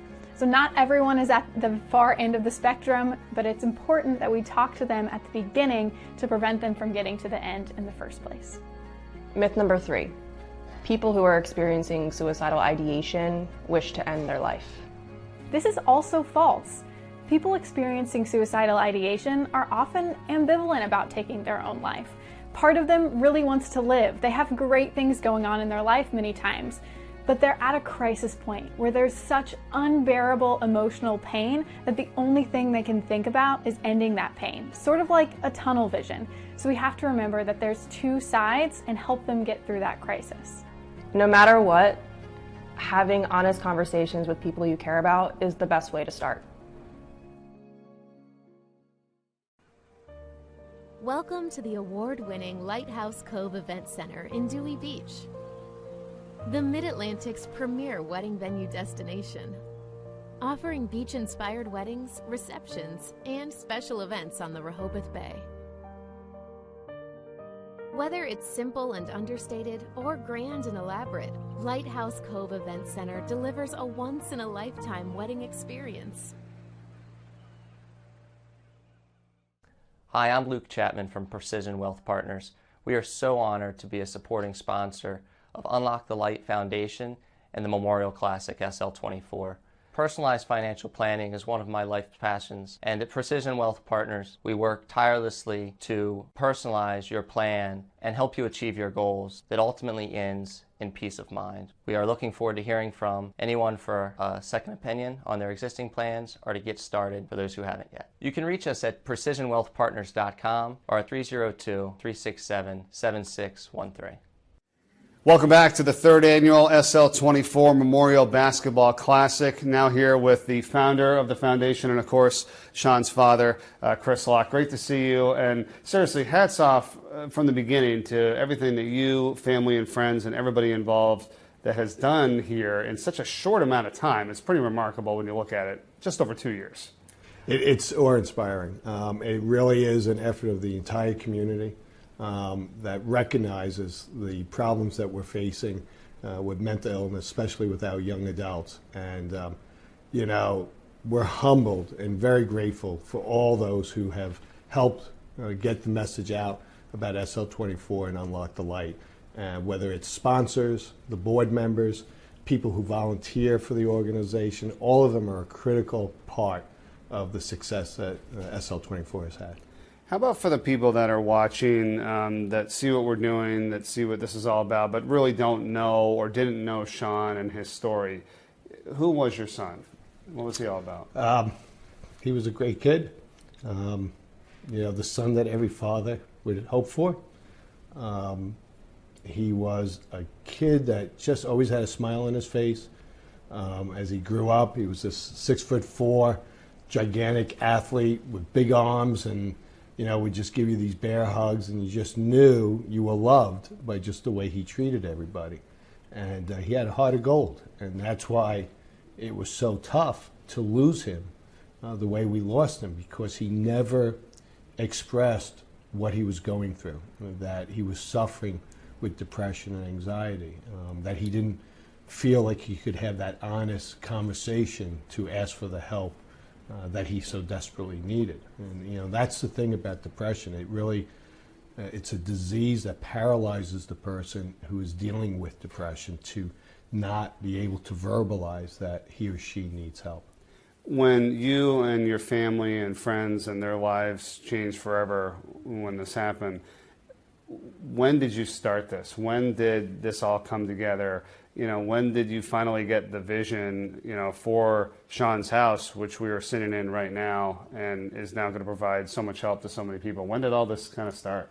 Well, the basketball event, actually started from Sean's friend Trevor Cooney, who called me up a few months after we lost Sean and said, I want to really do something to honor Sean. And one of the last things Sean did was get Trevor a job at Puccini Poland, and Trevor is one of the people running the 76ers field house. So Trevor wanted to do something, and to be perfectly honest, at the time I wasn't ready for it, but Trevor really wanted to honor his friend. So we said, okay, well, Sean loved basketball. Let's try to coordinate a message about mental health and basketball together. And it was supposed to be just a one-night event. This wasn't supposed to be a foundation and all that. It was supposed to be one night, raise some money, and give it to a nonprofit. But we saw the outpouring from the community. Over 3,000 people came to the first event, and we thought, wow, there's something here that we need to do for our community. And then how Sean's house came about was I had done a high school presentation, and a woman called me the night after the presentation, and she was dealing with her son, and it was a Saturday, and she had no place to take her son to get the help that she wanted to get him. And spoke to her for about an hour and a half. I hung up the phone, and I said to my wife, I think I know what I want to do. Let's create a place. And we call it Sean's house, where kids, young adults, 14 to 24, can come in and begin that honest conversation to get the help they need to battle with whatever mental illness they're battling with.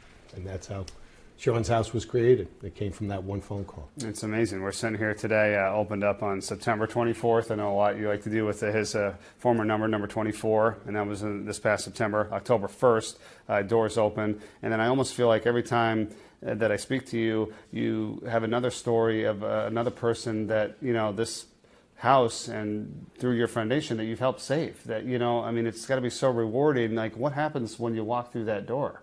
Here at 136 West Main. Right. Well, and this, this was his house. I mean, Sean's house isn't just a name. This was literally where Sean lived his sophomore, junior, and senior year at the University of Delaware. So this living room that we're sitting in is where he hung out with his friends, Mike Igo and Dan McDermott and Tutzelo and all those guys that were part of this house. And, when someone comes into this house is exactly when Sean lived here.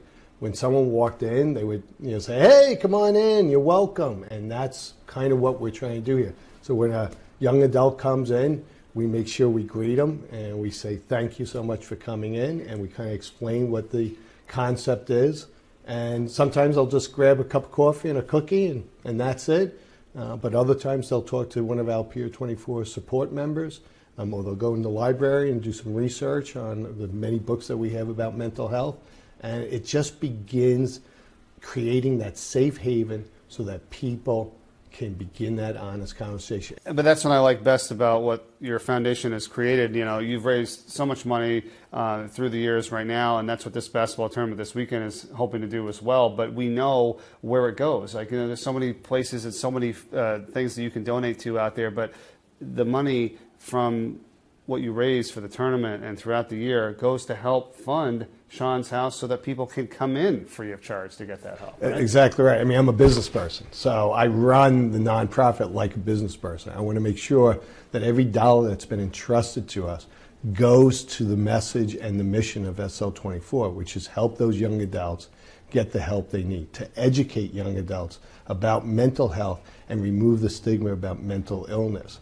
And we're very blessed that we have some great volunteers at the house as well as employees of the house that are really passionate about the message that we're trying to create here and to help the people in the community. And I personally take every dollar that's donated as an act of faith that we're going to do what we promised that we said we're going to do, which is to fulfill the mission of SL24, educate, support, and assist. And that's what we do every day. Well, we're doing a great job, and we're just thankful to be a part of it and help you with that cause. So thanks so much, Chris. Well, we're honored. We're honored, Mike and your whole team, Jimmy Smith.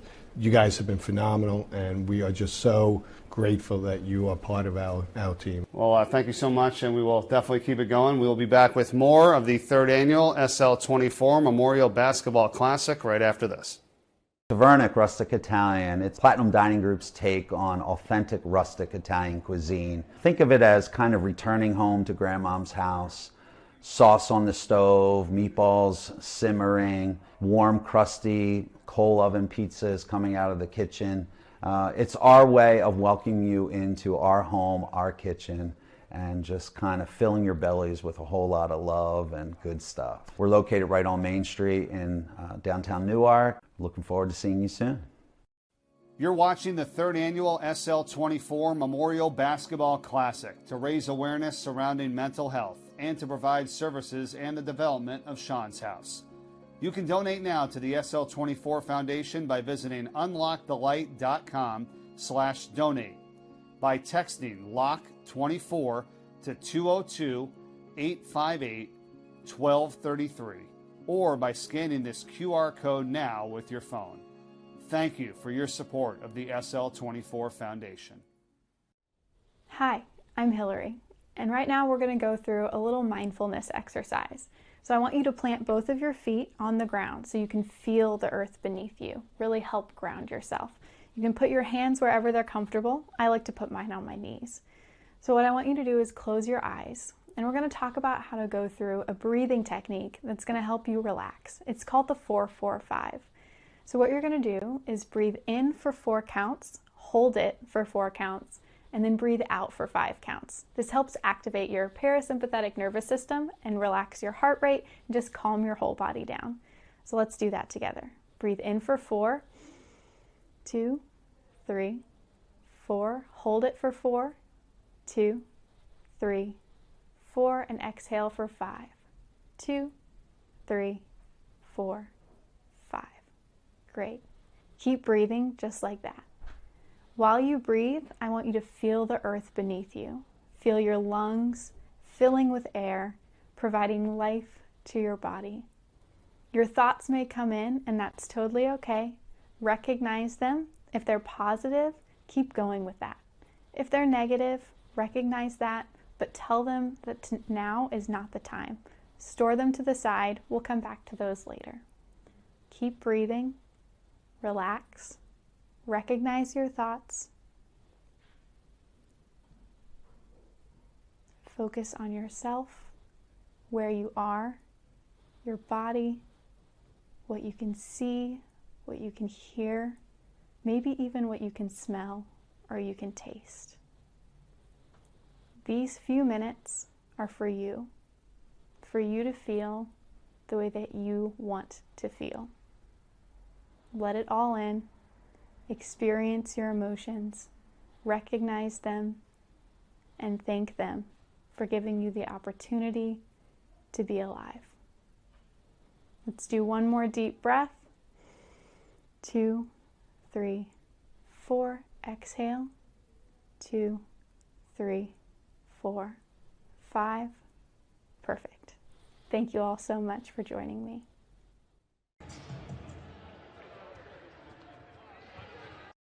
Hey everybody, this is Brian O'Neill. I graduated from Salesianum School and currently play for the Minnesota Vikings. First off, I want to wish everybody playing in the SL24 Classic this weekend good luck. Hope everybody plays hard, has fun, and is able to stay healthy. But in terms of the work that Sean's House in Newark and the Unlock the Light Foundation is doing, I think it's tremendous. I think it's awesome. Ending the stigma around mental health and normalizing it and making people feel more comfortable to talk about the things that they're going through with somebody could have a major impact on somebody's life.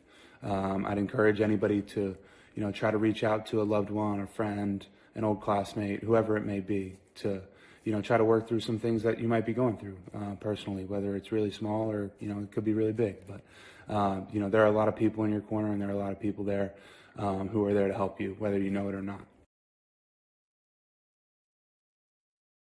What's up, everybody? Zach Clark here. It's really an honor. I I recently learned about the SL24 UnLocke the Light Foundation, and I was blown away by the work they're doing to help students and student athletes overcome, mental illness, depression, suicidal ideation.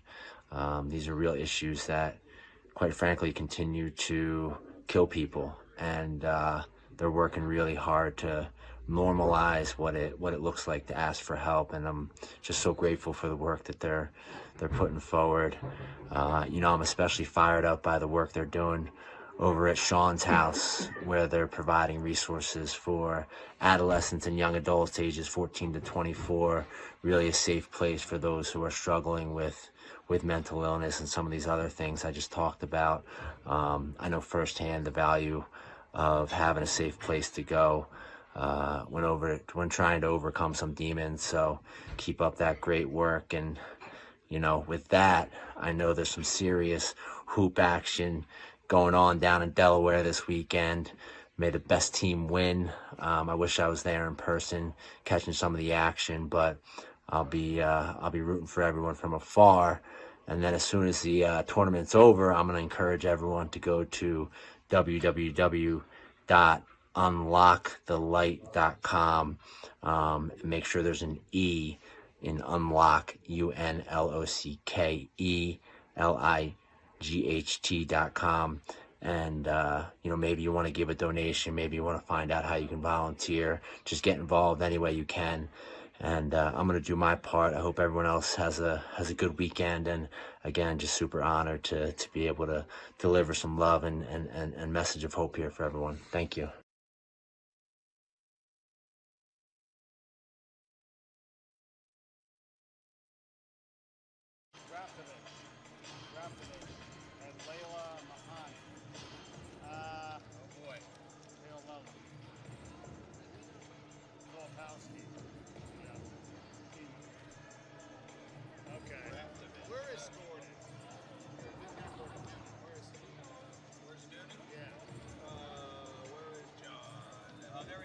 Over there, far left. Yeah, okay. Isabella Saracidi, Grace Moody, Italia, is it Italia? Fabrizio. She's a player. She's good. Italia? Italia is what I would say. Italia. Reese Flanagan, Peyton McLennan, Kylie Moore, Patricia Locke, Emily Schrader, Christina.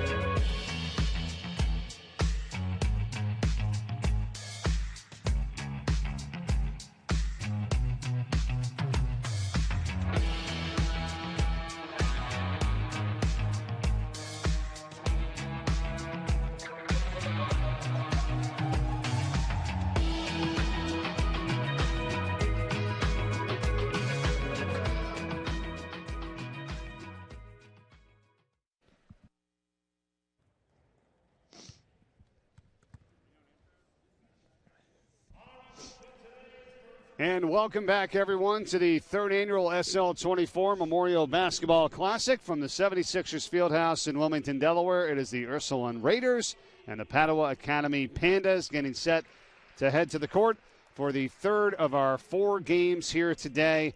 As we thank you for joining us, and we appreciate all your donations coming in to unlockthelight.com/donate as we go on our way to 10 o'clock p.m. tonight with our live stream here on YouTube and Facebook Live. Mike Corey, alongside SL24 board member and St. Mark's assistant coach Bill Harmon. Great to see you again, my friend. We've had a lot of Jeez, great I missed action you there so for far. about 10 minutes. Yeah, I Mike. know, right? The breaks go quickly here, don't they, in between games? We've had some really good Yeah. games, and even though that last game got a little out of hand, I was really impressed with the competitiveness of Concord. What's most important is the kids understand what's going on here, and they're going to put forth their best effort, as are the coaches. So we've really done a great job with this group so far in the first 4 games of putting their best foot forward, giving it a great effort no matter what the outcome.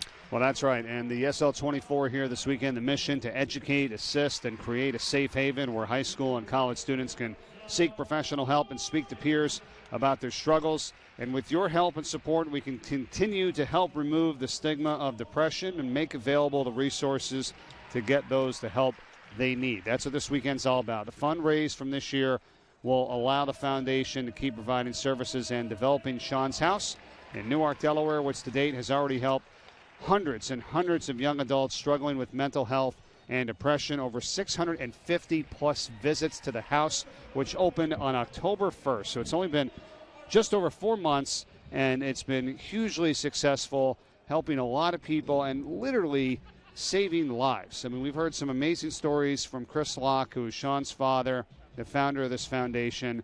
And when you hear that, Bill, and you know that your donations and your support and everything we're doing here this weekend is going to literally that, maybe saving someone's life, how could you not want to get a part of this, be a part of this, and get involved? Well, that's so well said, Mike, and that's all inspiring. Chris Locke, a great dear friend of mine, has tremendous energy. He has great passion for this cause, obviously touched directly with his own son's tragic passing, but he has gone beyond that. He has risen up. He understands that it affects so many people out in the community, not only here, but nationally and internationally, and he's really grabbed that and been emblematic of a man who's overcome great adversity with great achievement at the other end.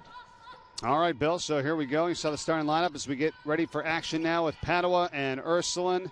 Our officials, Kayla Harper, Brian Williams, and C.J. Hunt. And Game 3 is underway here. And Ursuline with the rebound, Rosillo. That's Emily Rosillo. The senior brings it all the way up and right to the hole and scores it with the foul. 2-0 Ursuline, chance for a three-point play. Well, Rosillo's been around for a long time. She's a senior. She's played on a lot of really good teams that Coach John Noonan, who's a great friend of mine, a terrific physical therapist, a great teacher of the game.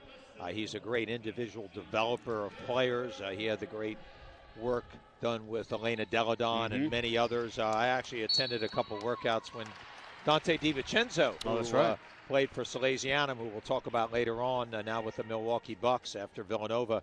He was working out with Deladon, and John does a really nice job of developing all his players. And he, Mike, is not afraid to play younger players at all. He has a couple 8th graders on the team who may get in here tonight. Yeah, I see that. Hannah Kelly, who's at the line now for Ursuline, got fouled. First free throw good. Already a couple fouls on Padua. Emily Trainer and Grace Terratola were the ones called for the fouls. 1 of 2 at the line. And a foul here, and this basket counts. What a play by Natalia Fabrizio, and she's going to go to the line, a chance for a three-point play. Fabrizio was one of Padua's leading scorers. She's very aggressive, hunts at her three, but here early on, the game plan seems to be let's drive the ball at the basket against Ursuline and see if we can't get them in some foul trouble.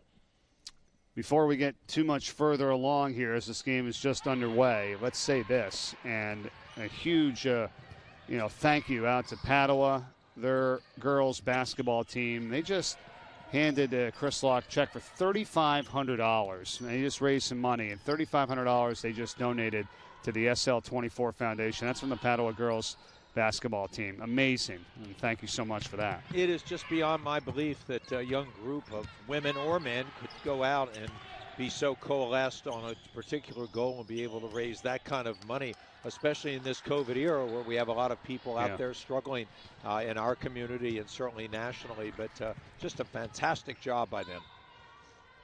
3-point shot on the way by Fabrizio, no good. And the rebound by Hannah Kelly for Ursuline. Here they come. And really from everyone that's able to be in this tournament here this weekend, as a foul is called, as Ella Gordon's going to go to the line. And the coaches, I talked to every one of the coaches this week before Friday and our games here today on Saturday. And just, they're appreciative and they want to be part of this. I mean, they're here for a reason. I mean, we're playing basketball this weekend. We're talking about basketball, but the message is to get out there about the SL24 Foundation and what they're doing to remove the stigma of depression, and that people can go and seek help, and they're going to help you. And that's what Sean's House is all about. Well, we've played as St. Mark's in 3 games. Now, obviously, we should be here for good reason. Sean played for us, a 4-year starter. I'm very close to the family, and obviously I was very close to Sean, as was head coach Nick Santa. But it's so important that everybody understands why you want to be here, and I think you're absolutely right. The motivation of young people to take part in something much bigger than themselves, very important and a great life-building lesson. Chris's daughter, Patricia Locke, plays for Padua. She wears number 24. More on the JV squad, so probably not going to see too much action, here in this game. We'll see. Hopefully we'll get in for a few minutes. I bet she can shoot the 3, Mike. Yeah, I'm sure. And she's a sophomore, number 24, so she plays for Padua. And now driving in on the runner, that is going to just fall off. Valerie McIntyre, and the rebound pulled home by Rosillo. Once again, nice length of the floor pass. Filipowski, and misses the easy one there, rebounded by Treratola. I love the play there by Filipowski, though. She gathered herself in the open court using the shot fake. A lot of players don't do that. She happened to miss the shot, but a very smart play by the sophomore. And you can see this Ursuline defense. They are really tenacious. They'll get out in passing lanes. They'll do some trapping from time to time. They're trying to create some havoc with their defense and also score some points at the other end on turnovers. Of course, a lot of fans here watching, right now know this, but for those maybe who do not or are new to this and the foundation and Delaware basketball on the girls' side, Elena Deladon, one of the all-time greats, here, of course, if not the best, and in the WNBA, what she's done. Graduated the year before John Noonan took over. I'm thinking about how long ago now, 13 years. It's crazy that she played for this Ursuline team. And, I know you were around and you can remember it. I mean, I didn't see her too much until she got to the University of Delaware, but what was she like at the high school level, if you can remember? I mean, if you can only think about that. Well, I do, because I did a number of her games, and she was an extraordinary player, an athlete. And what always struck me, Mike, about her game was the pace of play. She was never out of control. She was very talented and skilled. She worked on her game at a very early age, and you could tell she was a special player. But it was the way she went about her game. She never had a bad practice. She played extremely hard. A very intelligent player who always played to her strengths, but it was her poise and her pace of play that struck me as her best qualities, beside being incredibly talented. Fabrizio on the basket for Padua to tie the game at 4. And I can echo that when I saw her, the same thing when she was at the University of Delaware. It just kind of looked a little bit effortless, only because she was so smooth and graceful with whether it was a shot or a drive or just the way she played. It didn't seem like she had to force anything, And she was amazing because throughout her high school career in particular, she was double, sometimes triple teams.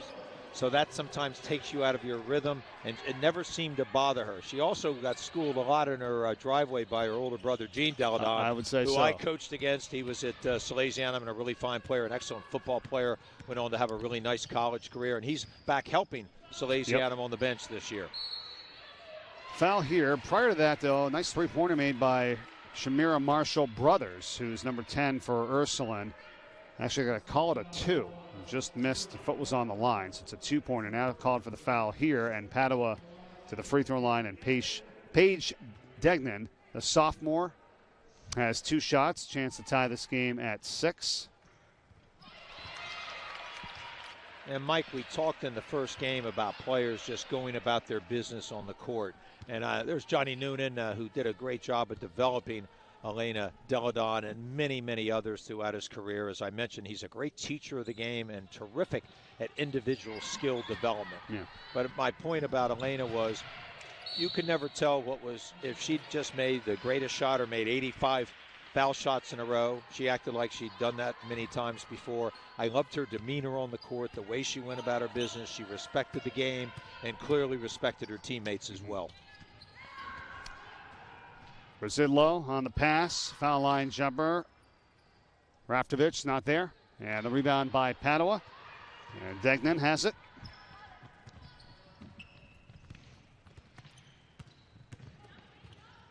Kate McLennan working her way in, out of bounds off the leg. Ursuline ball, 3:25 to go in this first quarter, 6-5. Padua's really impressed me, Mike, with their aggressiveness here early on in this ball game. They're not going to sit back. They're going to attack. When you play against a very pressurized defense, one of the best things you can do is drive the ball at them. You try to create matchup advantages. You try to create foul situations. And you also just want to get them off balance. So a good strategy here being employed by Sheila DiNardo. Nice basket there by Emma Raftovich on the offensive rebound for Ursuline. It's 8-5.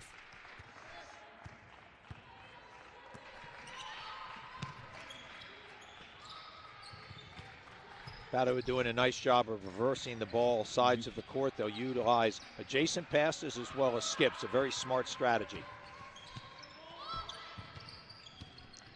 On the drive, McIntyre fights to get her own offensive rebound, and that's out of bounds, staying with Padua. Well, there's a great example of when you can ever secure a loose ball, do it. Just like a rebound going out of bounds. If you can get it, not only is it good for the stat line, but you just never know what the officials might call. I like that when players are aggressive. Never save it wildly under your basket, but always try to secure the ball no matter what the situation. McLennan on the pass here for Treortola. And now McIntyre.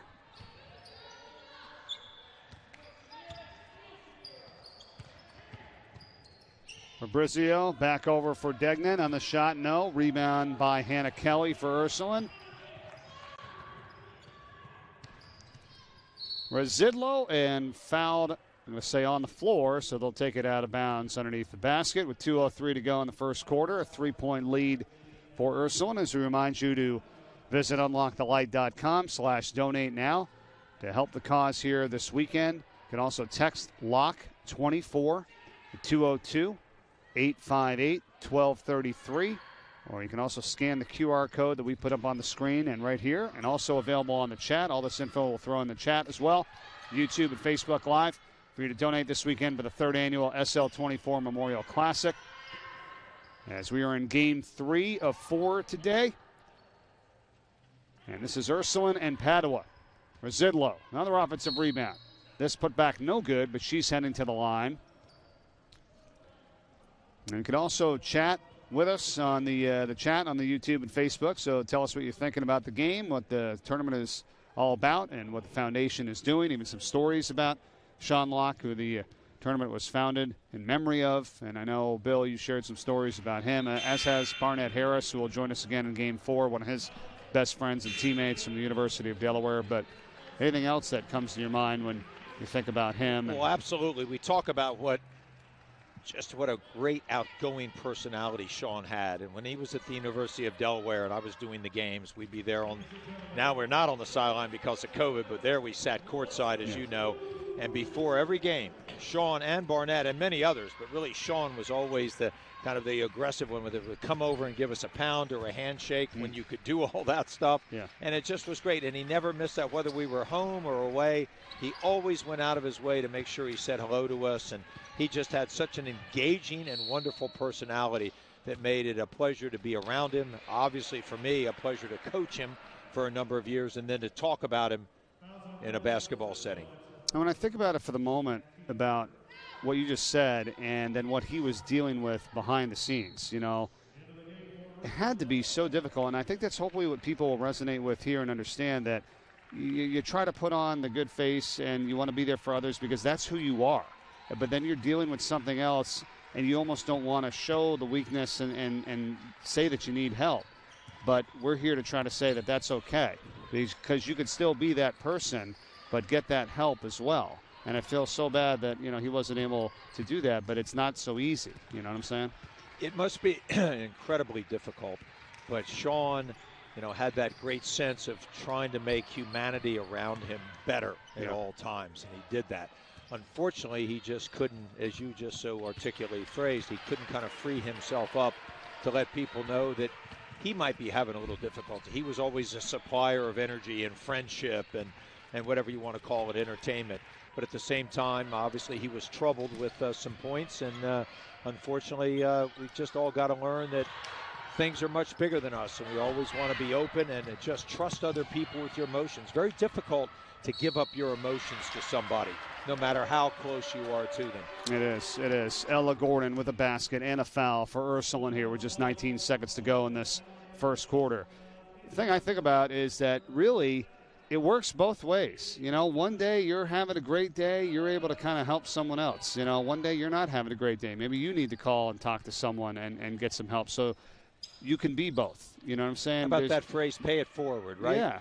But nobody's a superhero. You don't have to feel like you're the superhero, And when you hear these outspoken individuals, especially in the professional ranks and the guys that you look up to that say, no, I need help and I've sought out help too, you go, oh, wow, everybody's got something, right?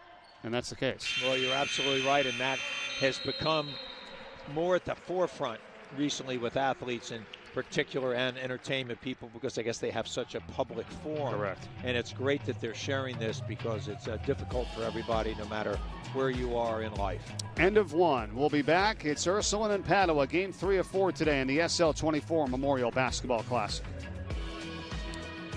Hi, I'm Luke Chapman from Precision Wealth Partners. We are so honored to be a supporting sponsor of UnLocke the Light Foundation and the Memorial Classic SL24.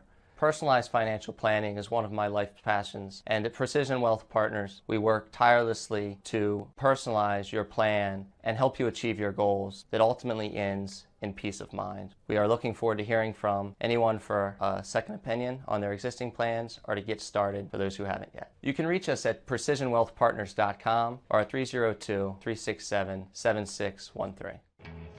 The third annual SL24 Memorial Basketball Classic from the 76ers Fieldhouse in Wilmington, Delaware is being brought to you by Chesapeake Inn, El Diablo, and by Malvern Behavioral Health.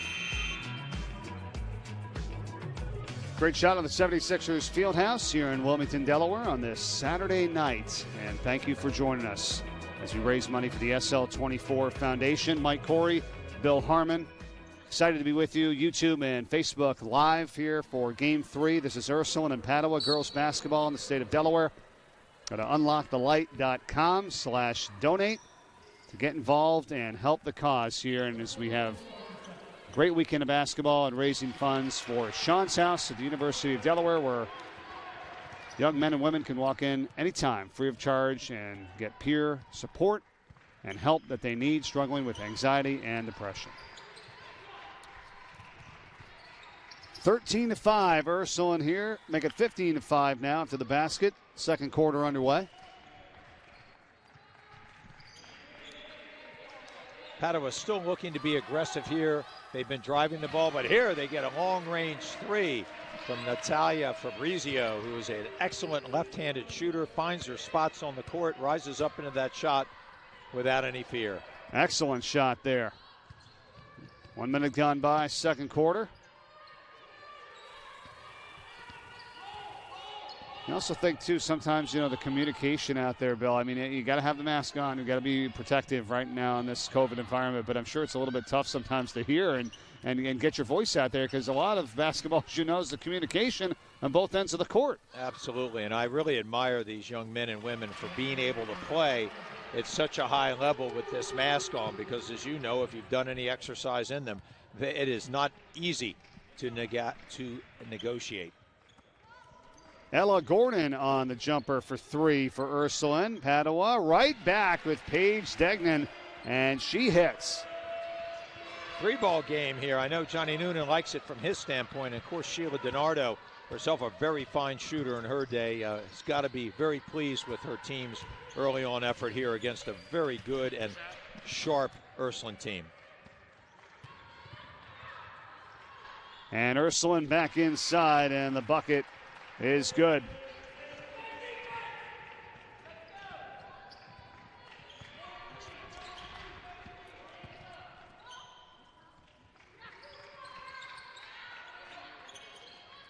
Kylie Moore has it for Padua. Ball is loose, picked back up by McLennan. Padua's done a nice job of sharing the ball. They reversed the ball well. Very well organized in this 5-out pass cut fill where a player sees an opportunity to cut to the basket. They're looking for the ball to come to them. If they don't get it, they fill to another side, and then a player replaces them in their area that they just vacated. So it's a really nice concept, especially against an extended pressure man-to-man defensive team. 9-point advantage here for Ursuline. And it's going to be Ella Gordon who's going to walk it up.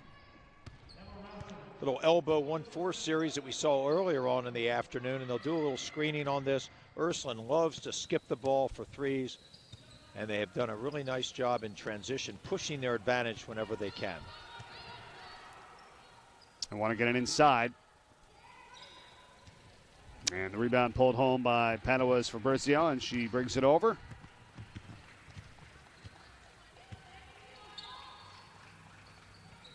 Getting into the passing lane, Emily Rosidlo for Ursuline, right to the hole for the bucket, 22-11. John Noonan's got to love that. His aggressive defense, get out in passing lanes, get deflections, get tip-aways, get steals. Rosidlo doing a really nice job there of attacking from the left side and crossing over to use the backboard as a shot block protector in the rim. A really nice, smart play by the senior. And once again, she's got it. Same deal, kind of a scooping runner this time, though, wasn't able to get it, and Padua's Kylie Moore comes away with it. And Rosidlo, boy, almost another steal for her. Very aggressive. This is something Johnny Noonan has always done, Mike. They extend their defense. They look for run-behinds and tip-aways. They never give up on a play. Talked to Coach Noonan earlier this week, and, you know, he was remembering Sean Locke and telling me his thoughts about, you know, the time and how it was just devastating for the entire family, and now he's gotten to know the whole family, you know, and the Delaware community. And then when he came to the tournament, and he said he just remembers walking around and seeing all these people and just remembering, wow, I mean, think about all the people that come together and that knew him and that you know and you see, and that's Delaware, and that's kind of the community, you know, from this tournament, from the first 2 years and now this year here in the third year, fortunately without people able to attend. But just I thought he had a good story talking about what it was like and his experiences too. John is a physical therapist, so he's worked on a lot of our players over the years and a lot of his own and many others. So he's got a great temperament for people that may have some injuries, and he's a healer himself. He's done a great job over his career, kind of extending that into his team concept of basketball, and he's as fine a gentleman as there is in the game. Coaches his team really well. He's very fair with his players. They respond to him, and he's had terrific success over the years at Ursuline. Yeah, 13 years now, head coach for them. Ella Gordon, 3.5 to go in this first half. Takes it in. Nice pass and the bucket. Boy, that feed from Gordon. Wow, what a nice play. Cutting across, not even knowing, I think, who was on the weak side, but knew that her teammate would eventually take that space. A really great play by the junior, who's really impressed me with her ball handling skills and her aggressiveness. I'll just say it right now, just to be honest here, as this bucket goes up and in for Padua and Trerotola. We got to find out who number 31 is for Ursuline. We don't have the number. Apparently, we're a little off, or maybe in addition, something changed in the roster numbers. So not mentioning who it is because we don't know quite yet. So we apologize, but we will get that for you the next time. Certainly here at the half because she's had a couple of buckets. So Hannah Kelly here on this one. We know her, number 5. And it's now 26-16. Ursuline with a 10-point lead. 2.5 to go in the first half. What a great concept there. That's the high-low. And 31, nameless at the moment, did a great job of passing the ball down on the low block to Kelly. That's a great concept against any sort of frontal pressure, taking advantage of Padua's aggressiveness. Speaking of aggressive, a fight for that ball there between Hannah Kelly and Emily Trainer of Padua. And it's going to be Padua ball in the possession. And this is something that Ursuline loves to do. They will press you at all different levels with a variety of presses. They'll keep it on. They'll re-trap. They're always trying to create confusion and chaos defensively. Loose ball picked up by Ursuline. They're going to get a timeout. So I'm sending my brother, Brian Corey. He's doing a great job with the student what stats a neat here. Story. Yeah, he's going to fly over there and find out what's going on. Brian is a terrific young man. He travels with you with ESPN and all your endeavors over the country. And I really have enjoyed getting a chance to see him again. I haven't seen him in a while. I know he's the athletic director down at Newark, if I'm not mistaken. And what a big job that is. But what a really neat guy and very capable of his trade.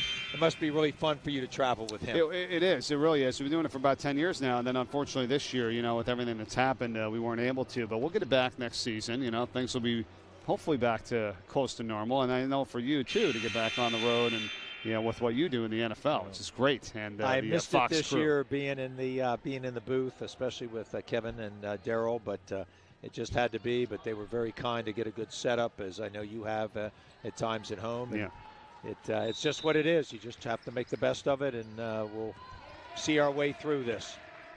31 for Ursuline, Jordan Tate, and 8th grader that just got added to the roster. And I think a smart move, and the reason we can see why that she's out on the court right now has had a really good first half here.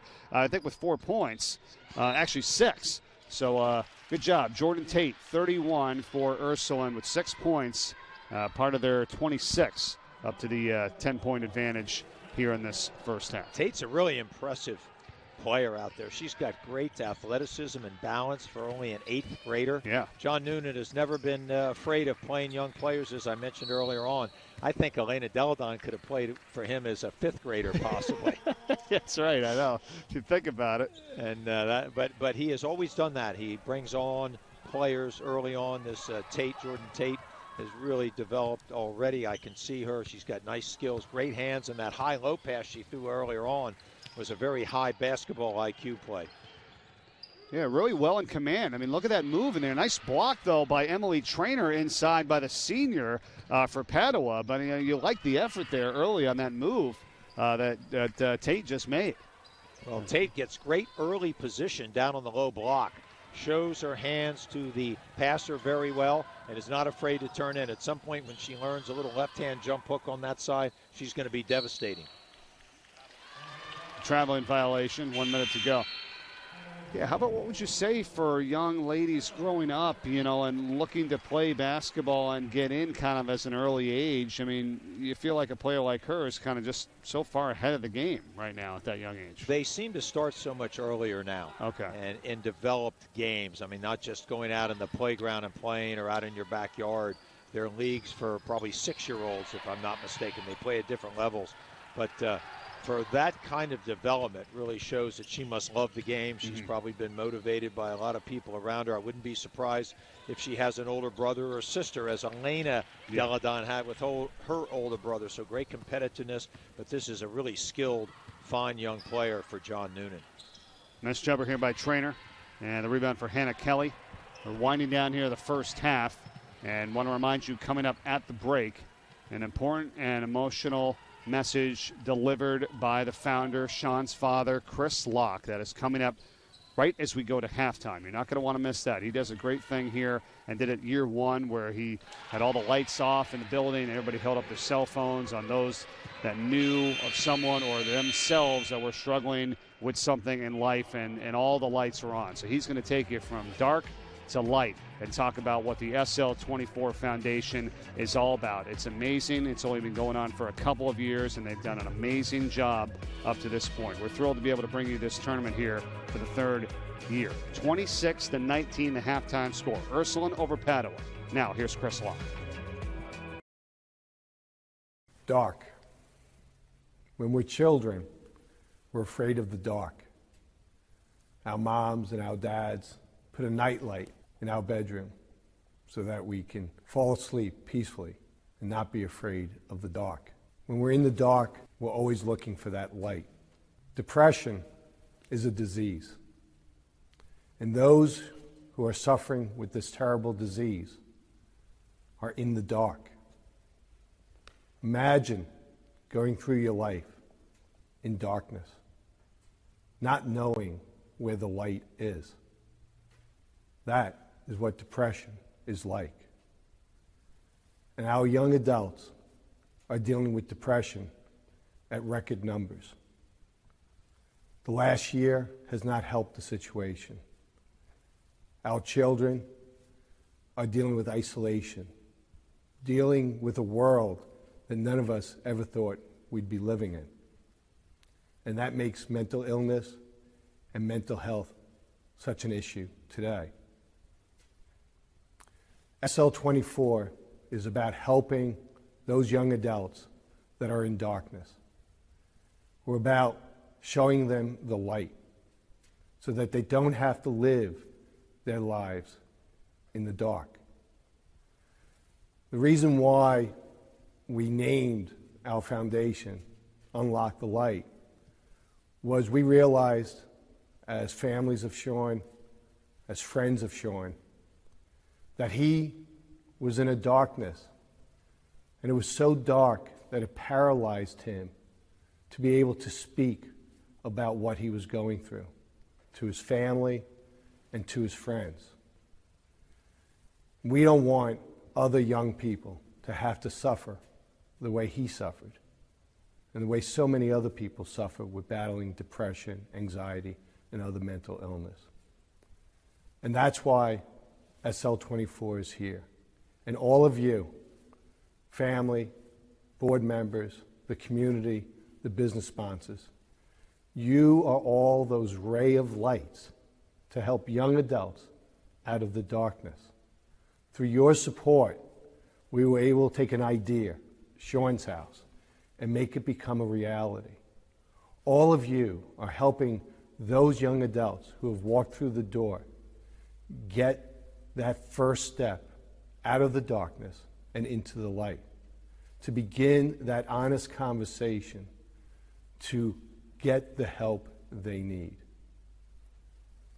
I'm Chris Locke, and I started SL24, but really SL24 is all of you people who have made this possible. SL24 is the vehicle to help our young adults get the help they need through this very dark time.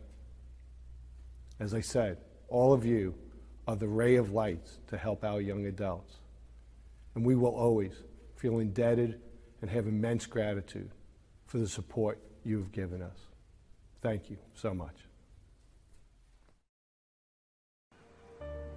Welcome to the award-winning Lighthouse Cove Event Center in Dewey Beach, the Mid-Atlantic's premier wedding venue destination, offering beach-inspired weddings, receptions, and special events on the Rehoboth Bay.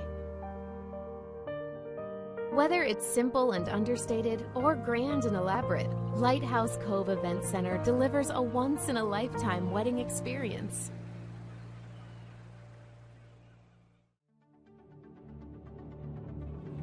Hi, I'm Hillary May here at Sean's House, and I wanted to tell you a little bit about what we do here.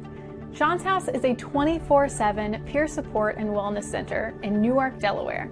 We serve high school and college-age young adults going through big transitions and difficult periods of life to make sure that they have the support that they want or need to get them through some difficult times. We have a number of programs we offer, like a Survivors of Suicide support group or even a support group for parents who are supporting their children with mental illness.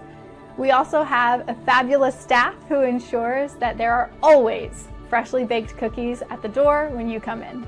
While Sean's House isn't an emergency clinic, we are open 24/7, so if you knock on our door, someone will always be there to answer, to help support you and get you to the care that you might need. Unfortunately, the reality of mental health care is it might take 4 to 6 or even more weeks to get in with a therapist. But here at Sean's house, we have a lot of connections to ensure that you can be seen by a mental health professional within 48 hours of coming through our door. Here at Sean's house, we know that mental health and mental illness does not discriminate based on your age, your gender, or your socioeconomic status, which is why it's so important to us that everything we offer here is absolutely free. All of these things are why we at Sean's house are so grateful for your support, for your donations, for watching this broadcast, and for being there for the people in your lives. Thank you so much from all of us. What's up, everybody? Zach Clark here. It's really an honor. I recently learned about the SL24 UnLocke the Light Foundation, and I was blown away by the work they're doing to help students and student athletes overcome, mental illness, depression, suicidal ideation. These are real issues that, quite frankly, continue to kill people, and they're working really hard to normalize what it looks like to ask for help, and I'm just so grateful for the work that they're putting forward. I'm especially fired up by the work they're doing over at Sean's house, where they're providing resources for adolescents and young adults ages 14 to 24, really a safe place for those who are struggling with mental illness and some of these other things I just talked about. I know firsthand the value of having a safe place to go when trying to overcome some demons. So keep up that great work. And with that, I know there's some serious hoop action going on down in Delaware this weekend. May the best team win. I wish I was there in person catching some of the action, but I'll be rooting for everyone from afar. And then as soon as the tournament's over, I'm going to encourage everyone to go to www.unlockthelight.com and make sure there's an E in UnLocke, UnLocke, ELIGHT.com. And maybe you want to give a donation, maybe you want to find out how you can volunteer. Just get involved any way you can. And I'm going to do my part. I hope everyone else has a good weekend. And again, just super honored to be able to deliver some love and message of hope here for everyone. Thank you. Hi, I'm Luke Chapman from Precision Wealth Partners. We are so honored to be a supporting sponsor of UnLocke the Light Foundation and the Memorial Classic SL24. Personalized financial planning is one of my life's passions, and at Precision Wealth Partners, we work tirelessly to personalize your plan and help you achieve your goals that ultimately ends in peace of mind. We are looking forward to hearing from anyone for a second opinion on their existing plans or to get started for those who haven't yet. You can reach us at precisionwealthpartners.com or at 302-367-7613. Hi, my name is Martin Inglesby, head basketball coach at the University of Delaware, and I am honored and humbled to be a part of the SL24 UnLocke the Light Foundation and all the great work that they're doing in our campus community. The mental health is such an important topic that our student athletes face today, and to know that there's a place on our campus, Sean's house, to support these individuals is very, very special. I want to thank all those people that are involved, that are willing to lend a helping hand, that are there to support, there to educate, give these individuals tools to get them out of a tough situation. Just know that asking for help is not a sign of weakness. It is a sign of strength.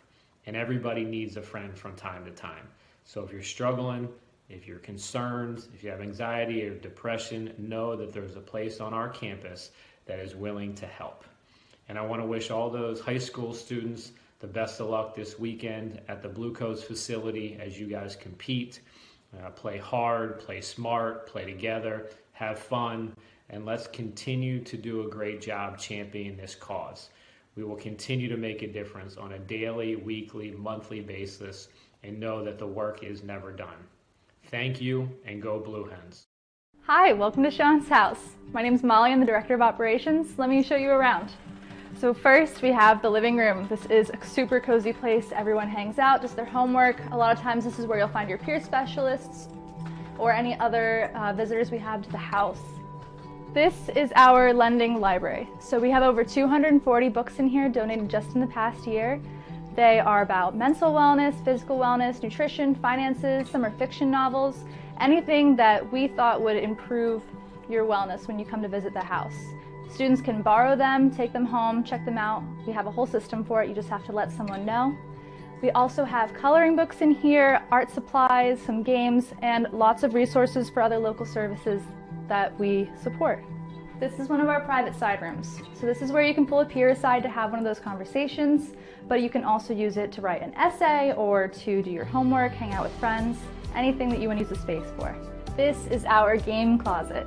We have a bunch of games in here for you to bring your roommates and play, for you to grab a peer and play, a staff member. We want you to be able to hang out, and we have lots of games to choose from. This is our community calendar. It features all sorts of upcoming events at the house, and all of our programming can be found on there whenever you're interested. Upstairs is completely off limits to the public. This is our residential area. It's how we're able to provide 24/7 support services. This is another one of those little side rooms, perfect for a conversation, and it's also where we host our virtual support services. This is our kitchen.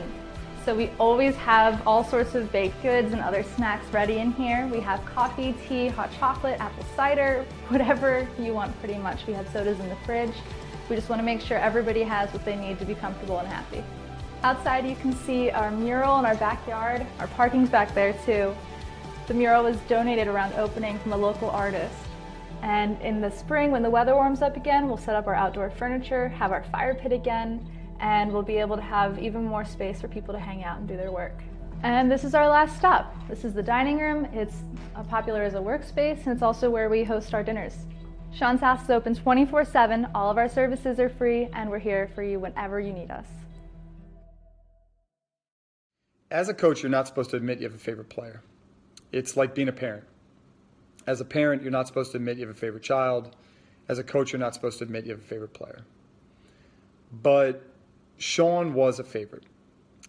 And I say that with confidence, knowing I'm not offending the others, because Sean was everybody's favorite. He was a favorite of his teammates, of his coaches, of the support staff, of the fans. Sean was a favorite of everybody in the athletic department that knew him.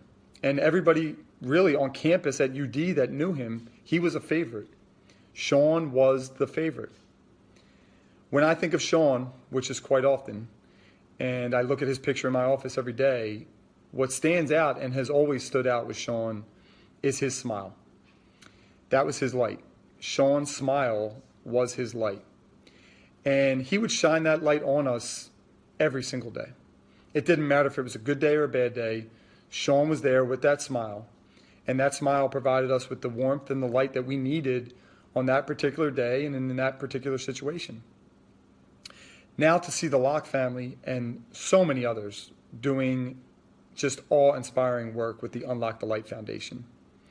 From their events to the SL24 tournament, to Sean's house, to all the initiatives, and to the countless individuals and families they are having an impact on a daily basis. This is a major responsibility they're taking on. They're providing a safe haven and a sense of community for so many that desperately need it in difficult times in our world and in their own individual lives. Really, this is Sean's legacy. It's a legacy that we all have a responsibility to uphold. And we honor Sean through providing the light and the warmth that he provided with his smile to all of us, whether it's through UnLocke the Light Foundation events and initiatives or through our own daily personal interactions with everyone we come across. We are required to honor Sean and his legacy by providing that same light and that same warmth that he provided all of us in all of our interactions with Sean. Tavernic Rustic Italian, it's Platinum Dining Group's take on authentic rustic Italian cuisine. Think of it as kind of returning home to grandmom's house. Sauce on the stove, meatballs simmering, warm, crusty, coal oven pizzas coming out of the kitchen. It's our way of welcoming you into our home, our kitchen, and just kind of filling your bellies with a whole lot of love and good stuff. We're located right on Main Street in downtown Newark. Looking forward to seeing you soon.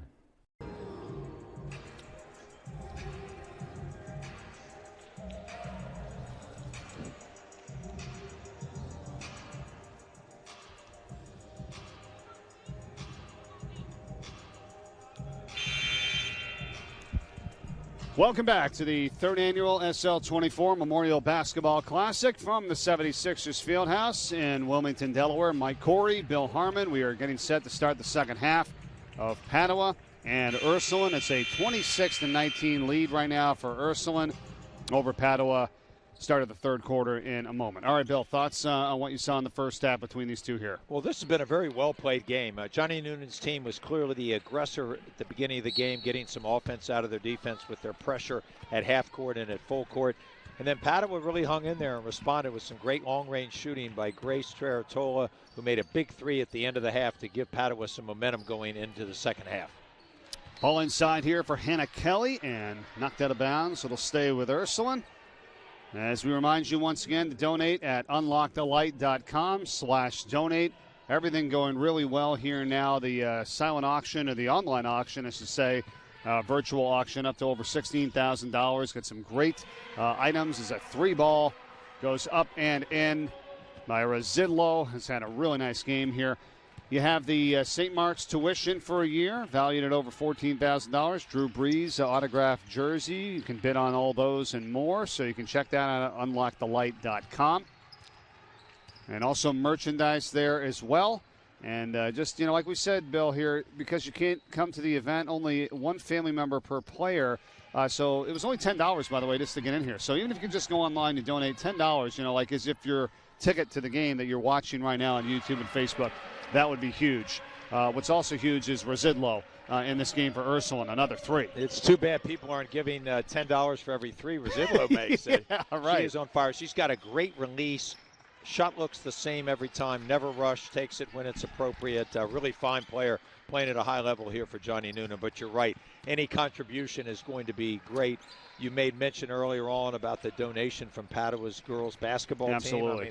I mean, incredible the energy that these young men and women have to go out and be able to do things like that, taking time from their very busy days. They've got basketball, they've got school, they've got their families, and to be able to go out and raise $3,000+ really an amazing and terrific contribution to this great cause. Rebound by Padua and Emily Traynor. And a foul is called. Yeah, absolutely. You got to give them a ton of credit. And, I think you might have even created something here, too. Maybe in the future, players go out to people and say, hey, we do this or that, or points to this or that. You can donate, based on something like that. Of course, then you'd have every player going up trying to score themselves. So or maybe you do it for a deflection or for a drawn charge right. or for a great screen. Yeah, not for That's points. my kind of game. No, That's right. No points. The assist gets more than the shot. Okay. Or the points scored. You're going to have to come up with that for us, so we'll have that for next year. I'd be happy to. Yeah, that's a good idea. Ball out of bounds here to we might have Padua. to collaborate with the officials on that to be sure right. they buy into that. Right. Yeah, we don't want anybody to get into trouble. But, I think that's the best thing about this event and everything that's going on here. This is our first year streaming live here on YouTube and Facebook. And, of course, nobody is really able to be here. So it's just great that we're able to do this. And we want to continue to do this in addition to hopefully next year when everybody comes back as well. But I think it's just growing and getting bigger and bigger every single year. It's really only the second year of the foundation, if you will, right? About 2 years and 2 months almost since you guys started back in December of 2018. Well, let me tell you something. I deserve almost no credit because I haven't been able to participate as much as I would have liked due to my other duties outside. But Chris and his committee and the foundation are just marvelous workers. They work tirelessly. He's got a great group that puts in so much time. But I also want to comment to the listening audience about you and Jimmy Smith have really put together a great plan. When I saw that come through to the board, I was saying, hey, this is a fantastic idea. Jimmy Smith, who I knew well from Delaware, who moved out to Ohio, I miss him personally. He is just a terrifically talented young man.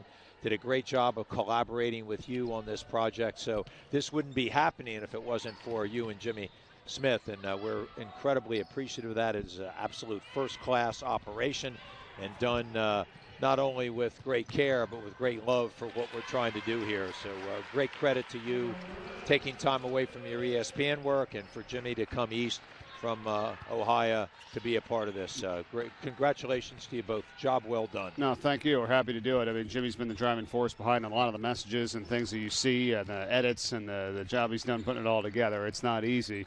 And I know we were down at Sean's house a couple of days ago, and we just had people coming in and through the door, and interviews and recording and messages. And he went with Chris to do some talks, and we did an interview and a lights out that you see at halftime with his message coming your way every single halftime of these games, which was phenomenal. All that, was recorded by him and put together. So, no, he does a fantastic job with it. Well, Mike, I want a little bit of a restaurant critique and review.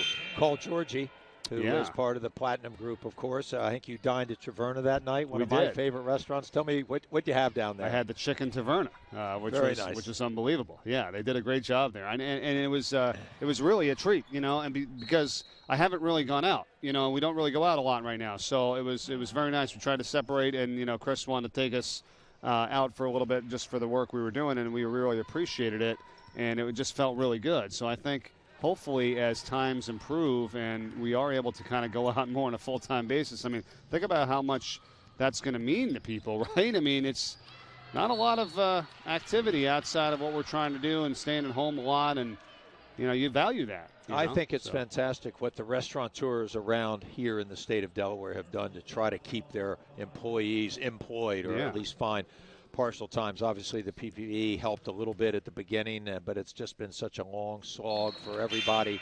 It's been tough, but I know we go out for takeout a lot. I'm a big fan of Capers and Lemons, another Carl Georgie project. His brother Nick runs it up there. Nick's a good friend of mine, a great guy, and it just does a masterful job. So somehow they've been able to maintain it, and I just hope for the betterment of everyone, employees, owners, and people like us that just want to go out and have a nice dinner somewhere, that we find our way through this, the vaccines work, and people can get back to some form of normalcy as soon as possible. Yeah, Carl was great. We had a nice talk the other night from the Diamond Restaurant Group. Yeah, excellent guy. And then really, I learned a lot just talking to him about the whole industry. And, I just really commend him, because he says he's got a lot of people that he's trying to employ, just to keep working to help them and help them feed their families, especially during this time, when not necessarily you've got the people coming through the door, to reciprocate that, and he's just trying to keep everybody afloat as best as he can. So I commend him and the group for doing that. Well, I'm glad that you got to that restaurant, because it's one of my favorites. But I think it's just incumbent on people, whenever you can and when you can afford it, get out and support these restaurants however you do it. You don't have to sit in there, but get their takeout. Sure. And get out there and support these people. I think that's paramount to everybody making it through this very difficult time here in America. 4 minutes and 13 seconds to go, third quarter. 3 ball on the way by Shamir and Marshall brothers. Not good, not there, and rebounded by Padua. Here comes Kate McLennan as they trail it by 15 points. And really, if you think about it, Rosidlo, with the jumpers for Ursuline, with this 15-point advantage, I mean, that's a big part of it right there. Well, Rosidlo is a really cagey player. She knows her game well. She gets to her spots on the court. She's unafraid of the big shot, knows how to play at clutch times, has been around in a really great program for a number of years, which gives her a lot of experience. And she can do it at the defensive end. She's good in transition. She's very capable of driving the ball to the basket, as we've seen. And I really like this young woman's game. 11 total points right now for her, number one here in the white and red for Ursuline, about to take the ball and get it in bounds. Well, you can tell she's in terrific shape. She's not daunted by this longer court. A great cross-country athlete. So these women are in really good condition, and you have to be to play the game at the pace that John Noonan expects and requires of his team. And how about also number 31, Jordan Tate, who's been brought up as an 8th grader, who's down low right now for Ursuline manning the blocks. And she already has 6 points in this ball game, so she's played very well. And a rebound here by Hannah Kelly.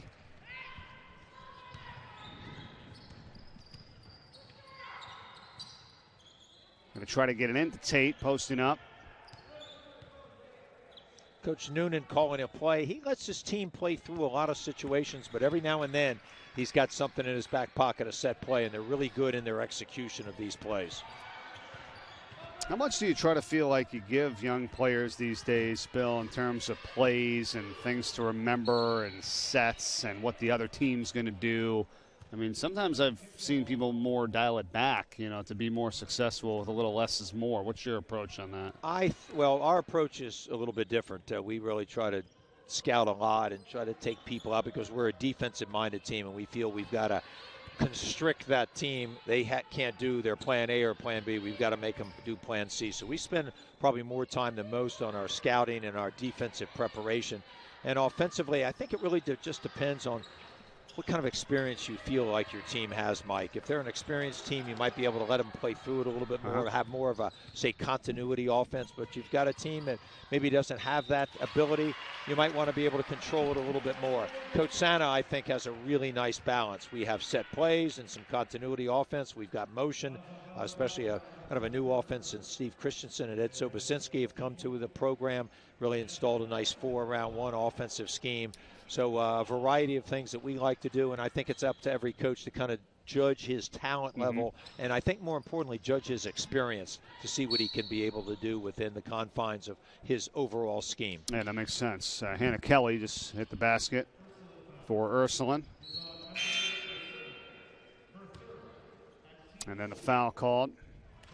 And Rosidlo, her third, and she's going to head to the bench, so gets a breather, well-deserved. 37-20. Ursuline, just over 2 minutes to go, third quarter.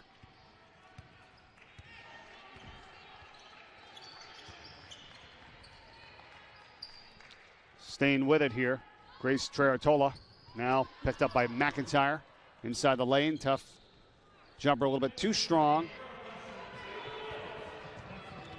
Marshall Brothers has been impressive to me. She had a couple offensive rebounds in a row in a possession the first half. She's a talented young player who plays at a really nice pace and is very aggressive at the defensive end.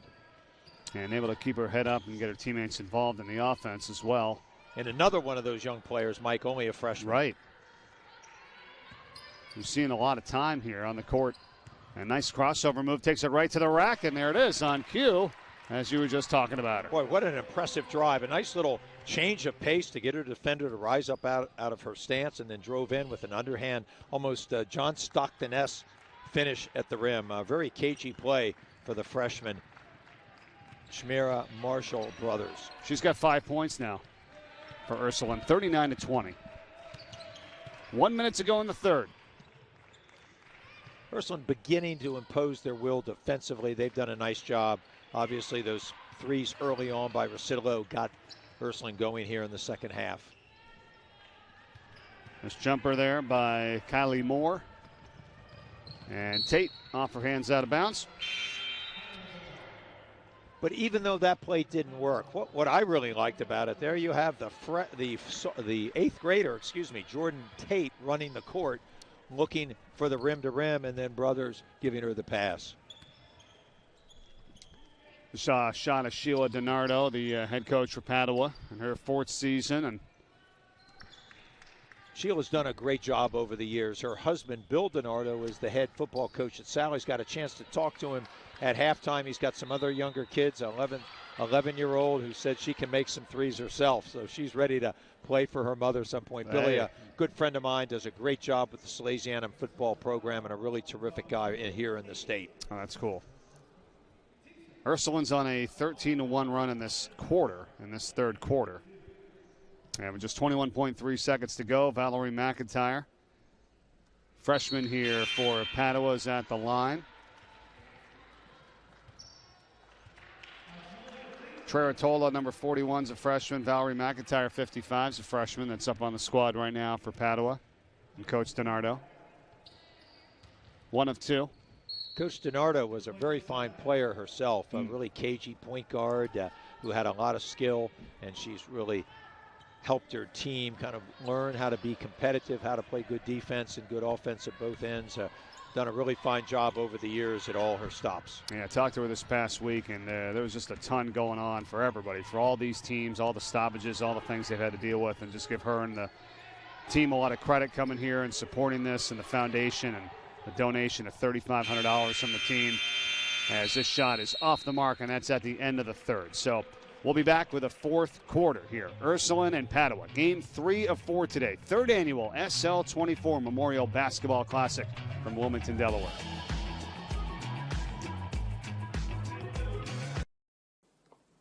Mental health is something that affects us all, and it's up to us. It's up to me because of Sean, because of the work of SL24, to do everything in our power, in my power, to make this world a better place and to make those resources never run out for all those that need them. Thank you, but most importantly, thank you, Sean. The third annual SL24 Memorial Basketball Classic from the 76ers Fieldhouse in Wilmington, Delaware is being brought to you by 94.7 WDSD, iHeartRadio, IAI Insurance Associates Incorporated, and by Mount Aviat Academy. Thought that was a great sequence shot by Jimmy Smith, who you talked about earlier, from the across the river there from the morning, and I think it's appropriate of how it goes from dark to light. Exactly what we're here for in this weekend with the SL24 Foundation and their mission. Well said, Mike, and that was a great shot. Jimmy, very creative, and I always am so impressed with people like that. I have none of those abilities, and I marvel at how people can just kind of figure out these things just sitting there. My mind does not work like that. Well, we're going to get you going with, instead of your backup iPhone, we're going to try to get that into the forefront. Maybe the flip phone becomes the backup phone. You know, like if something goes down with the, outside of my wife and a few others, device. My flip phone is one of my best friends. You know what? Sometimes, I want a flip phone, right? Sometimes that's what you want. You guys have so much action going on. I don't know how you keep your head straight. Mine is just simple, just enough for me. Well, that's how it is today, right? I mean, everything is so immediate. As there's a foul call and heading to the free throw line's Ella Gordon. Sometimes, you need to take a little bit of a break, right? I mean, it could get a little bit overwhelming, like some of the information out there. And I don't know whether that sometimes can attribute to the things that people are dealing with, right? I mean, we talk about what, people are dealing with and that could affect them. Sometimes it is the social media. Almost too much stimuli, isn't it? And I'm a guy that gets papers delivered to his house still, and I actually read them and get the ink on my hands. I know that's really, do you? It's really old school, but that's just what I do. That's my habit. It's great. Sometimes what I like to do, and I'm just not one that can consume it through the computer. I spend enough time on the computer doing other things, much less I want to get my news that way. Sure. But I know the modern generation gets it. I'm sure you're so young, Mike, you absorb it that way, but I'm still an old school based newspaper guy. When I go to a town, the first thing I do is buy their newspaper because I just want to get a feel for the environment. It's not bad. I mean, I was watching something the other day, and I remember back in college when we were at the UMass games, we would hold up the newspaper, the Daily Collegian it was, the school newspaper, at the games when they announced the other team's starting lineup. Like, we weren't paying attention. And it was a really fun, cool thing. And I remember seeing a clip of that going, now, what would you do today? Hold up your phone? It doesn't even cover your face. It doesn't cover your face. And we would have the newspapers. And then, if you were in a somewhat boring class, sometimes you were starting to get a head start on what was in the newspaper there. So, yeah, those times and those days, I mean, you're not going to forget that. And that's good that you kind of still stick with that, too. Well, I'm probably one of the few subscribers today, but I love getting it. And my delivery man does a great job through all the bad weather. He's an amazing guy. I don't know how he does it every day. Here's Kate McLennan for Padua. Shot no good. Tipped around. They got the offensive rebound. Treratola has it. Running right-hander. And rebounded by Hannah Kelly. Kelly's been impressive here this evening.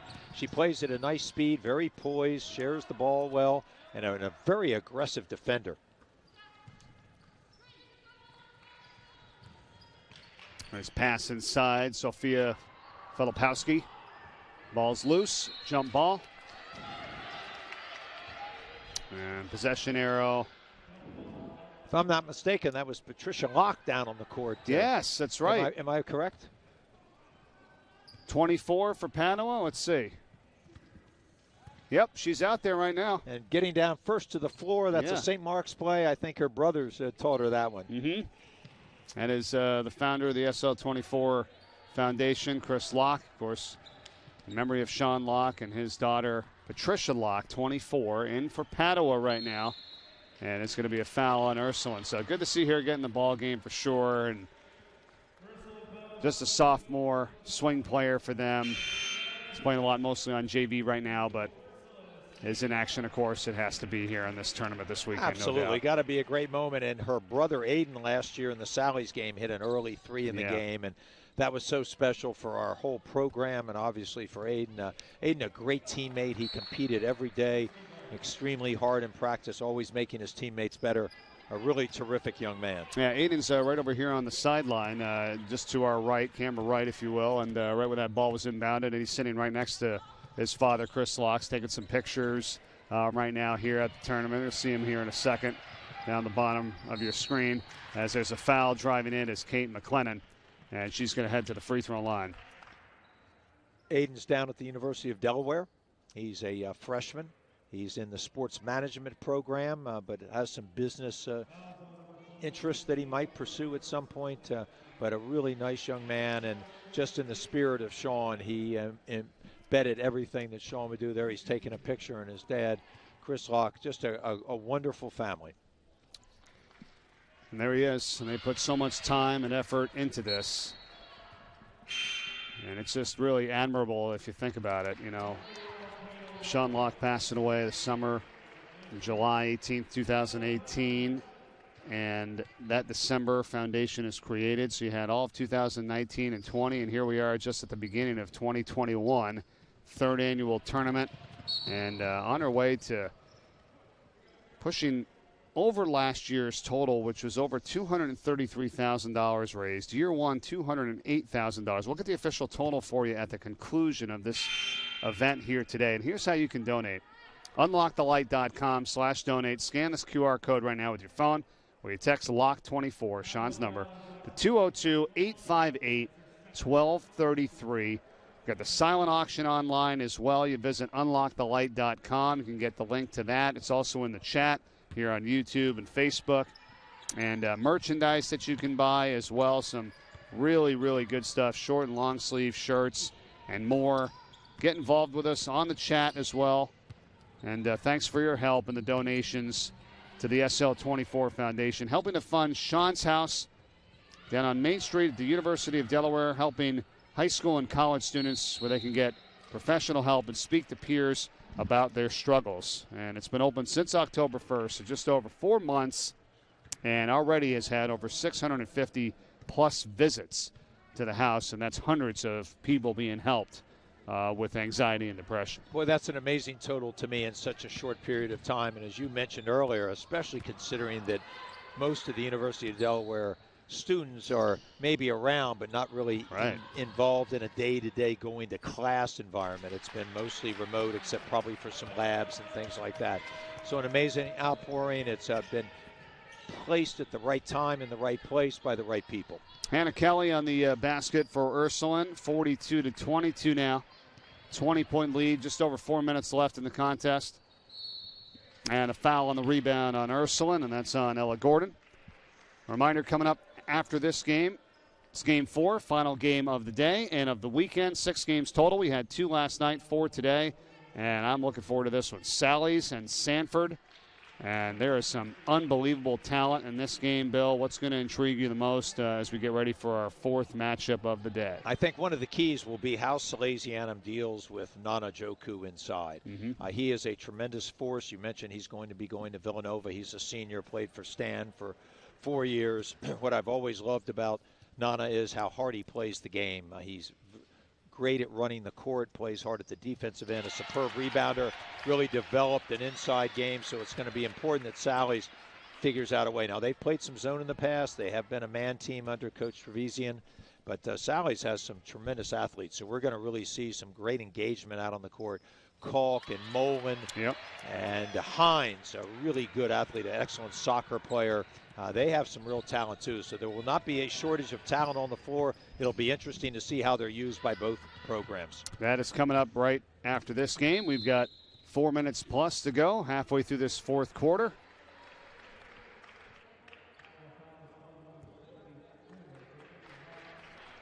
And we're into the bonus now. As it'll be free throws now for Ursuline. There's 4:04 left in the game.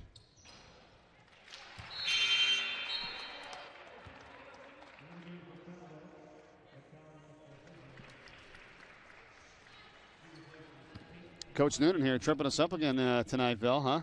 It's bringing up a lot of players. He had some new uniform numbers in his hip pockets, but I don't think that was intentional. Johnny's a great communicator. Great. I've had some terrific conversations, as I know you did the other day with him. Very honest and forthright, never afraid to give you his honest opinion, and that's something I really like about him.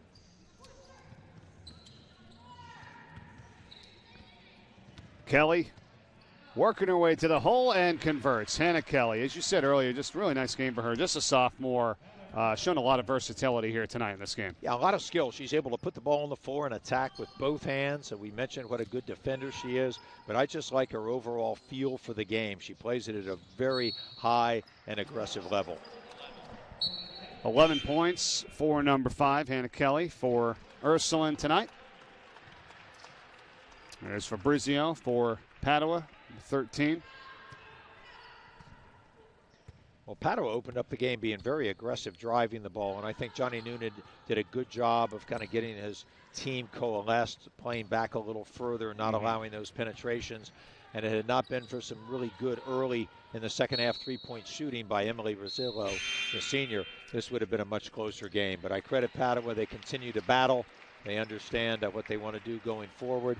And this is a really good Ursuline team. Very well coached, good talent, and they play nice basketball together. Yeah, I mean, and this is a stat that's a little unsettling. If you're Padua, as this basket goes in by Sadie Young, and she is fouled, and she'll head to the free throw line. The junior, and good for her after coming back after missing last year with an ACL injury, and has a chance at a three-point play. Padua, Bill, has no made field goals in this second half, and they've got just the 3 points at the foul line, 3 of 4 at the line, and it's hard to win that way, isn't it? Exactly. And they have been a little scoring challenge throughout the season. That's one thing I know Coach DiNardo's been concerned about, but you can only do with what you've got, and she's coaching them up, and so that's what you have to do then is drive the ball, try to get to the free throw line, and hope that you can get some baskets in transition out of your defense. 2:45 left.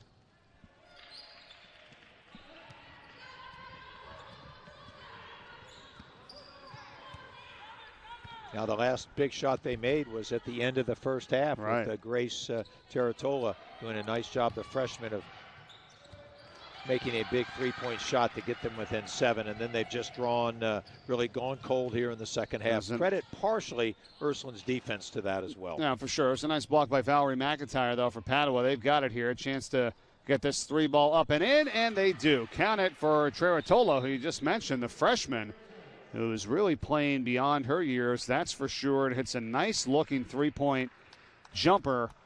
But the game well in hand, of course, with 2:09 to go, and Ursuline on top, 49-27.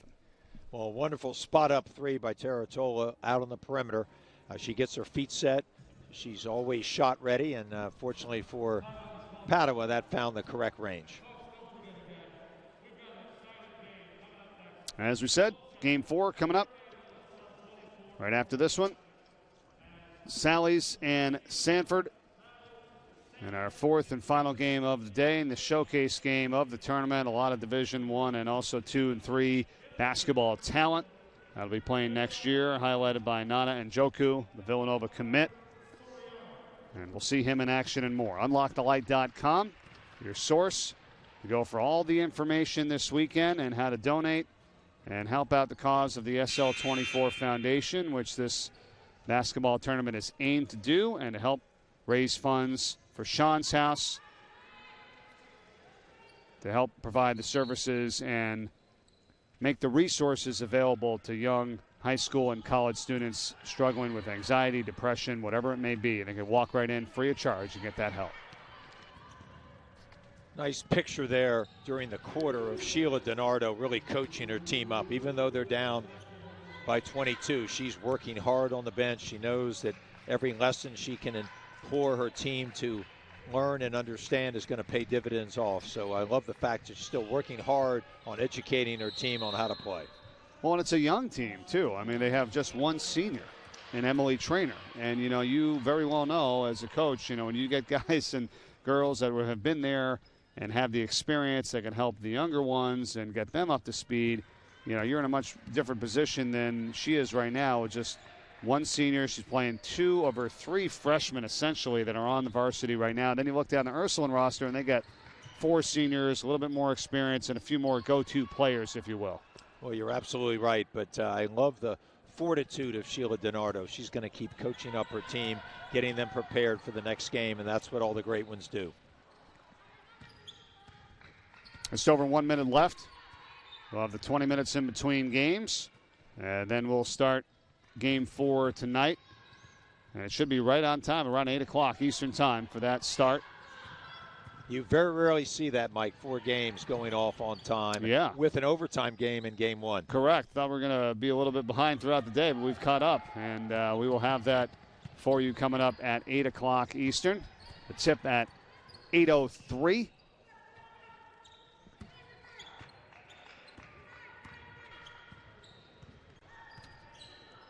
.40 seconds left. Ursuline on their way to the victory tonight. Couple chances at the putback, and Layla Mahani puts it in for Ursuline. 51-27. And that's part of that youth movement. An 8th grader is Mahani, and doing a nice job there of following up on the weak side in the offensive rebound situation.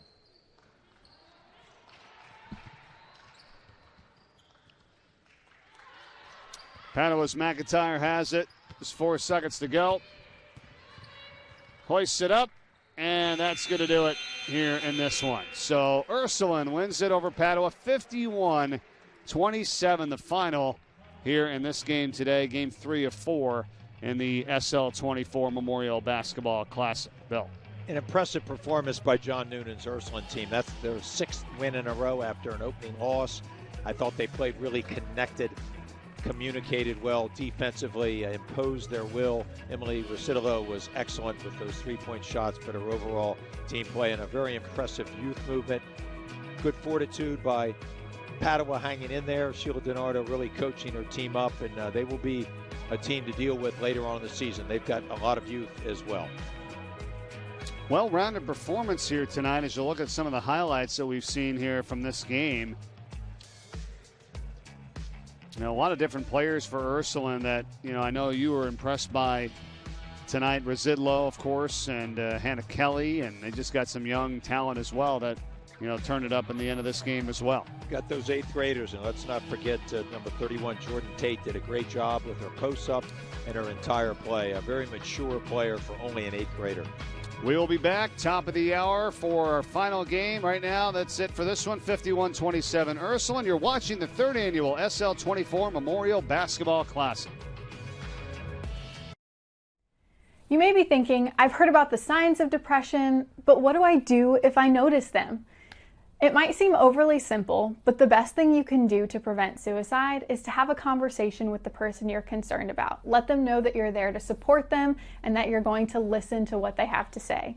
Now, there are some things that we want to avoid doing. We want to avoid minimizing their feelings, even though they're usually really well-intentioned. Saying phrases like, everyone has a bad day, or I'm sure it's not as bad as you think, can make people feel even more guilty about the experiences that they're having. So instead, we want to make sure we're validating their feelings and experiences and letting them know that we're there to support them.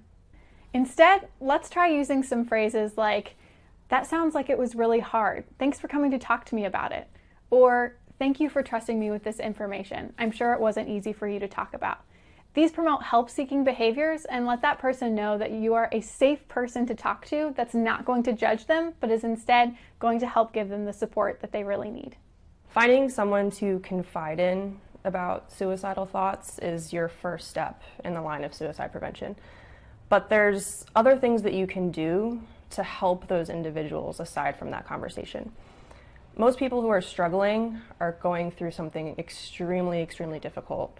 It can be exhausting to try to find the right resources and getting that appropriate level of care. And more times than not, these people are going to require professional help, whether it be from a therapist, a psychiatrist, even a peer support specialist. It's important to help them find those resources because they are dealing with a mental illness. They may not be able to find these resources on their own due to their depression symptoms, due to their anxiety symptoms. It can be difficult for them to do it on their own. And so as a friend, as a support person, you can help that individual, guide them along their recovery journey, help them find the resources that they need. That way they can get the appropriate level of care. Welcome to the award-winning Lighthouse Cove Event Center in Dewey Beach, the Mid-Atlantic's premier wedding venue destination, offering beach-inspired weddings, receptions, and special events on the Rehoboth Bay. Whether it's simple and understated or grand and elaborate, Lighthouse Cove Event Center delivers a once-in-a-lifetime wedding experience. Hi, I'm Luke Chapman from Precision Wealth Partners. We are so honored to be a supporting sponsor of UnLocke the Light Foundation and the Memorial Classic SL24.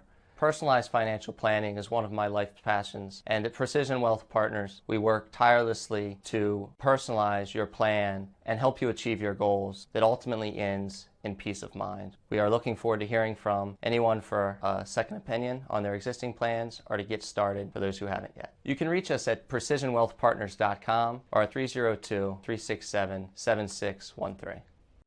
Welcome back to the third annual SL24 Memorial Basketball Classic. Now here with the founder of the foundation and, of course, Sean's father, Chris Locke. Great to see you. And seriously, hats off from the beginning to everything that you, family and friends, and everybody involved that has done here in such a short amount of time. It's pretty remarkable when you look at it. Just over 2 years. It's awe-inspiring. It really is an effort of the entire community. That recognizes the problems that we're facing with mental illness, especially with our young adults. And, you know, we're humbled and very grateful for all those who have helped get the message out about SL24 and UnLocke the Light. Whether it's sponsors, the board members, people who volunteer for the organization, all of them are a critical part of the success that SL24 has had. How about for the people that are watching, that see what we're doing, that see what this is all about, but really don't know or didn't know Sean and his story? Who was your son? What was he all about? He was a great kid. You know, the son that every father would hope for. He was a kid that just always had a smile on his face. As he grew up, he was this 6'4", gigantic athlete with big arms, and you know, would just give you these bear hugs, and you just knew you were loved by just the way he treated everybody. And he had a heart of gold, and that's why it was so tough to lose him the way we lost him, because he never expressed what he was going through, that he was suffering with depression and anxiety, that he didn't feel like he could have that honest conversation to ask for the help that he so desperately needed. And you know, that's the thing about depression. It really, it's a disease that paralyzes the person who is dealing with depression to not be able to verbalize that he or she needs help. When you and your family and friends and their lives changed forever when this happened, when did you start this? When did this all come together? You know, when did you finally get the vision, you know, for Sean's house, which we are sitting in right now and is now going to provide so much help to so many people? When did all this kind of start? Well, the event, the basketball event, actually started from Sean's friend Trevor Cooney, who called me up a few months after we lost Sean and said, I want to really do something to honor Sean. One of the last things Sean did was get Trevor a job at Puccini, Poland. And Trevor is one of the people running the 76ers field house. So Trevor wanted to do something. And to be perfectly honest, at the time I wasn't ready for it, but Trevor really wanted to honor his friend.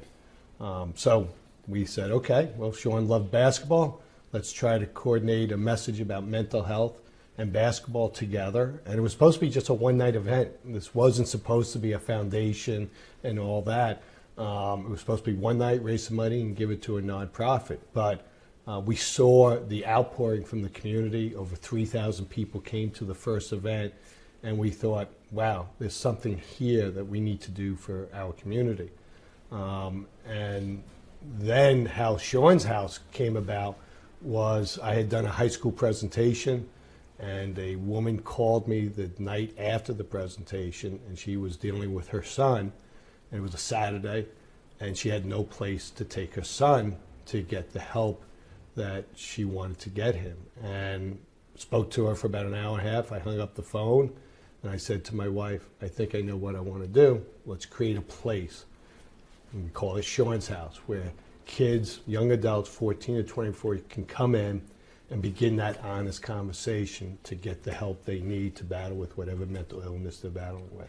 And that's how Sean's house was created. It came from that one phone call. It's amazing. We're sitting here today, opened up on September 24th. I know a lot you like to do with his former number 24, and that was this past September. October 1st, doors open. And then I almost feel like every time that I speak to you, you have another story of another person that, you know, this house and through your foundation that you've helped save. That, you know, I mean, it's got to be so rewarding. Like, what happens when you walk through that door, you know, here at 136 West Main? Right. Well, and this, you know, this was his house. I mean, Sean's house isn't just a name. This was literally where Sean lived his sophomore, junior, and senior year at the University of Delaware. So this living room that we're sitting in is where he hung out with his friends, Mike Igo and Dan McDermott and Tutzelo and all those guys that were part of this house. And, you know, when someone comes into this house is exactly when Sean lived here. When someone walked in, they would, you know, say, hey, come on in, you're welcome. And that's kind of what we're trying to do here. So when a young adult comes in, we make sure we greet them and we say, thank you so much for coming in. And we kind of explain what the concept is. And sometimes I'll just grab a cup of coffee and a cookie and that's it. But other times they'll talk to one of our Pier 24 support members, or they'll go in the library and do some research on the many books that we have about mental health. And it just begins creating that safe haven so that people can begin that honest conversation. But that's what I like best about what your foundation has created. You know, you've raised so much money through the years right now, and that's what this basketball tournament this weekend is hoping to do as well. But we know where it goes. Like, you know, there's so many places and so many things that you can donate to out there. But the money from what you raise for the tournament and throughout the year goes to help fund Sean's house so that people can come in free of charge to get that help. Right? Exactly right. I mean, I'm a business person, so I run the nonprofit like a business person. I want to make sure that every dollar that's been entrusted to us goes to the message and the mission of SL24, which is help those young adults get the help they need, to educate young adults about mental health and remove the stigma about mental illness. And we're very blessed that we have some great volunteers at the house as well as employees of the house that are really passionate about the message that we're trying to create here and to help the people in the community. And I personally take every dollar that's donated as an act of faith that we're going to do what we promised that we said we're going to do, which is to fulfill the mission of SL24, educate, support, and assist. And that's what we do every day. Well, we're doing a great job, and we're just thankful to be a part of it and help you with that cause. So thanks so much, Chris. Well, we're honored. We're honored, Mike and your whole team, Jimmy Smith. You guys have been phenomenal, and we are just so grateful that you are part of our team. Well, thank you so much, and we will definitely keep it going. We will be back with more of the third annual SL24 Memorial Basketball Classic right after this. Tavernic Rustic Italian. It's Platinum Dining Group's take on authentic rustic Italian cuisine. Think of it as kind of returning home to grandmom's house. Sauce on the stove, meatballs simmering, warm, crusty coal oven pizzas coming out of the kitchen. It's our way of welcoming you into our home, our kitchen, and just kind of filling your bellies with a whole lot of love and good stuff. We're located right on Main Street in downtown Newark. Looking forward to seeing you soon. You're watching the third annual SL24 Memorial Basketball Classic to raise awareness surrounding mental health and to provide services and the development of Sean's house. You can donate now to the SL24 Foundation by visiting unlockthelight.com/donate, by texting LOCK24 to 202-858-1233. or by scanning this QR code now with your phone. Thank you for your support of the SL24 Foundation. Clinical depression is an incredibly misunderstood illness in society today. Many people don't even realize when they're suffering from depression, so to be able to recognize when someone else is suffering is incredibly difficult. The signs of depression can also be different for each person. They may experience a loss of appetite, or extreme fatigue, or even insomnia, disinterest in hobbies or activities that they once really enjoyed, or a negative or depressed mood for about 2 weeks or longer. If you notice any of these symptoms within this individual, it's likely that it's time to have a conversation about suicide, about their depression, or any of the symptoms that they're having. If it's a child or a teen and they're coming to you as an adult with symptoms of depression or maybe even suicidal thoughts, it's not an attention-seeking behavior. They are coming to you because they trust you and they may not know who else to go to. A common misconception about depression is that you have to be sad all the time, and that's just not true. You can have depression and laugh. You can hang out with friends and communicate with them and pretend really well. You can be an all-star athlete. You can have everything going for you. You can have money. You can have a family, really good friends, a really well-paying job, and you can have a really great routine and still suffer from depression. And something I really just want to promote is that this does not invalidate your symptoms. It does not invalidate how you feel inside. You can still live a normal life. That was the case for Sean, and it is for so many others out there who are struggling in silence. Depression does not discriminate.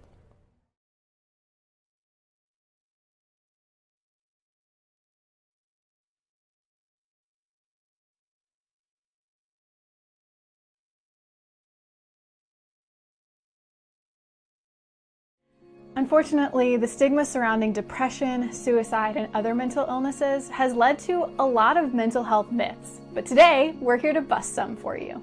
Myth number 1, talking about suicide or saying the word suicide could put the idea in someone's head. This is false. Saying the word suicide will not put the idea in someone's head. It's actually a really important question to ask. If someone's not considering suicide, they'll let you know. But if they are thinking about suicide, you've just asked the most important question that you could possibly ask.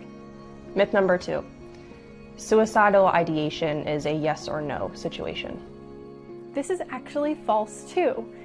Most people experiencing suicidal ideation have a broad spectrum of experiences. This can be things like thinking about what the world might be like if they weren't there anymore, or wondering what it would be like to sleep forever, all the way up until actually creating a plan and coming up with means to end their life. So not everyone is at the far end of the spectrum, but it's important that we talk to them at the beginning to prevent them from getting to the end in the first place.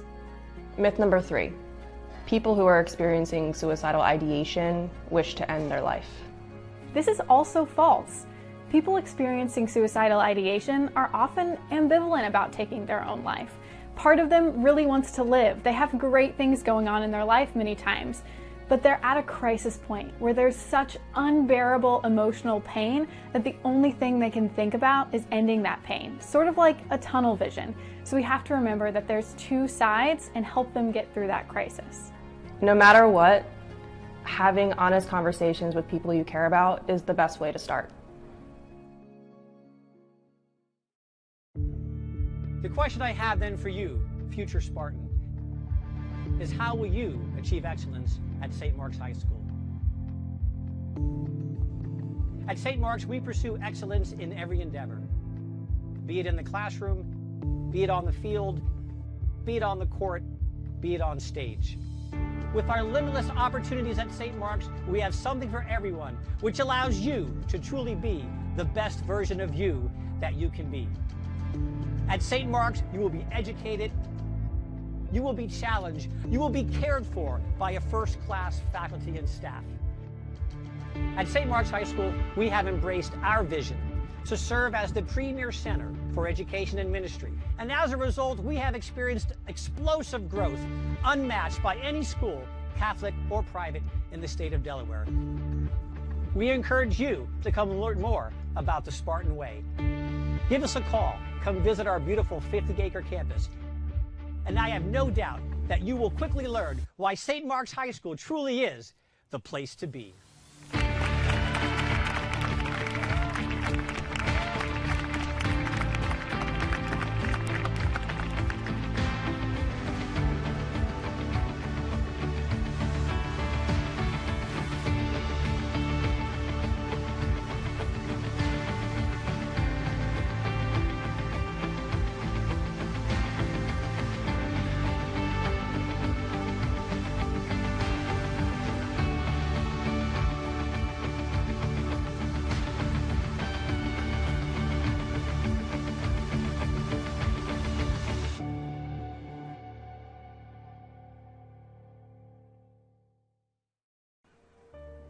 Welcome to the award-winning Lighthouse Cove Event Center in Dewey Beach, the Mid-Atlantic's premier wedding venue destination, offering beach-inspired weddings, receptions, and special events on the Rehoboth Bay. Whether it's simple and understated or grand and elaborate, Lighthouse Cove Event Center delivers a once-in-a-lifetime wedding experience. Hi, I'm Luke Chapman from Precision Wealth Partners. We are so honored to be a supporting sponsor of UnLocke the Light Foundation and the Memorial Classic SL24. Personalized financial planning is one of my life's passions, and at Precision Wealth Partners, we work tirelessly to personalize your plan and help you achieve your goals that ultimately ends in peace of mind. We are looking forward to hearing from anyone for a second opinion on their existing plans or to get started for those who haven't yet. You can reach us at precisionwealthpartners.com or at 302-367-7613. Welcome back to the third annual SL24 Memorial Basketball Classic. Now here with the founder of the foundation and, of course, Sean's father, Chris Locke. Great to see you. And seriously, hats off from the beginning to everything that you, family and friends, and everybody involved that has done here in such a short amount of time. It's pretty remarkable when you look at it. Just over 2 years. It's awe-inspiring. It really is an effort of the entire community. That recognizes the problems that we're facing with mental illness, especially with our young adults. And, you know, we're humbled and very grateful for all those who have helped get the message out about SL24 and UnLocke the Light. Whether it's sponsors, the board members, people who volunteer for the organization, all of them are a critical part of the success that SL24 has had. How about for the people that are watching, that see what we're doing, that see what this is all about, but really don't know or didn't know Sean and his story? Who was your son? What was he all about? He was a great kid. You know, the son that every father would hope for. He was a kid that just always had a smile on his face. As he grew up, he was this 6'4", gigantic athlete with big arms, and you know, would just give you these bear hugs, and you just knew you were loved by just the way he treated everybody. And he had a heart of gold, and that's why it was so tough to lose him the way we lost him, because he never expressed what he was going through, that he was suffering with depression and anxiety, that he didn't feel like he could have that honest conversation to ask for the help that he so desperately needed. And you know, that's the thing about depression. It really, it's a disease that paralyzes the person who is dealing with depression to not be able to verbalize that he or she needs help. When you and your family and friends and their lives changed forever when this happened, when did you start this? When did this all come together? You know, when did you finally get the vision, you know, for Sean's house, which we are sitting in right now and is now going to provide so much help to so many people? When did all this kind of start? Well, the event, the basketball event, actually started from Sean's friend Trevor Cooney, who called me up a few months after we lost Sean and said, I want to really do something to honor Sean. One of the last things Sean did was get Trevor a job at Puccini Poland, and Trevor is one of the people running the 76ers field house. So Trevor wanted to do something, and to be perfectly honest, at the time I wasn't ready for it, but Trevor really wanted to honor his friend. So we said, okay, well, Sean loved basketball. Let's try to coordinate a message about mental health and basketball together. And it was supposed to be just a one-night event. This wasn't supposed to be a foundation and all that. It was supposed to be one night, raise some money, and give it to a nonprofit. But we saw the outpouring from the community. Over 3,000 people came to the first event, and we thought, wow, there's something here that we need to do for our community. And then how Sean's house came about was I had done a high school presentation, and a woman called me the night after the presentation, and she was dealing with her son. And it was a Saturday, and she had no place to take her son to get the help that she wanted to get him. And spoke to her for about an hour and a half. I hung up the phone, and I said to my wife, I think I know what I want to do. Let's create a place. And we call it Sean's house, where kids, young adults, 14 to 24, can come in and begin that honest conversation to get the help they need to battle with whatever mental illness they're battling with. And that's how Sean's house was created. It came from that one phone call. It's amazing. We're sitting here today, opened up on September 24th. I know a lot you like to do with his former number 24, and that was this past September. October 1st, doors open. And then I almost feel like every time that I speak to you, you have another story of another person that, you know, this house and through your foundation that you've helped save. That, you know, I mean, it's got to be so rewarding. Like, what happens when you walk through that door, you know, here at 136 West Main? Right. Well, and this, you know, this was his house. I mean, Sean's house isn't just a name. This was literally where Sean lived his sophomore, junior, and senior year at the University of Delaware. So this living room that we're sitting in is where he hung out with his friends, Mike Igo and Dan McDermott and Tutzelo and all those guys that were part of this house. And, you know, when someone comes into this house is exactly when Sean lived here. When someone walked in, they would, you know, say, hey, come on in, you're welcome. And that's kind of what we're trying to do here. So when a young adult comes in, we make sure we greet them and we say, thank you so much for coming in. And we kind of explain what the concept is. And sometimes they'll just grab a cup of coffee and a cookie and that's it. But other times they'll talk to one of our Pier 24 support members, or they'll go in the library and do some research on the many books that we have about mental health. And it just begins creating that safe haven so that people can begin that honest conversation. But that's what I like best about what your foundation has created. You know, you've raised so much money through the years right now, and that's what this basketball tournament this weekend is hoping to do as well. But we know where it goes. Like, you know, there's so many places and so many things that you can donate to out there, but the money from what you raise for the tournament and throughout the year goes to help fund Sean's house so that people can come in free of charge to get that help. Right? Exactly right. I mean, I'm a business person, so I run the nonprofit like a business person. I want to make sure that every dollar that's been entrusted to us goes to the message and the mission of SL24, which is help those young adults get the help they need, to educate young adults about mental health and remove the stigma about mental illness.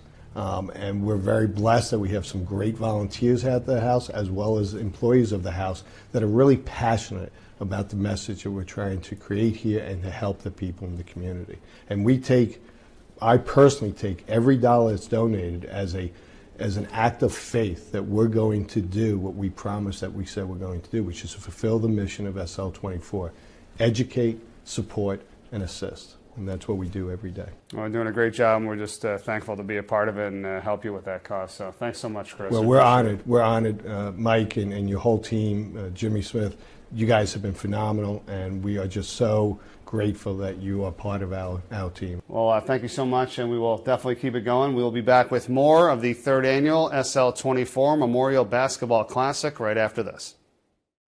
Hi, this is Dan Schulman from ESPN, and I wanted to say a few words about the UnLocke the Light Foundation, honoring the memory of Sean Locke.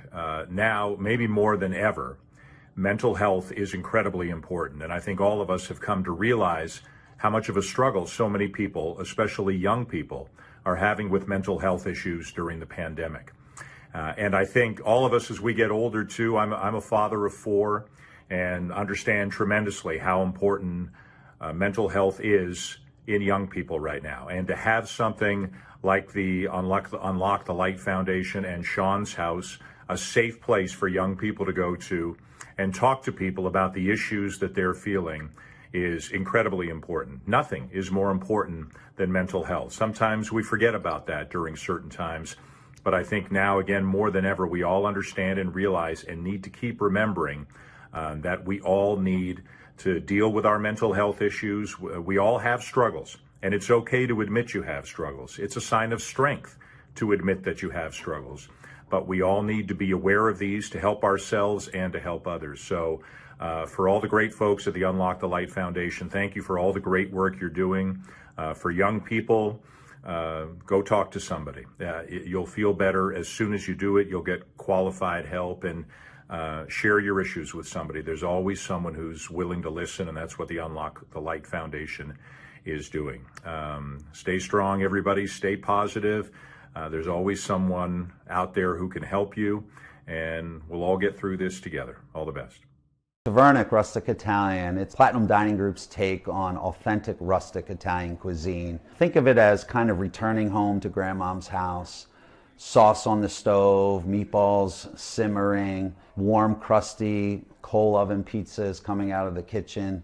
It's our way of welcoming you into our home, our kitchen, and just kind of filling your bellies with a whole lot of love and good stuff. We're located right on Main Street in downtown Newark. Looking forward to seeing you soon. I hope that moving forward, we can find ways to support the Unlock the Light Foundation, but at the very least, we can find ways to support each other, because life is rough. If anything 2020 has taught us is life can present many challenges, and it can be a rough experience, and we can't go through it alone. So try to support each other. But I'm very encouraged by all the work that they're doing with the foundation, and I think Sean would be, just extremely happy that we have taken to mental health the way we have with this foundation. So thank you. I love you all, and go Blue Hens. Hi, I'm Jim Boeheim, the coach at Syracuse. I just want to tell you how important your mental health is, particularly in this time of COVID. Make sure you're taking care of yourself and others if you can. Welcome back to the third annual SL24 Memorial Basketball Classic. Now here with the founder of the foundation and, of course, Sean's father, Chris Locke. Great to see you. And seriously, hats off from the beginning to everything that you, family and friends, and everybody involved that has done here in such a short amount of time. It's pretty remarkable when you look at it. Just over 2 years. It's awe-inspiring.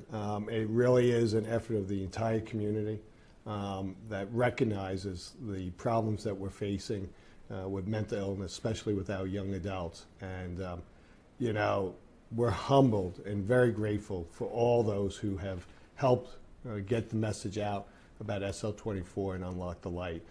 Whether it's sponsors, the board members, people who volunteer for the organization, all of them are a critical part of the success that SL24 has had. How about for the people that are watching, that see what we're doing, that see what this is all about, but really don't know or didn't know Sean and his story? Who was your son? What was he all about? He was a great kid. The son that every father would hope for. He was a kid that just always had a smile on his face. As he grew up, he was this 6'4", gigantic athlete with big arms, and would just give you these bear hugs, and you just knew you were loved by just the way he treated everybody. And he had a heart of gold, and that's why it was so tough to lose him the way we lost him, because he never expressed what he was going through, that he was suffering with depression and anxiety, that he didn't feel like he could have that honest conversation to ask for the help that he so desperately needed. And that's the thing about depression. It really, it's a disease that paralyzes the person who is dealing with depression to not be able to verbalize that he or she needs help. When you and your family and friends and their lives changed forever when this happened, when did you start this? When did this all come together? When did you finally get the vision, for Sean's house, which we are sitting in right now and is now going to provide so much help to so many people? When did all this kind of start?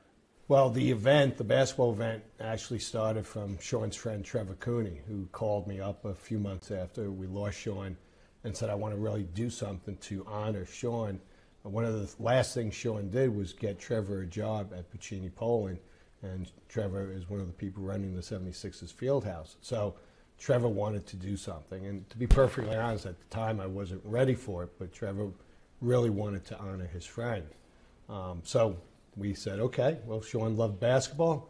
Let's try to coordinate a message about mental health and basketball together. And it was supposed to be just a one-night event. This wasn't supposed to be a foundation and all that. It was supposed to be one night, raise some money, and give it to a nonprofit. But we saw the outpouring from the community. Over 3,000 people came to the first event, and we thought, wow, there's something here that we need to do for our community.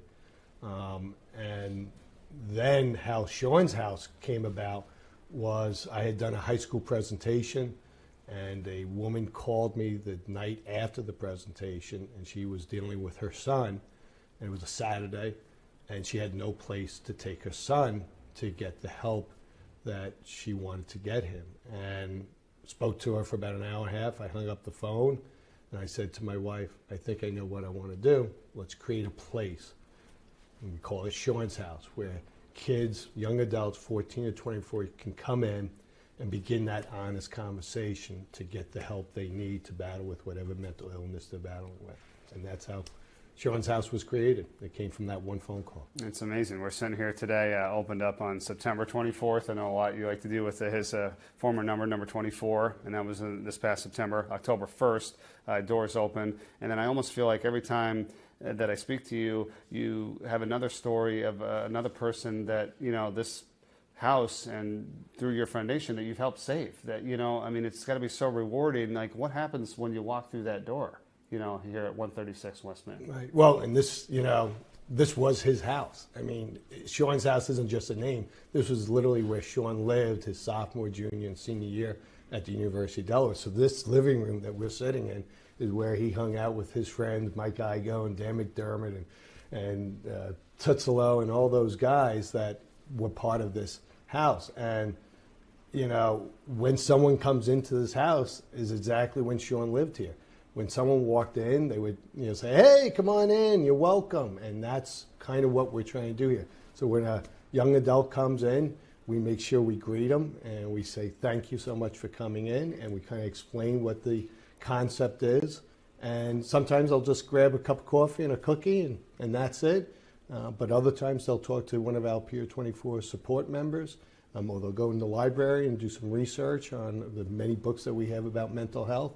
And it just begins creating that safe haven so that people can begin that honest conversation. But that's what I like best about what your foundation has created. You've raised so much money through the years right now, and that's what this basketball tournament this weekend is hoping to do as well. But we know where it goes. There's so many places and so many things that you can donate to out there. But the money from what you raise for the tournament and throughout the year goes to help fund Sean's house so that people can come in free of charge to get that help. Right? Exactly right. I mean, I'm a business person, so I run the nonprofit like a business person. I want to make sure that every dollar that's been entrusted to us goes to the message and the mission of SL24, which is help those young adults get the help they need, to educate young adults about mental health and remove the stigma about mental illness. And we're very blessed that we have some great volunteers at the house as well as employees of the house that are really passionate about the message that we're trying to create here and to help the people in the community. And I personally take every dollar that's donated as an act of faith that we're going to do what we promised that we said we're going to do, which is to fulfill the mission of SL24, educate, support, and assist. And that's what we do every day. Well, doing a great job, and we're just thankful to be a part of it and help you with that cause. So thanks so much, Chris. Well, we're honored. We're honored, Mike and your whole team, Jimmy Smith. You guys have been phenomenal, and we are just so grateful that you are part of our team. Well, thank you so much, and we will definitely keep it going. We will be back with more of the 3rd annual SL24 Memorial Basketball Classic right after this. Good evening. My name is Chris Cheeks, men's assistant basketball coach at Boston College. I wanted to speak to you tonight about how important it is to have awareness on mental health issues. After coaching Sean Locke for 4 years at the University of Delaware, I wish I would have known what he was going through, and to hear about his situation after the fact, it has brought me to a point in my life where I feel that I need to talk more to the kids, the student athletes that I coach, and try to find out what's going on in their life, because I always look back and say, if I could have helped Sean, help put him in a different place, if he would have, shared his situation with me as a coach, because I always thought Sean was a happy-go-lucky kid who was probably the most likable kid on the University of Delaware's campus.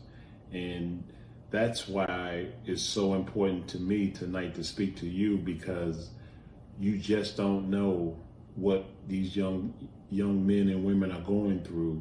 And it really brought a light to me to learn more about mental health issues. As a coach, you're not supposed to admit you have a favorite player. It's like being a parent. As a parent, you're not supposed to admit you have a favorite child. As a coach, you're not supposed to admit you have a favorite player. But Sean was a favorite. And I say that with confidence, knowing I'm not offending the others, because Sean was everybody's favorite. He was a favorite of his teammates, of his coaches, of the support staff, of the fans. Sean was a favorite of everybody in the athletic department that knew him. And everybody really on campus at UD that knew him, he was a favorite. Sean was the favorite. When I think of Sean, which is quite often, and I look at his picture in my office every day, what stands out and has always stood out with Sean is his smile. That was his light. Sean's smile was his light. And he would shine that light on us every single day. It didn't matter if it was a good day or a bad day. Sean was there with that smile. And that smile provided us with the warmth and the light that we needed on that particular day and in that particular situation. Now to see the Locke family and so many others doing just awe-inspiring work with the UnLocke the Light Foundation. From their events to the SL24 tournament, to Sean's house, to all the initiatives, and to the countless individuals and families they are having an impact on a daily basis. This is a major responsibility they're taking on. They're providing a safe haven and a sense of community for so many that desperately need it in difficult times in our world and in their own individual lives. Really, this is Sean's legacy. It's a legacy that we all have a responsibility to uphold. And we honor Sean through providing the light and the warmth that he provided with his smile to all of us, whether it's through UnLocke the Light Foundation events and initiatives, or through our own daily personal interactions with everyone we come across. We are required to honor Sean and his legacy by providing that same light and that same warmth that he provided all of us in all of our interactions with Sean. Hey guys, Troy Reeder here from the LA Rams, University of Delaware and Salesianum alum. I just can't say enough about what UnLocke the Light is doing, ending the stigma behind mental health, Sean's house, creating a safe haven for those struggling with their mental health, and so much more. I think the important thing is if you're struggling, to reach out for help, talk to your friends and family, because nobody should be going through this alone. Hey everybody, this is Brian O'Neill. I graduated from Salesianum School and currently play for the Minnesota Vikings. First off, I want to wish everybody playing in the SL24 Classic this weekend good luck. Hope everybody plays hard, has fun, and is able to stay healthy. But in terms of the work that Sean's House in Newark and the UnLocke the Light Foundation is doing, I think it's tremendous. I think it's awesome. Ending the stigma around mental health and normalizing it and making people feel more comfortable to talk about the things that they're going through with somebody could have a major impact on somebody's life. I'd encourage anybody to, try to reach out to a loved one, a friend, an old classmate, whoever it may be, to, try to work through some things that you might be going through personally, whether it's really small or, it could be really big. But, there are a lot of people in your corner, and there are a lot of people there who are there to help you, whether you know it or not.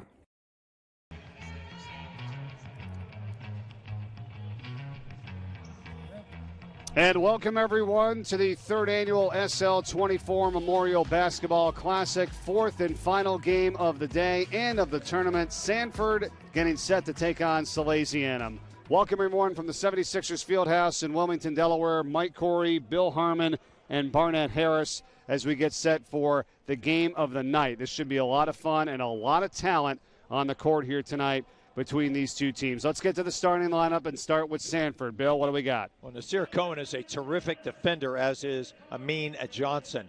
Then Brandon Drawer, probably one of the best three-point shooters in the state. Nana Joku going to Villanova, a four-year starter, an unbelievable force inside. Watch his great energy running the court. Carver Rudy, an excellent shooter. What he really does well is distributes the ball and gets it inside to Joku. On the other side now for Sally's. Again, tremendous amount of talent for them as well as we take a look at their starting five before our opening tip here tonight. And I know you're very high on these guys as well. Who do we have? You're going to really love Samuel Walsh's defense, one of the most improved players in the program. Rasheen Kalk, an outstanding athlete, a slasher, can go to the basket with both hands, a very good player in transition. He's got to be leveled off. Ethan Hines might be the best athlete in the state, a terrific soccer player. I love his game. He's very physical. He plays man-like in the post. They like to post him up. He's also very effective out on the perimeter.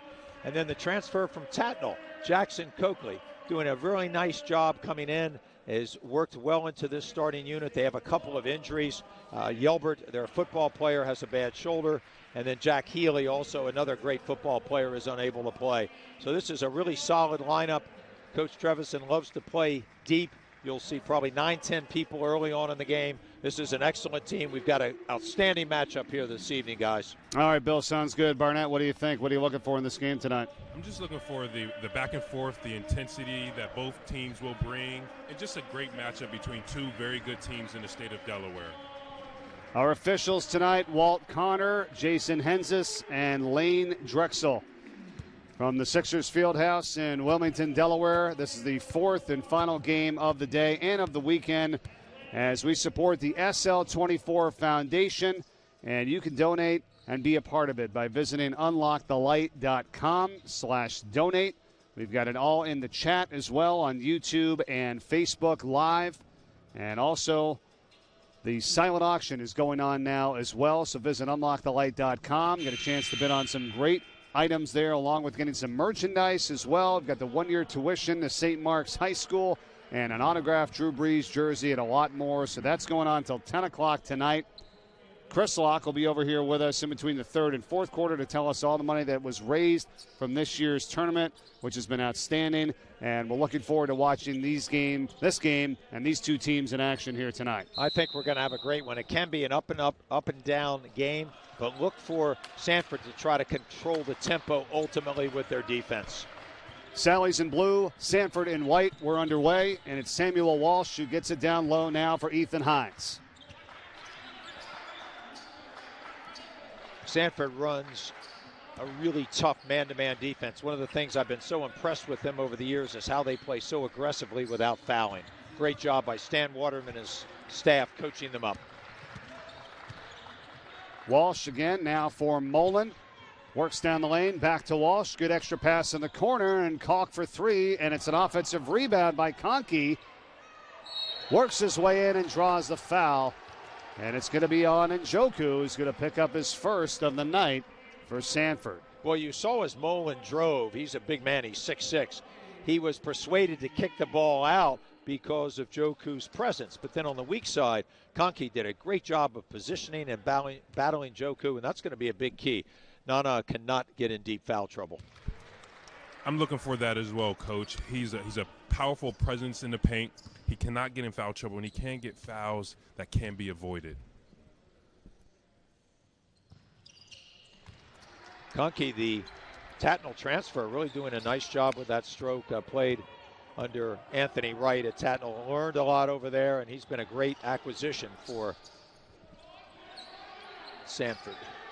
Going to try to get Njoku involved early, down low in the post. Now it's Amin Johnson up top for Carter Ruby, and that's off the mark. Njoku, the offensive rebound, and lost it out of bounds, and it goes to Sally's. Njoku just got a little off balance there. Anytime you get a rebound and you get your feet spread out, what you should do is gather yourself, get your body under control, and then either make your fake or put it on the floor. He just tried to play a little too fast there. That was great team defense by Sally's. They all pressured him, and then when he got the ball, they forced him to make a tough move, and it caused a turnover. Here's Kalk. Pulls up and hits. 4-0 Sally's. Kalk can get almost anywhere he wants on the court. He's an excellent athlete. He's got a great handle with both right and left hand, and he's really learned to play in the mid-range. And good defense by Conkey as they try to get it inside to Njoku, and now Mullen, and he lost it out of bounds at Sanford possession. Boy, a little bit of a bump there in the open court. That could have easily been a foul on Carter Ruby as he was trying to retrace his steps, but good defense there by Salesianum. Conkey doing a nice job of side-fronting Njoku up at the high post and trying to create the steal. 3 ball on the way. Amin Johnson not there. And 2 minutes gone by in this first quarter. And Sally's has the 4-0 lead. Sally's will run a lot of 5-out motion. They'll do some screening. They run a series of really nice set plays that get the ball into good positions for Mullen, Kalk, and Hines. I like how Salesianum is playing a slow game, playing to their pace, and getting the open and good shot early on. And this is a recipe for success. There's a bump as Kalk works his way in. Over Njoku, not there. He fights for the rebound. His teammate has it, and Johnson brings it up. Look at Conkey just kind of shoving Njoku out of the post there, Bill. There's a lot of bodying going on, and if you as a post defender dislodge him, that's going to be a foul, and I'll look for this officiating crew to watch that a little closer. A nice little lob, 4 around 1. Difficult to find your help angles there, and a nice finish by Njoku, but the pass was the key. Mike and Coach, as a big, I love how Sanford is playing into their big. They're getting him the touches early and often, and I like how he's going up strong. Nice feed inside, and that was from Kalk finding Hines on the cut for 2. That was a highway play where you set a couple ball screens up at the top of the three-point line. Your ball handler takes it aggressively over the top. Then you penetrate, and then when you draw the help into the lane, that weak side's open as Hines took advantage of it. A nice back door. And you said it too, Barnett. There's no doubt about the game plan, trying to get it inside to Njoku early and often in this game. I think I agree. I hope they continue to do that, and I hope Njoku is smart and does not get cheap fouls or pushes off as they are being physical with him. Good offensive board. Johnson takes it back in and gets the 2 for Sanford. Johnson not known for his long-range shooting. I think he felt he was almost compelled to shoot there because he was so wide open. I think the extra pass is something Stan Waterman would like him to do, but he followed up his shot, and he's a really tough player around the rim. Hard drive by Kalk, and he got blocked, and here comes Johnson. Wild runner not there, and into the hands of Hines for Sally's. Hines, a little bit too strong, and Johnson yet another rebound. Well, Johnson is really aggressive. He's very quick. He's an experienced player who learned a lot in his years on that second squad, operating against 2 of the great guards in Perkins and Hassan Perkins, the cousins last year for Sanford. And I think they've got caught up with it here now, Bill, and the foul down low on Jackson Conkey as he's been battling with Njoku to start this game throughout the first 4 minutes. Well, it's good to be physical, but you should actually have some separation there, and you can still deny or front if possible.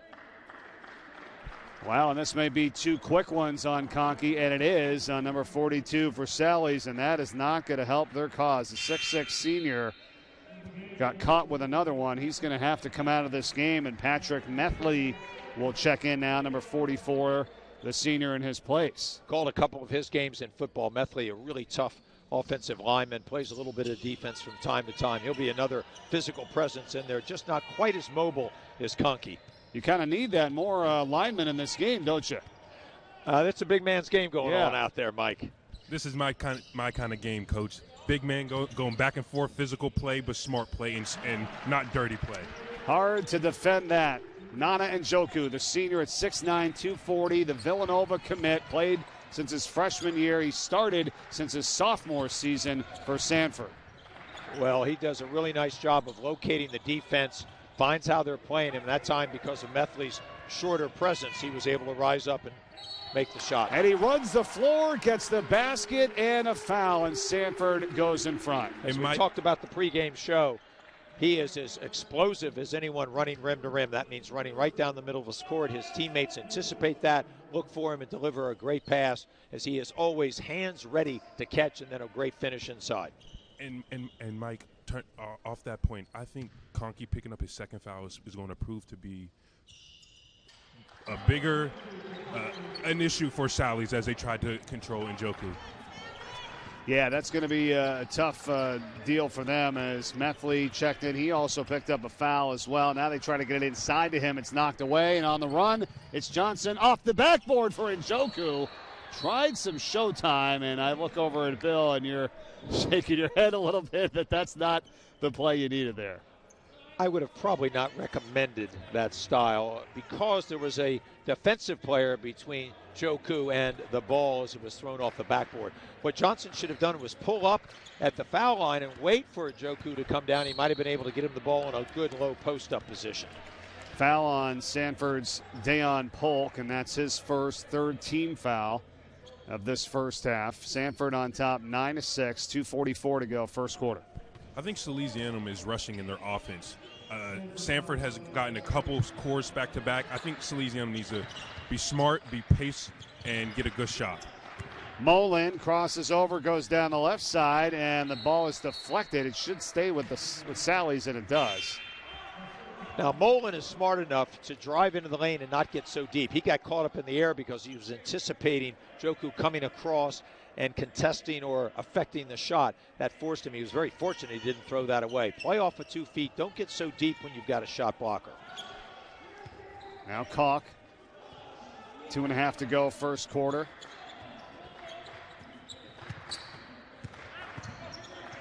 Mullen for Walsh.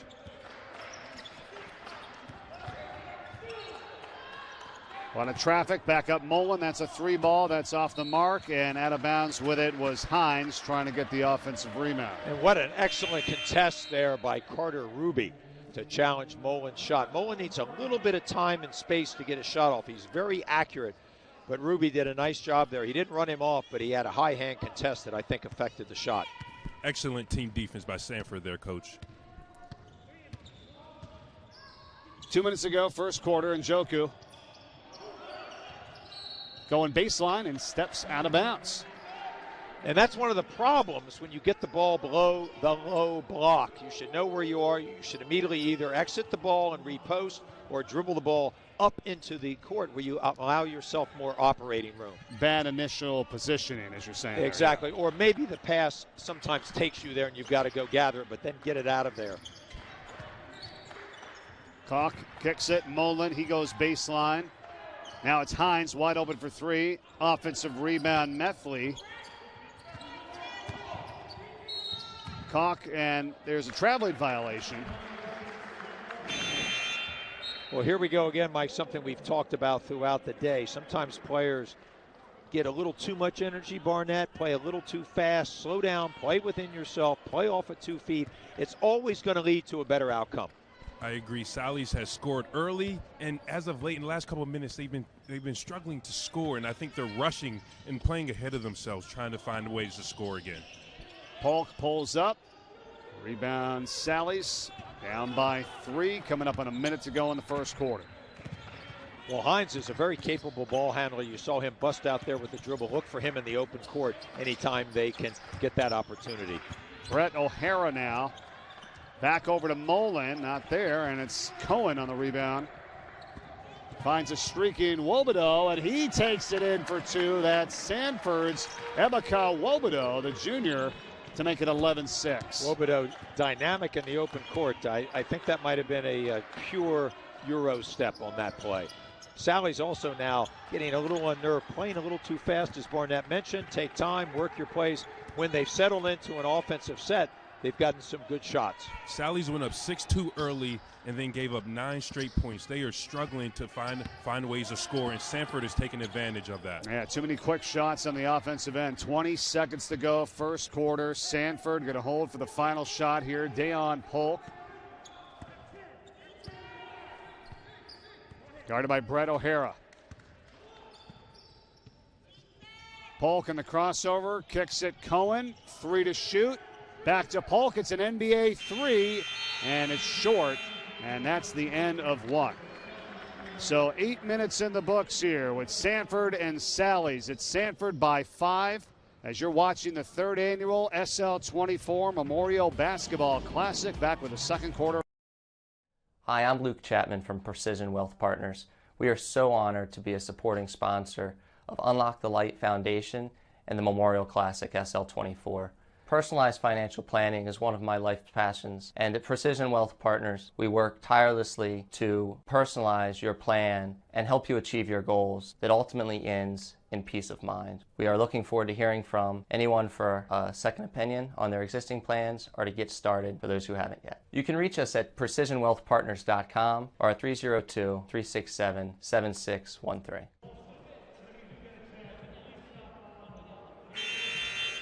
The 3rd annual SL24 Memorial Basketball Classic from the 76ers Fieldhouse in Wilmington, Delaware is being brought to you by Expectation, Stone Balloon, Limestone Barbecue, and by TKO Hospitality.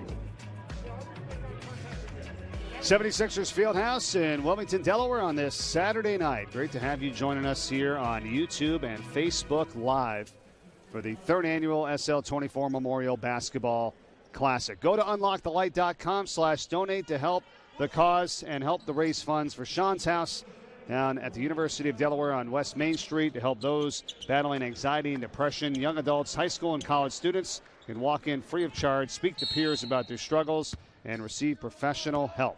Mike Corey, Bill Harmon, Barnett Harris. Bill, thoughts on the first quarter? What have you seen? Well, I've been impressed with Sanford's poise. When they got behind, they didn't panic. They played to their strength. Joku got going.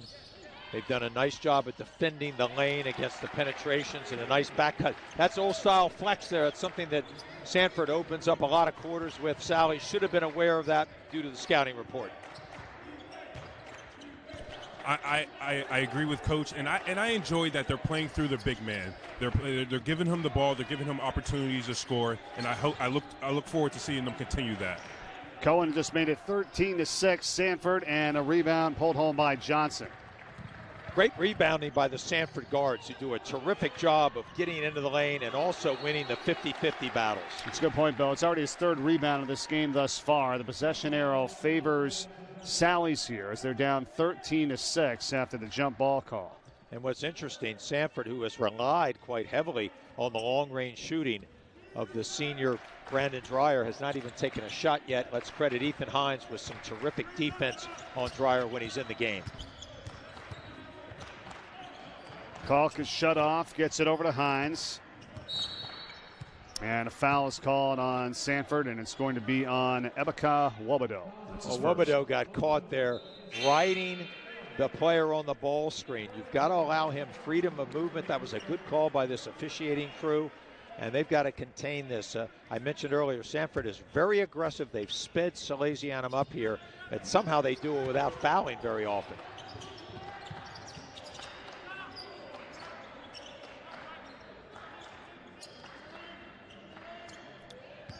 Kalk works it in. A little bit too strong.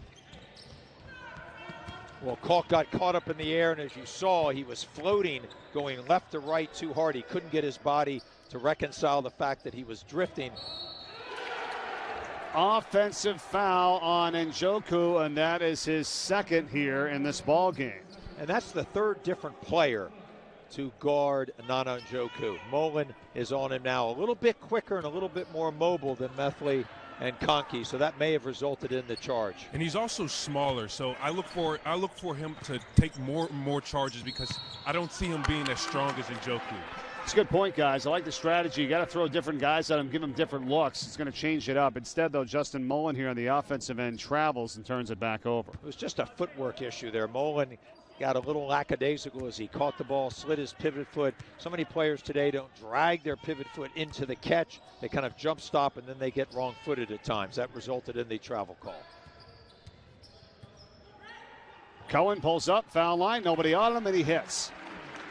Well, Cohen's really shown some agility offensively. He scored on that back door, then it steps into a three. He's an excellent defender as well, only a sophomore. Oh, excuse me, he's a senior. 15-6 now as Hines takes it in, and finally a bucket here for Sally's. And that's Hines at his best, attacking along the baseline before the help could rotate. Sanford does not play a typical help defense. They try to keep people in front of one another, and then they feed them in to Njoku, who's going to affect or block shots around the basket. Sally's really needed that bucket. Sanford just went on a 13-0 run. That was a big bucket to hopefully turn the momentum around. Well, see if they can get back-to-back here, too. Good point there, Barnett. Now here is Samuel Walsh as he hands it off, and Mullen. And that's an offensive foul. We've seen a bunch of them already tonight. Mullen picks up his first, fourth team foul for Sally's. And what happened there is, and this is something we always preach to our players, you can draw a variety of charges, and one of them is draw a charge on a passer who's leaving his feet to make a pass through, as Sally's was trying to do there. A nice play by Sanford facilitating the charge by getting in the way of a passer. Coach, one thing I would look for Sally's to do to try and get movement around is doing less dribbling and more screening and passing. They need to get Sanford moving to either draw a foul or to just get them tired. When the offense is passing and moving and cutting, that confuses the defense, and I think they need to confuse the defense to try and get an easy bucket. Well, if nothing else, they're playing into Sanford's strengths, which is the ability with their quickness to stay in front. So if you move the ball via the air more quickly, that'll force the defense to recover, and then you'll get some opportunities. I think they've tried to attack too early on in the possession without the defense having to move. The straight line drives haven't been successful. Yeah, a little bit too much one-on-one as you guys are talking about. Good points. How to donate to SL24. Here's how. Visit unlockthelight.com/donate. Text LOCK24 to 202-858-1233 or scan this QR code with your phone now to help donate to the SL24 Foundation, to help those facing anxiety and depression, and to help with the funds for Sean's House, which just opened on October 1st. Just been over 4 months, and it's already just done amazing work. We've had over 650 visits to the house, hundreds and hundreds of young adults in high school and college getting the help that they need, and that's what this tournament and this foundation is all about now, helping to raise money to go towards Sean's House to help those in need. And I know both of you have been down to the house and have been so impressed with it. We're there a lot this week and talked to a lot of the people helping out. They've got 19 peer counselors from the University of Delaware. They're training another 40 plus from the local colleges and high schools in the area to help those who come through the house anytime, day or night. And it's just amazing what's being done right now. Boy, this is a really physical game.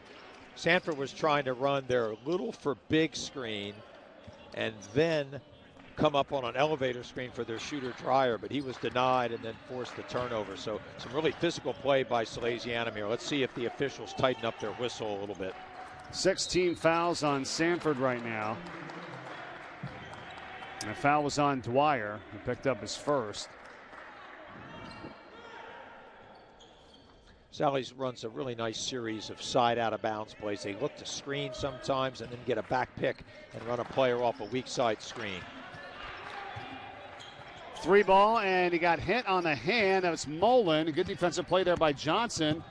And now it's Cohen.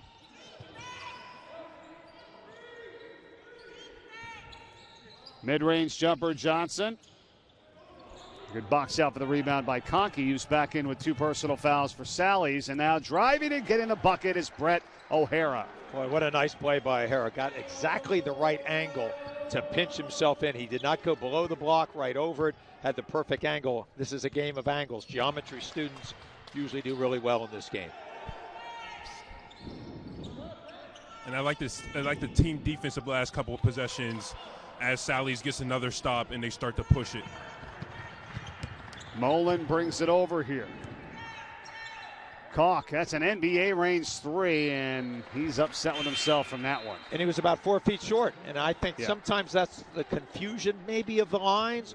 But what you need to do is you've got to know where you are on the court at all times, Barnett, and you know that as a big-time college player. I'm amazed at how often players don't really understand where they are. And to your point, Coach, I thought that shot came a little bit too early in the possession. They just had a good stop and got a good rebound on defense. I thought they should have been paced and tried to get a better shot. And he sees, well, I'm open. It's like, yeah, that's because you're at the NBA line. You're open. But in any event, I'm with you, Barnett. That's the thing. There's a lot of early shots. Now they dump it inside and missing, but getting it back and putting it up and in is Wobodeau.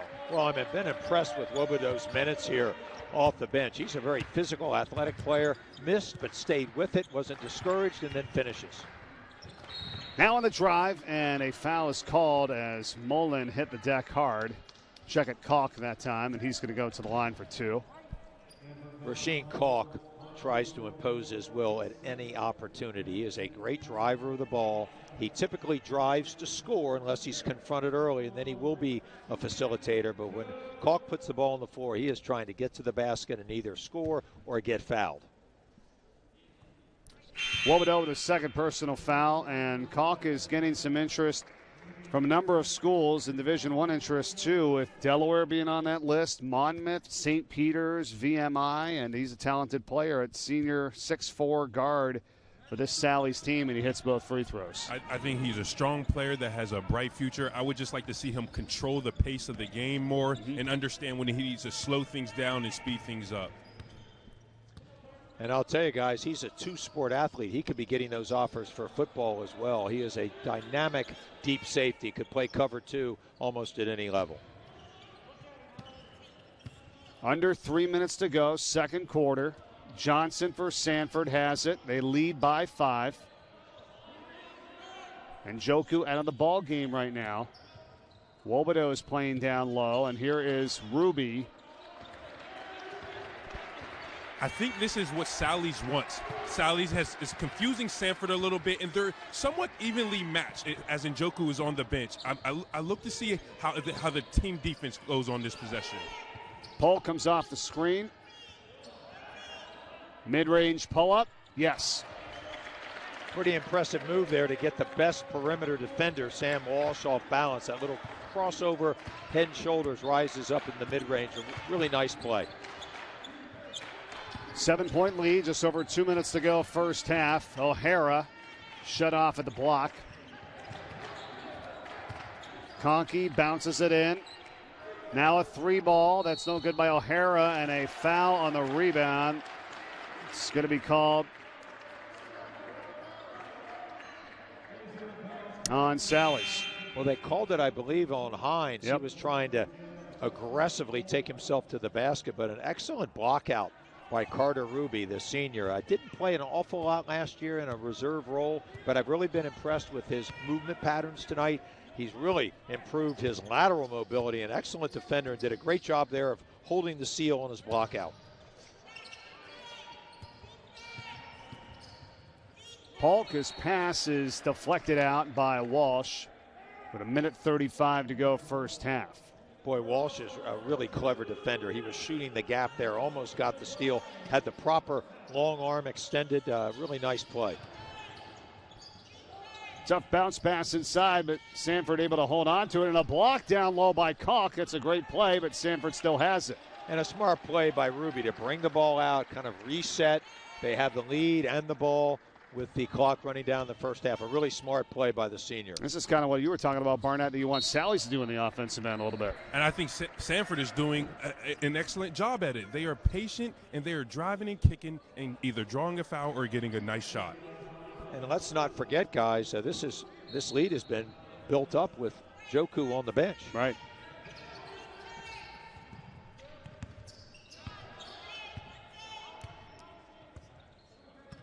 Stan Waterman and his staff, and that's one thing we talk about, these great programs. You have a terrific head coach who's been there 29 years as the head coach, but he's got a staff that's been with him an awful long time as well. Nice feed inside, basket, and a foul. It's Ruby And he'll head to the line to try to cap off a three-point play. And Ruby did a nice job there of catching the ball down on the low block, finishing underneath the outstretched arm and drawing the foul. But let me go back to this staff. Shaheed Perkins, a great player, had been a long-time head coach himself, moved over when his son started to play there. He does a great job. Logan Herring, who played at Sanford, has been on that staff for years. Matt Wilson, their very fine JV coach. Franny Forrest, who now is the head JV coach, and Ron Parker. I mean, they have guys that have been around there for 10, 15 years. And when you get that kind of consistent messaging, you can only expect players to continue to improve. And I credit the consistency of his staff, the stability of it, along with obviously Stan Waterman's great coaching. I agree wholeheartedly, Coach. I had the great fortune of playing for one of Stan Waterman's former players, Anthony Mosley, for 3 years. And I am biased, but I think he's the best to come out of that Sanford High School. Yeah, 29 I love years. Anthony Mosley, Mike. Yes. He was a dynamic player and a great young man. 7 state championships under Waterman, including 2019. Last year they went to the Final Four before the season was halted, and he said that might have been their best year ever. So what's that saying about this group that's been successful over the years? Whistle and a foul as Johnson heads to the rack with 4.6 seconds to go before halftime. After missing a couple of early shots, I think Amin Johnson has really settled into his role as that senior leader on the court. Handling the ball well, distributing it, understanding that was a great time to attack. The help had risen up to the elbow level, and there was nobody around to contest his shot drives. A very capable player and an excellent on-the-ball defender. Johnson with one more at the line. We'll remind you, coming up at the half, don't go anywhere. You're not going to want to miss the emotional and excellent message from the founder, Chris Locke, Sean Locke's father, which he'll deliver to you coming up here at halftime, from darkness into light and everything that the SL24 Foundation is doing. So do not miss that. It's coming up as soon as we hit the half here in 4.6 seconds of game time. Around the rim and in for Johnson, and the free throw. It's an 11-point lead from half court. Caulk, no good, and we've reached the break. So a lot of talent in this game here tonight for both teams. But right now at the half, Sanford has the better half of Sally's. It's 23-12 at the break. You're watching the 3rd annual SL24 Memorial Basketball Classic, and now here is that message from Chris. Dark. When we're children, we're afraid of the dark. Our moms and our dads put a nightlight in our bedroom so that we can fall asleep peacefully and not be afraid of the dark. When we're in the dark, we're always looking for that light. Depression is a disease. And those who are suffering with this terrible disease are in the dark. Imagine going through your life in darkness, not knowing where the light is. That is what depression is like. And our young adults are dealing with depression at record numbers. The last year has not helped the situation. Our children are dealing with isolation, dealing with a world that none of us ever thought we'd be living in. And that makes mental illness and mental health such an issue today.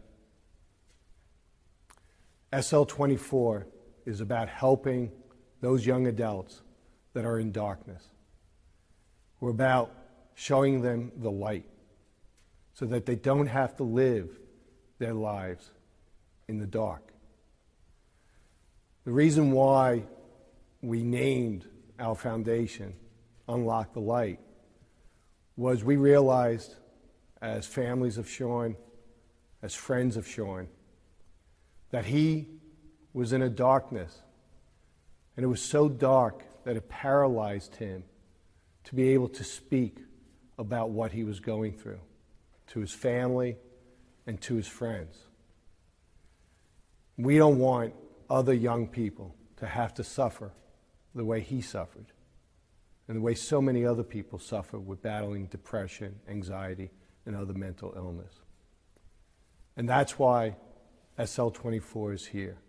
And all of you, family, board members, the community, the business sponsors, you are all those ray of lights to help young adults out of the darkness. Through your support, we were able to take an idea, Sean's house, and make it become a reality. All of you are helping those young adults who have walked through the door get that first step out of the darkness and into the light, to begin that honest conversation, to get the help they need. I'm Chris Locke, and I started SL24, but really SL24 is all of you people who have made this possible. SL24 is the vehicle to help our young adults get the help they need through this very dark time. As I said, all of you are the ray of lights to help our young adults. And we will always feel indebted and have immense gratitude for the support you have given us. Thank you so much. Welcome to the award-winning Lighthouse Cove Event Center in Dewey Beach, the Mid-Atlantic's premier wedding venue destination, offering beach-inspired weddings, receptions, and special events on the Rehoboth Bay. Whether it's simple and understated or grand and elaborate, Lighthouse Cove Event Center delivers a once-in-a-lifetime wedding experience.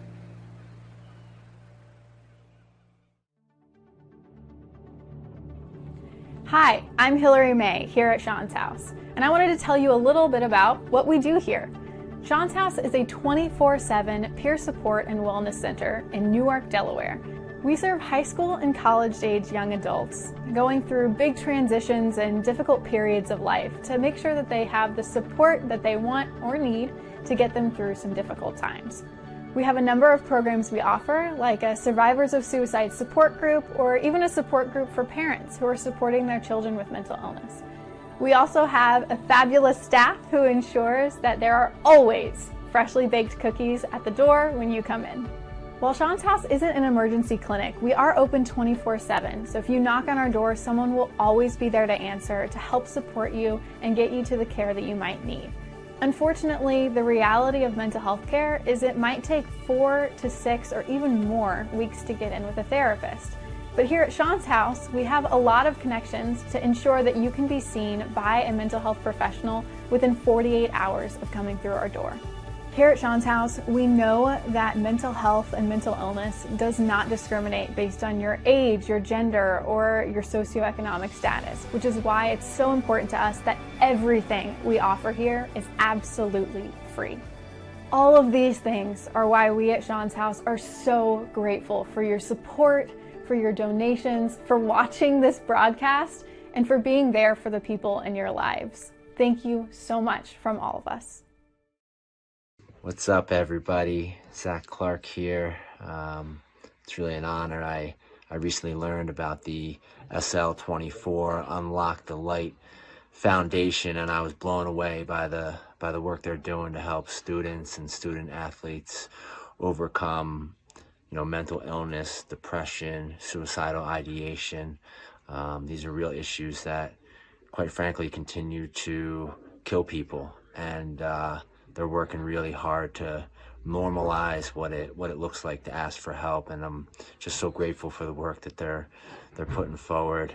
I'm especially fired up by the work they're doing over at Sean's House, where they're providing resources for adolescents and young adults ages 14 to 24, really a safe place for those who are struggling with mental illness and some of these other things I just talked about.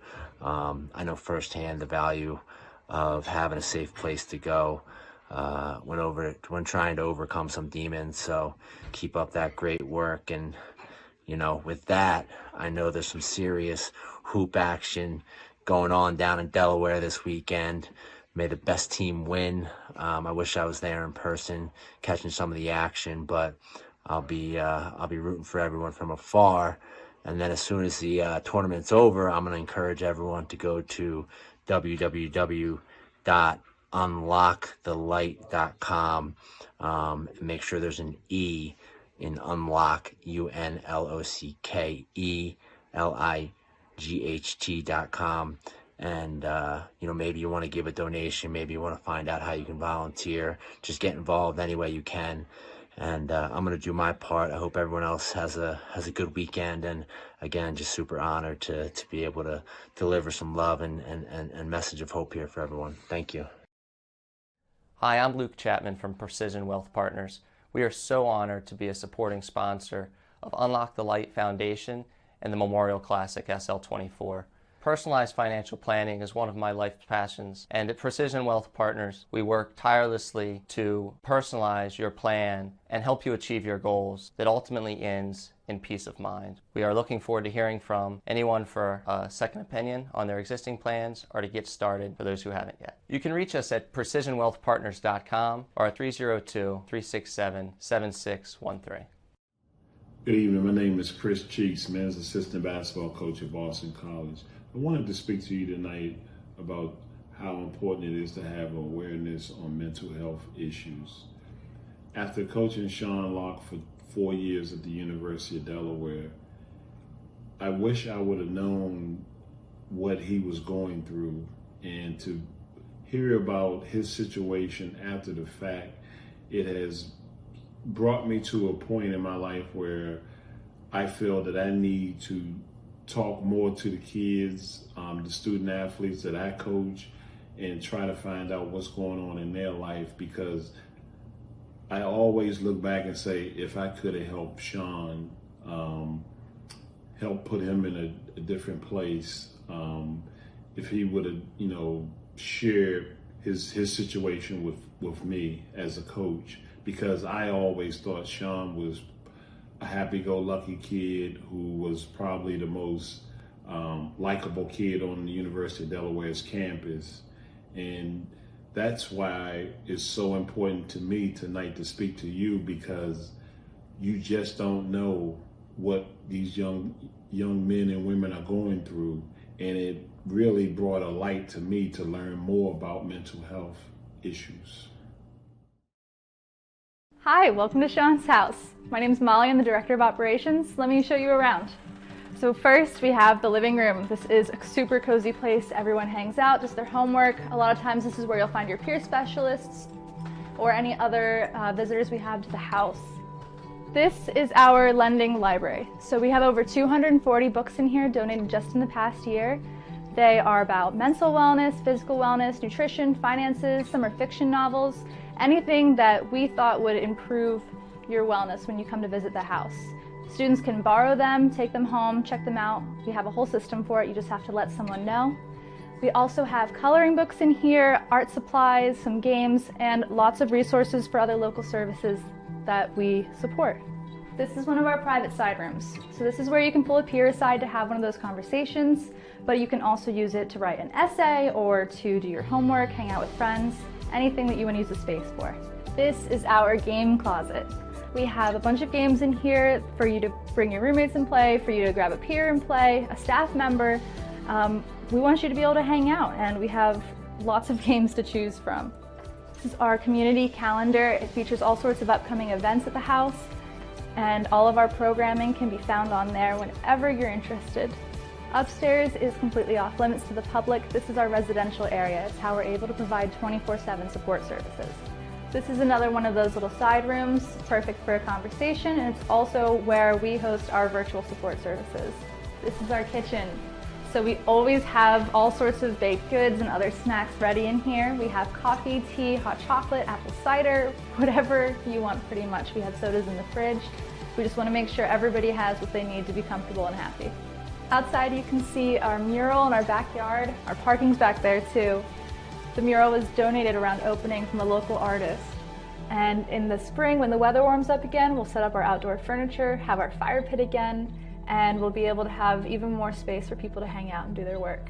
And this is our last stop. This is the dining room. It's popular as a workspace, and it's also where we host our dinners. Sean's house is open 24/7. All of our services are free, and we're here for you whenever you need us.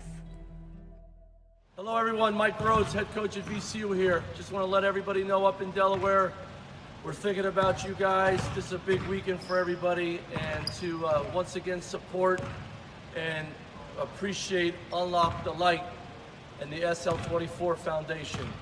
Mental health is a very, very important aspect of our basketball program. The things we do to help our young players with their mental health, their wellness, and we want to make sure that everybody knows out there that there's resources and there's help for you to continue to move forward in your life. And we wish you all the best this weekend. Have great games. And once again, Unlock the Light. Thank you for everything that you do. Tavernic Rustic Italian. It's Platinum Dining Group's take on authentic rustic Italian cuisine. Think of it as kind of returning home to grandmom's house. Sauce on the stove, meatballs simmering, warm, crusty, coal oven pizzas coming out of the kitchen. It's our way of welcoming you into our home, our kitchen, and just kind of filling your bellies with a whole lot of love and good stuff. We're located right on Main Street in downtown Newark. Looking forward to seeing you soon. Hey guys, Troy Reeder here from the LA Rams, University of Delaware and Salesianum alum. I just can't say enough about what Unlock the Light is doing, ending the stigma behind mental health, Sean's House creating a safe haven for those struggling with their mental health, and so much more. You know, I think the important thing is if you're struggling, to reach out for help, talk to your friends and family, because nobody should be going through this alone. The third annual SL24 Memorial Basketball Classic from the 76ers Fieldhouse in Wilmington, Delaware is being brought to you by DSM Commercial, Marticelli Restaurant Group, Klondike Cakes, and by La Casa Pasta. We are back to the third annual SL24 Memorial Basketball Classic from the 76ers Fieldhouse in Wilmington, Delaware. Mike Corey, Bill Harmon, Barnett Harris, Sanford, and Sally's 23-12. Sanford on top before the start of the second half. To the highlights we go. All right, Bill, what do we see here? Well, you're going to see Ethan Hines really make a nice drive off of a backdoor play. Down at the other end, Joku running the court extremely well. He does that as well as any big man in the state. And then at the same end, Wobodeau doing a nice job there, coming attacking underneath with a scoop. And then Brett O'Hara with another layup in transition. And then ending up here with Carter Ruby making a nice play, stepping under after a long miss. And Ruby, I think, has played extremely well. Not scoring a lot, but has been really good defensively and good distributing the ball. A great teammate. Coach, I spoke to both coaches at the half, and Stan Waterman wants to see his team not give up any second chance opportunities. He said he was happy with their defense, but he was upset about the second chance opportunities they got. And Taylor Travison wants to make some shots in the second half and provide a better offensive flow for Sally's. All right, so here we go. Second half, 8 minutes on the clock here in the third quarter, and we're underway. Sanford has it, and the 23-12 advantage, and this is Johnson. And Joku, guarded by Jackson Conkey for Sally's. That was the same play, Mike, they tried to run late in the first half, which resulted in the foul on Dreyer. That was a big for little screen, and then a elevator screen up at the top of the key for Dreyer. Well defended by Sally's. And Joku, the turn and the catch and the two. It's always been a concept of Stan Waterman is to go high-low. He has one of his forwards pop into that keyhole area. Joku immediately ducks in, gets great low-post position. Didn't use a jump hook, was able, because of his size, to face up and shoot the shot. And Joku sat out the last few minutes of the second quarter with those two fouls. I'm so happy to see they went into him early and often to get him back into the flow. Walsh is blocked inside by Amin Johnson for Sanford. Are fakes illegal underneath? I can never imagine, especially when you know you have an excellent defender on you who's very quick off the floor. Show him the ball fake, see if he reacts to it. Back into Njoku. Conkey single guarding him right now for the moment. Again to the inside, so tough to stop. He certainly is. He's very smart. He likes to turn into the middle where it's a little bit more difficult to double team him unless you're coming a monster with the opposite big. The senior going to Villanova next year. Jay Wright's going to like that, and the way that they develop players there in Villanova, an awesome place to go. Absolutely, and Joku fits their profile perfectly. He's a great team player. He plays hard at both ends, and a big-time shot. I believe that's Dreyer's first shot of the game, and a three coming from their best long-range shooter. You've been calling for it, Bill, and they finally got it to him. Brandon Dwyer, the senior, he's got a tremendous amount of range. And here he is on the NBA line and knocks it down. Mike, I think what set that three-point shot up was the fact that the first two plays, they went inside to Njoku and got a bucket.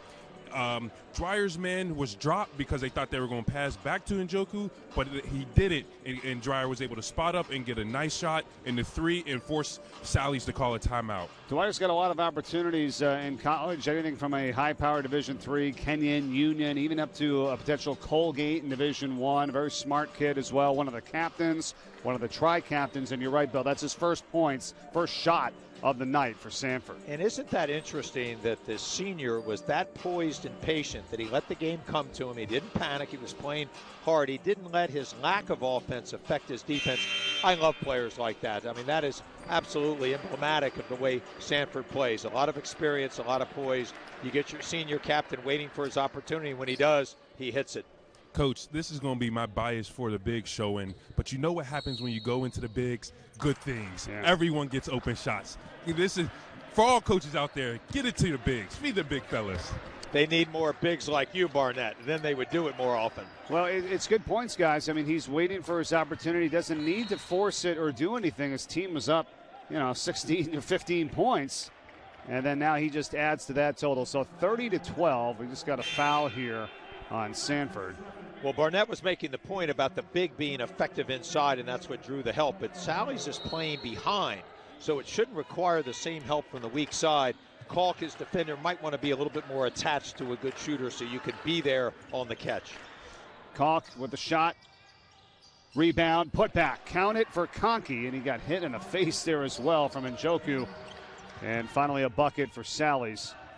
Conkey's been very impressive to me. Gets good position on the weak side, uses his body well for positioning, and finds a way to finish through Njoku, who has blocked a lot of shots or affected a lot of shots in his career. And Coach, they really needed that bucket because since Sally's was up 6-2, Sanford went on a 28-6 run, and that bucket was really big right there. They needed that to just show themselves that they can score.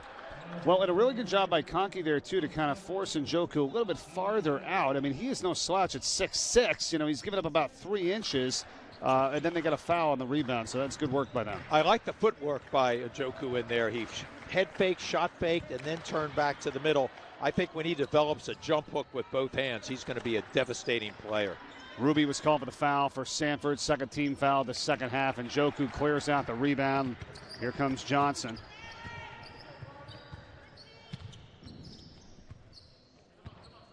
Johnson bringing it out. I'm really impressed with this Sanford team. They started to push the pace and then realized they didn't have it and brought it out. I think that shows true leadership, and I think Stan Waterman has trained these players to read the game in a great way. There's a play that we call Duke. You get 2 screeners up at the top of the key, one a shooter and one a big. Oh, I think that was banked in from an impossible angle, and that's Dwyer. He's got a wonderful stroke, rises up into his shot, always shot ready when you watch him away from the ball. I don't know how that one even went in. I mean, he was almost behind that was the backboard. Negative angle, yeah, I think, exactly. Mike and Coach, do you guys like pina coladas or getting caught in the rain? Because Dwyer is making it rain from 3 on this evening. Lately, he is, yes. 33-14 now. Sanford with the advantage, 4.5 to go, third quarter. Here comes a little 4-round one. There is not as much help here. Njoku getting doubled from the top. But that time he got the ball over his head, something you never want to do. Brett O'Hara to the rack, and he lays it in.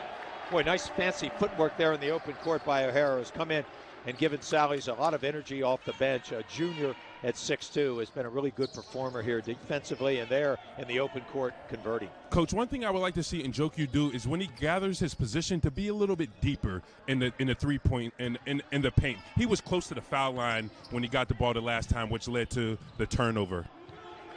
Johnson off the mark, rebound O'Hara, and here comes Sally's into the front court. Mullen, he takes it in strong as well. And that's 2 quick ones right to the rim, 15-point game, and Stan Waterman and Sanford call a timeout, and they'll talk it over. Still a sizable advantage, but they got to shore up that defense, and 2 quick buckets right to the hole for Sally's. I love the timeout by Stan Waterman. He's going to get into his team a little bit. They built that comfortable lead, made a couple of big shots, and now just a little slow to get back on defense. A nice reversal of the ball quickly in transition before the defense can establish itself. Mullen attacked. There was nobody there to confront him. Joku was slow to rotate. So a really nice play in transition by Salesianum. Mike or Coach, I'm wondering, would you guys want to see Sally's pressure a little bit here to speed things up and switch what Sanford expects out of them? Well, I think if you were on a grease board, that might look good. The problem is Sanford's guards are so quick, and they have a big that they can throw the ball over the top to. Sally's will at times come out of a timeout or at halftime and employ a 3-2 half-court trap. They're really not a full-court pressure team by design. They might have to here, being down by 15 as the game gets further into the stages. It's a great idea. I just think it sounds good conceptually, but against the personnel of Sanford, you might be better off just confronting them at half court and hope you're man-to-man. Maybe with some random traps can turn them over. Going to need more possessions like they just had there on the offensive set, where they took advantage of the defense a little lax and able to get the baskets, because it's a 15-point game. That's the difference. I mean, Sanford, when you build up such a big lead like that, it's hard to come back against this team. We'll see, though. A lot of time left, 3:40 to go. Well, there it was, Barnett, a little full-court pressure, but they only did it to see if they can contest the inbounds, and once it got in, they retreated. Jumper again, Dwyer. Oh, now he's starting to feel it here. Brandon Dwyer, nothing happening for him in the first half. He's hit 3 3-pointers in this third quarter alone, 36-18. Carter Ruby did a great job of finding him after a very difficult catch in the middle of the lane, reverses it. Dwyer calling for the ball, looking for it. Sometimes you've just got to play closer to that player on the weak side. Now Hines is on him. Johnson sets up the pace. I love how he controls the game. He was going to try and drive it past O'Hara, but he brought it in. He kicks it. Oh, and Dwyer off the mark, but Sanford gets a second chance shot and brings it back out. And see, they didn't have a second chance three, and so Johnson brings it back out and sets up the offense. See, I think there's too much displacement inside, guys, with Conky behind Joku. You cannot put an elbow in a player's back in high school. They haven't been calling it, though, so far here in this game. And now there's some physical play here and right in front of us. And falling backward is Kalk. And there was a foul called, though, after all that. It's going to be called on Kalk for holding Dwyer, who was trying to get to that loose ball. And you'll see it here. Right there. He just shoves him out of the way. An aggressive play. That's the football player instincts in Kalk. First personal foul, first team foul this second half. I think Conky picked up his third on that play. He ran through the screen a little aggressively. I think the officials feel like this game might be getting a little too aggressive, a little chippy. They're trying to control it immediately with a couple of quick whistles down here to get this game back in their control. Both of you correct, and then as a second foul, make it third on Conky, as you said, Barnett. 36-18. Look for them to give it to Njoku with Conky out. They do. He reverses it for Cohen.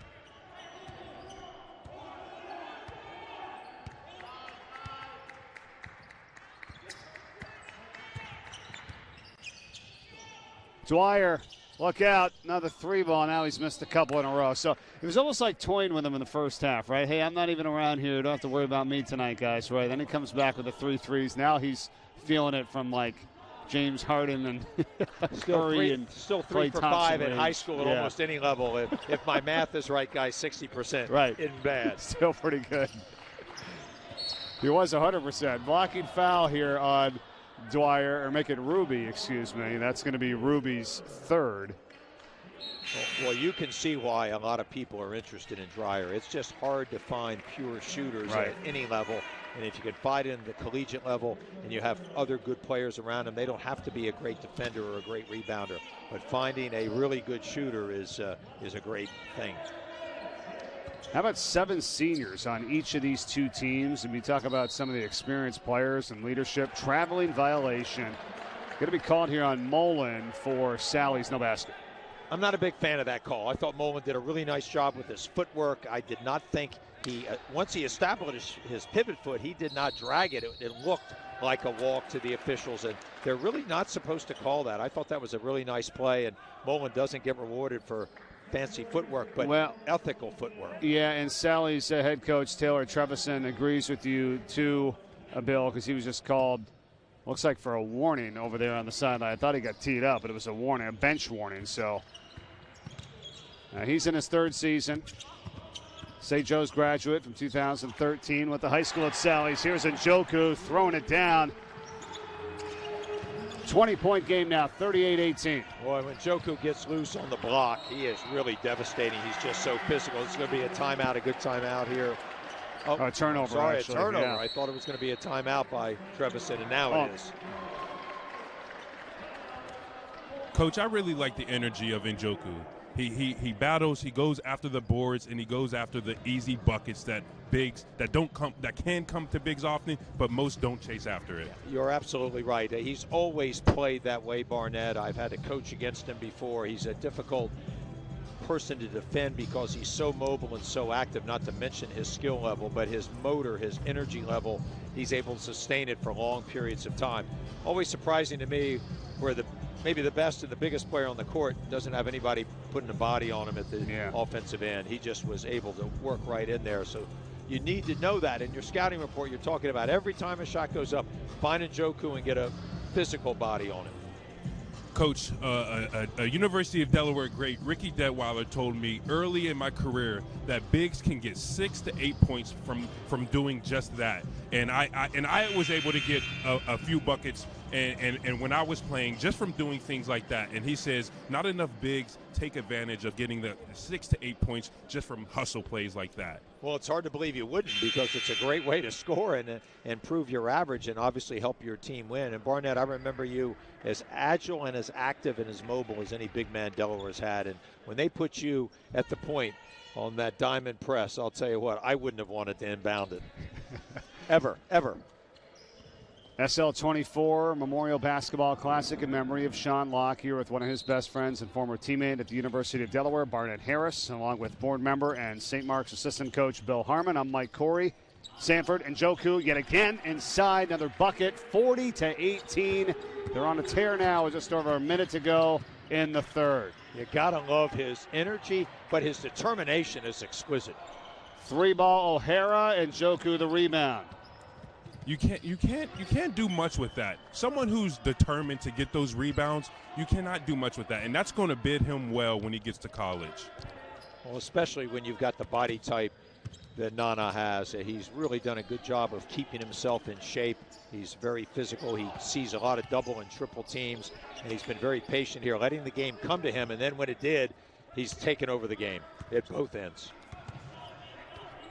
Coach, one thing I'm really impressed with this Sanford team is they share the ball with each other.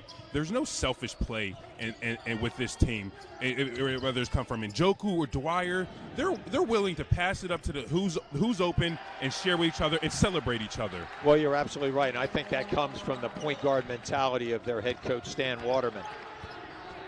Polk with the basket the other way, and Njoku rejects it inside on the drive from Ethan Hines.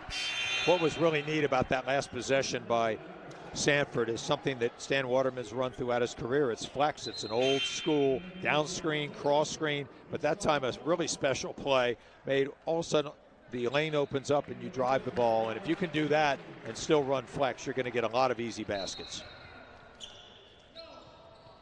5.4 to go in the third. Mullen, fadeaway, no good. Rebound by Dayon Polk.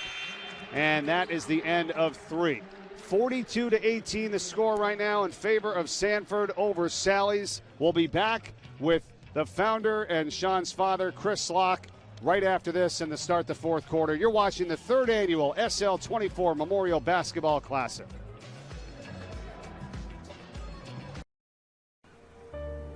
Welcome to the award-winning Lighthouse Cove Event Center in Dewey Beach, the Mid-Atlantic's premier wedding venue destination, offering beach-inspired weddings, receptions, and special events on the Rehoboth Bay.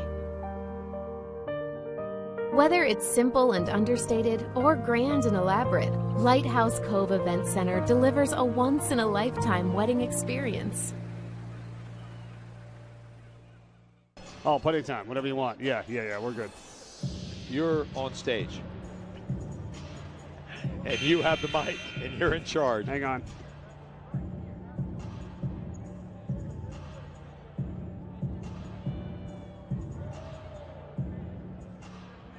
The third annual SL24 Memorial Basketball Classic from the 76ers Fieldhouse in Wilmington, Delaware is being brought to you by HFM Investment Advisors Incorporated, Lang Development Group, Bay County Custom Landscapes, and by Precision Wealth Partners.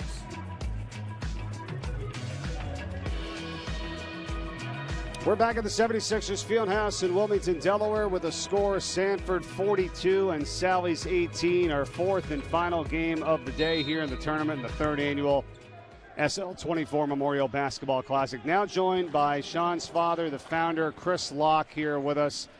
Chris, thanks so much. What a day, what a weekend. Thoughts on the tournament and everything that's happened thus far up to this point?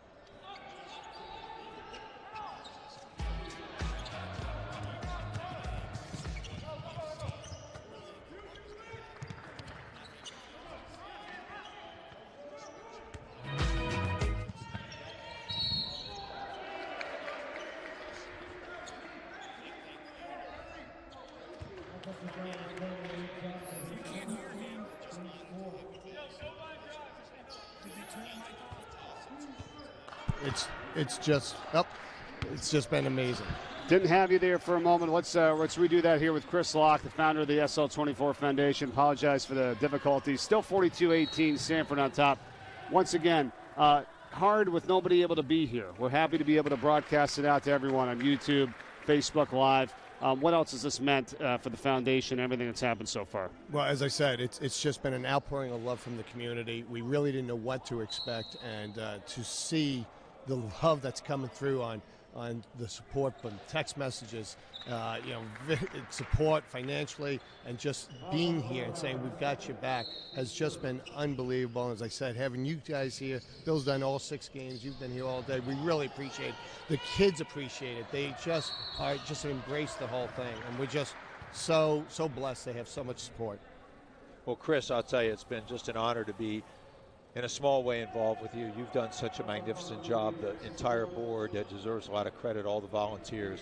I hope you're going to get some sleep after tonight, because I know you've been working very hard for a long time. And what a terrific event this has been. I just can't be more pleased for you and proud of all you're doing for us. Well, it's not me. It really is the board. It's all the businesses that have supported us, and it's all the people who show their love, by supporting us year in and year out, and it gets bigger and bigger. And we just can't imagine that this event is just getting bigger and bigger and more popular, and we're just thrilled. And I'm here to tell us the number. We usually have the family out here, and we have big cards, and we're very happy to report that we beat last year's number. It's $254,575, and money is still coming in. It's just tremendous, and we are just so indebted to everybody here in the Delaware community that's come out and helped SL24. And this will now allow us to have Sean's house just have more programming and more support for our young adult, which is what our mission is: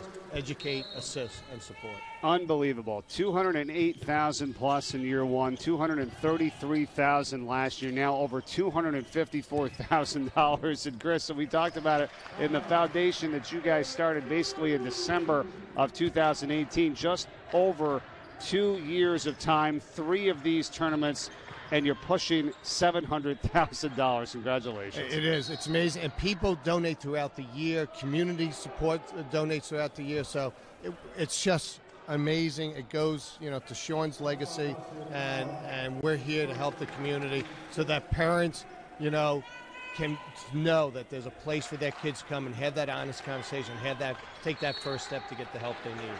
So. Chris, I want to tell you, I've had so much fun this weekend, not only covering the games with Mike and Scott last night, but I think the most important thing is we've been able to share a lot of stories about Sean, and it's been just great. The outpouring, Barnett had some great ones. Scott had some last night from our time at Delaware. I remember him so well. Obviously, I miss him dearly, but more importantly, we've been able to spread that message about you and your son, and we just feel so indebted to all you're doing. Well, Bill, you know, you were a special person in Sean's life, and you were an immense factor in his growth as a person, and we are just indebted that you took him under your wings, and just, you were like a second father to him, and I can't... I'm better off for knowing Sean. Well, we're better off for all the people that touched his life, and for all the people that continue to touch our lives and help us through this very tough journey, and we're here to hopefully make sure that these other Seans, the Seans that we all know, can get the help that they need. Well said. Well said. Chris, there is so much right now to be proud of, especially this year and all the people are dealing with. I mean, if you can even imagine, like, when this got started, how much more powerful it is, especially during this time, and how many people you're helping. And we've talked about that, how many people are really, honestly, being saved. And the money raised from this weekend, this year, goes to Sean's house, which is, you know, on campus there at the University of Delaware, 136 West Main Street, to help those in need walk in anytime, day or night, to get the help they need. And people know where it's going to go and what it's going to do, and it's saving lives. And I said, how can you not be part of something like that? Just a really proud weekend and an event to be a part of. Well, and you know, we really love having this event because it gives us a chance to talk to the student athletes. We know how tough it is for student athletes to really come and ask for help and be vulnerable. And we tell them in the locker room, I speak to every team and tell them how important it is for them to be healthy, not only physically but mentally. And when they're struggling with something, to go get help, to be vulnerable and ask for that help. And that's what Sean's House is all about, and that's why we're here. I'm talking with Chris Locke here. We have a timeout, 4:52 to go in the fourth. It's well in hand, this game. Sanford over Sally's 46-23, along with Bill Harmon, Mike Corey. Where does the foundation go from here? What's in the works? What's happening? I know you're trying to hire a lot more people down at the house and train people because it's only going to have more people coming in as the years move on here. We have a great team there. We have Hillary May, who's our executive director, Tiana Wagner, who's one of our counselors, Darren Elmendorf, who runs the Pier 24, and we have 67 volunteers. So, you know, I'm a business person, so we want to make sure that every dollar we raise goes to the cause. It goes to educate, support, and assist. So we're not looking to hire a lot of people. We don't want to be like that. We want to make sure that we run this thing so that we get every dollar to help the kids, and that's what it's all about. And that's what Sean's House is, and the people are there.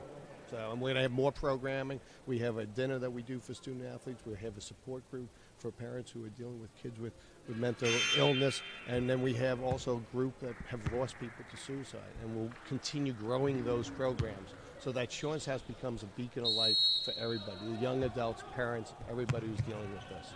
I thought your message was extremely powerful. We've aired it at halftime of every one of the games here about, you know, really coming out of the darkness and into the light. That's what this is all about, unlocking the light, as you guys have it so appropriately named, SL24, after your son, Sean Locke. And, you know, it's only gonna grow from here. I mean, I'm looking forward to how many more people we're going to be able to help and things you're going to be able to do moving forward. If we weren't able to get anybody here, we're showing it to them now, and we're going to keep it going whatever way we can. It's almost like you're on a mission. You can't be stopped. You're not going to be stopped. And thanks again for everything you've done with this. Well, Michael, thank you. Bill, thank you from the bottom of my heart. Chris, it's been an honor and a pleasure, and I can't wait for next year. Thank you, Bill. Thank you, Michael. And thank everybody that's been part of this production team. It's really made this a very, very special day and tournament. Thanks Thank again, you so Chris. much. We appreciate it. Chris Locke, father to Sean Locke and the founder of the SL24 Foundation, here with us tonight from the 76ers Fieldhouse in Wilmington, Delaware, as you're watching the fourth and final game of the day. Sanford and Sally's 46-24 now is the score. And we've got just about 4.5 to go in this one as Sanford brings it over. And who's had a nice game tonight is Amin Johnson, ball knocked out of bounds. And, boy, that's just amazing, you know, Bill. I mean, you look at it, the grand total now is almost up to $700,000 from just this tournament alone here in the just over 2 years. I mean, it's the third year of the tournament, but it's been over just over 2 years since all this got started. So credit to Chris, the entire foundation. Everything that you guys have been doing here and we've been doing has just been awesome. So and thank you, everyone who's donated this weekend at unlockthelight.com/donate. And that's got to be the message. Keep giving when you can. This has been a year of unbelievable stress, economic difficulties, and people have still found a way to open up their pocketbooks and wallets and do what they can. Now, any donation is wonderful and welcome. And Chris just has such a great message. It really is, to me, uncommon that a gentleman like that could kind of resurrect something like this coming after such a tragedy, Mike. And I don't have children. I couldn't even begin to imagine. But for him to be able to establish this in such short time, get people like you and Barnett and others involved, his family, and then bring this together. I mean, the organizational impact is dynamic. And then you top it off with Sean's house and the money raised. I mean, it is really an amazing movement. I agree wholeheartedly. I'm so incredibly proud to be a small part of it. I think the work they're doing is remarkable.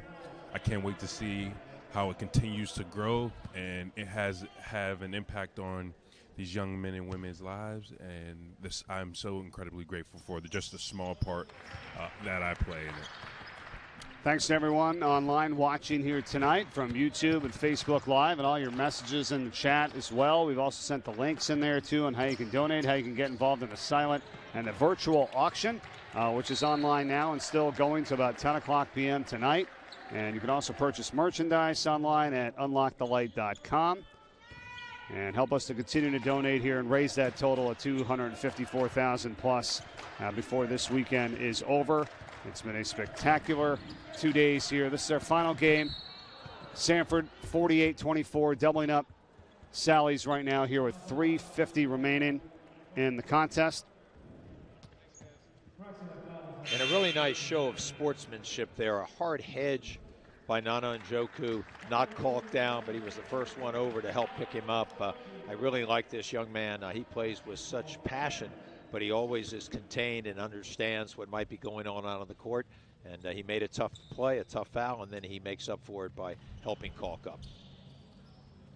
I like some of our comments here tonight. Future Wildcat running wild. That's Njoku and into Villanova for Sanford. Barnett, they're liking your commentary, crushing it on the live stream content here tonight. Nice job by you. And also great to hear from Chris Locke as well. Bill, you've been amazing throughout. Thanks to all your insight in this high school basketball tournament and knowing all these players and teams and the backstories. It's pretty impressive. And we've had 6 games and you've been on them all. So great work this weekend, Bill. Thank you. Well, Mike, thank you. And Jimmy for all you've done. Also my partner from Delaware football and basketball, Scott Klaskin, who worked the 2 games last night. And then Barnett, of course, for sitting in for us. It's been a wonderful weekend of basketball. Always fun to work with a pro like you, Mike.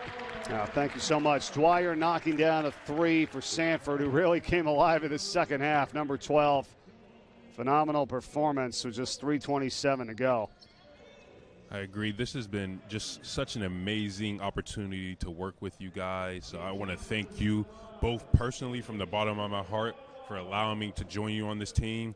And as well as I want to give a shout out to Jimmy Smith and his entire team that helped put this together and helped made this be what it was. He does amazing work. And I've known Jimmy for a few years now, since my time at Delaware.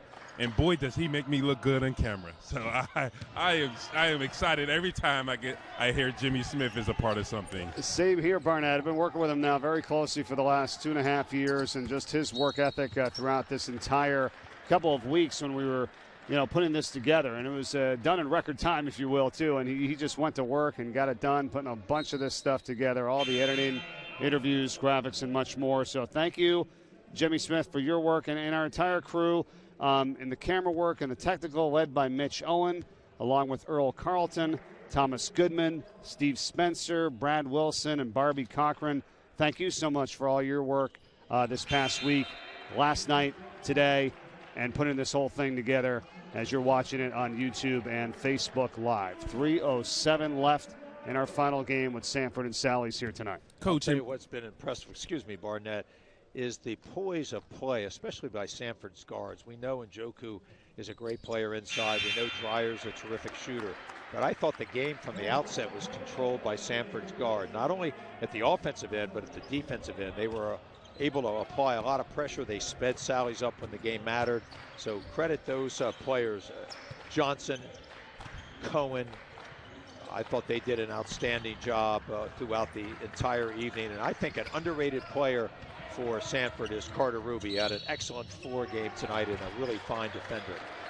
Count the basket and a foul. That's Mohammed Khanna who took it in for Sanford, and he's heading to the line for the three-point play opportunity.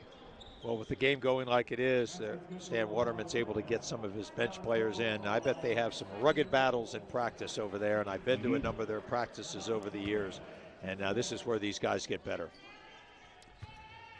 I also got to thank my brother, Brian Corey, with us here all day today on stats and more, kind of the jack of all trades, keeping us honest on the time and the numbers, and really helping us tremendously. We've worked together for a good 10 years now, and you know, COVID, it sets everybody back. We're unable to have the type of year that we normally do on the road to football. So good to be back with everyone here on this scheme tonight. Yeah, I miss seeing you in some of those airports, Mike. I know. Great job by Brian. It's really fun to have him part of the show tonight.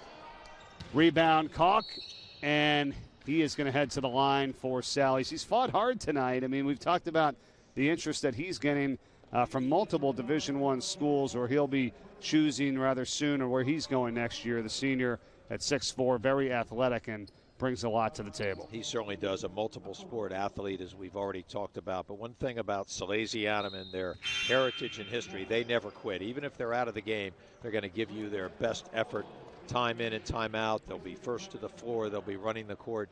And this is a real credit to Coach Trevison's program and how hard they play no matter what the score and the outcome. Well, and let's say this, too. I mean, they played only 3 games, this year. Prior to this week, actually, they were shut down for 10-plus days. They hadn't played since January 21st, so they practiced Wednesday. They played Thursday. They practiced yesterday, and now they're playing here today.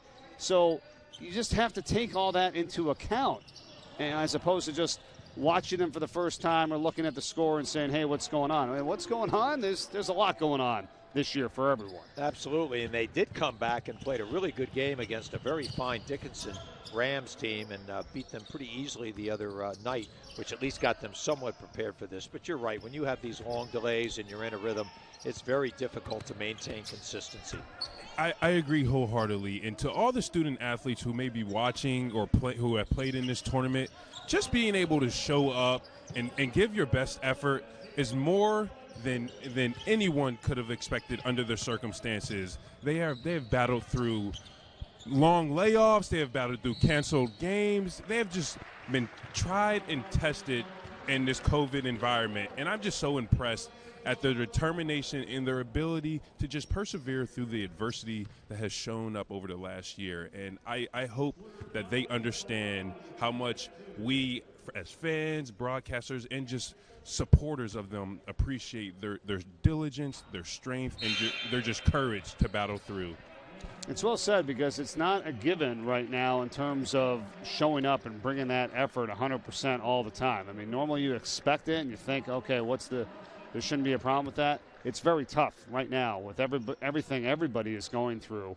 Just to be able to do that, like you said, Barnett, that is saying a lot, just to show up and play as hard as you possibly can. And you never know when your next game might be canceled or your next practice, or you could get some contact. So the resiliency of these young men and women throughout this season, through football and now through basketball, has been really outstanding to me. And to keep that mentality and stay locked in as well as they do, a real credit to this young generation. Just saw Porter Kelly at the free throw line. Now we have Sean Forrest there for Sanford.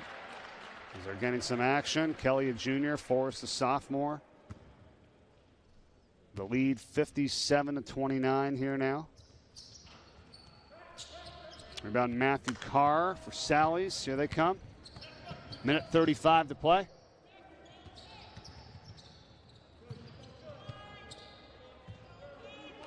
Harmon in some trouble. Picks up his dribble, gets it to William Keegan. Brandon Buffone. And now Carr.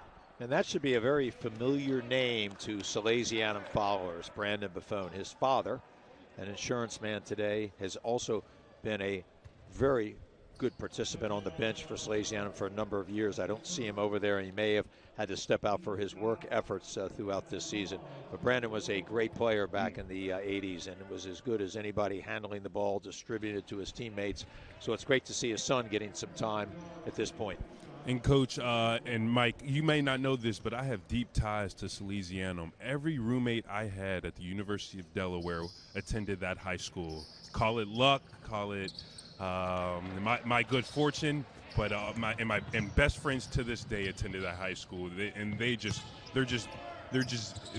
persevere, and they continue to just face adversity and grow from it. How about that? Nicodemus McNeil, the 8th grader for Sanford on that bucket. And maybe a little bit of a sign of the future for them. Every now and then, Stan Waterman comes up with a pretty good 8th grader and gives him a little bit of time.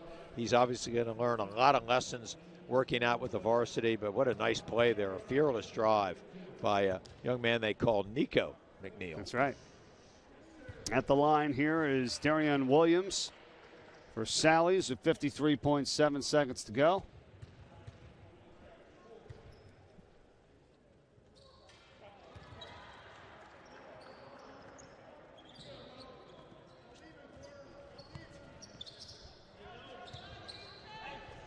McNeil again.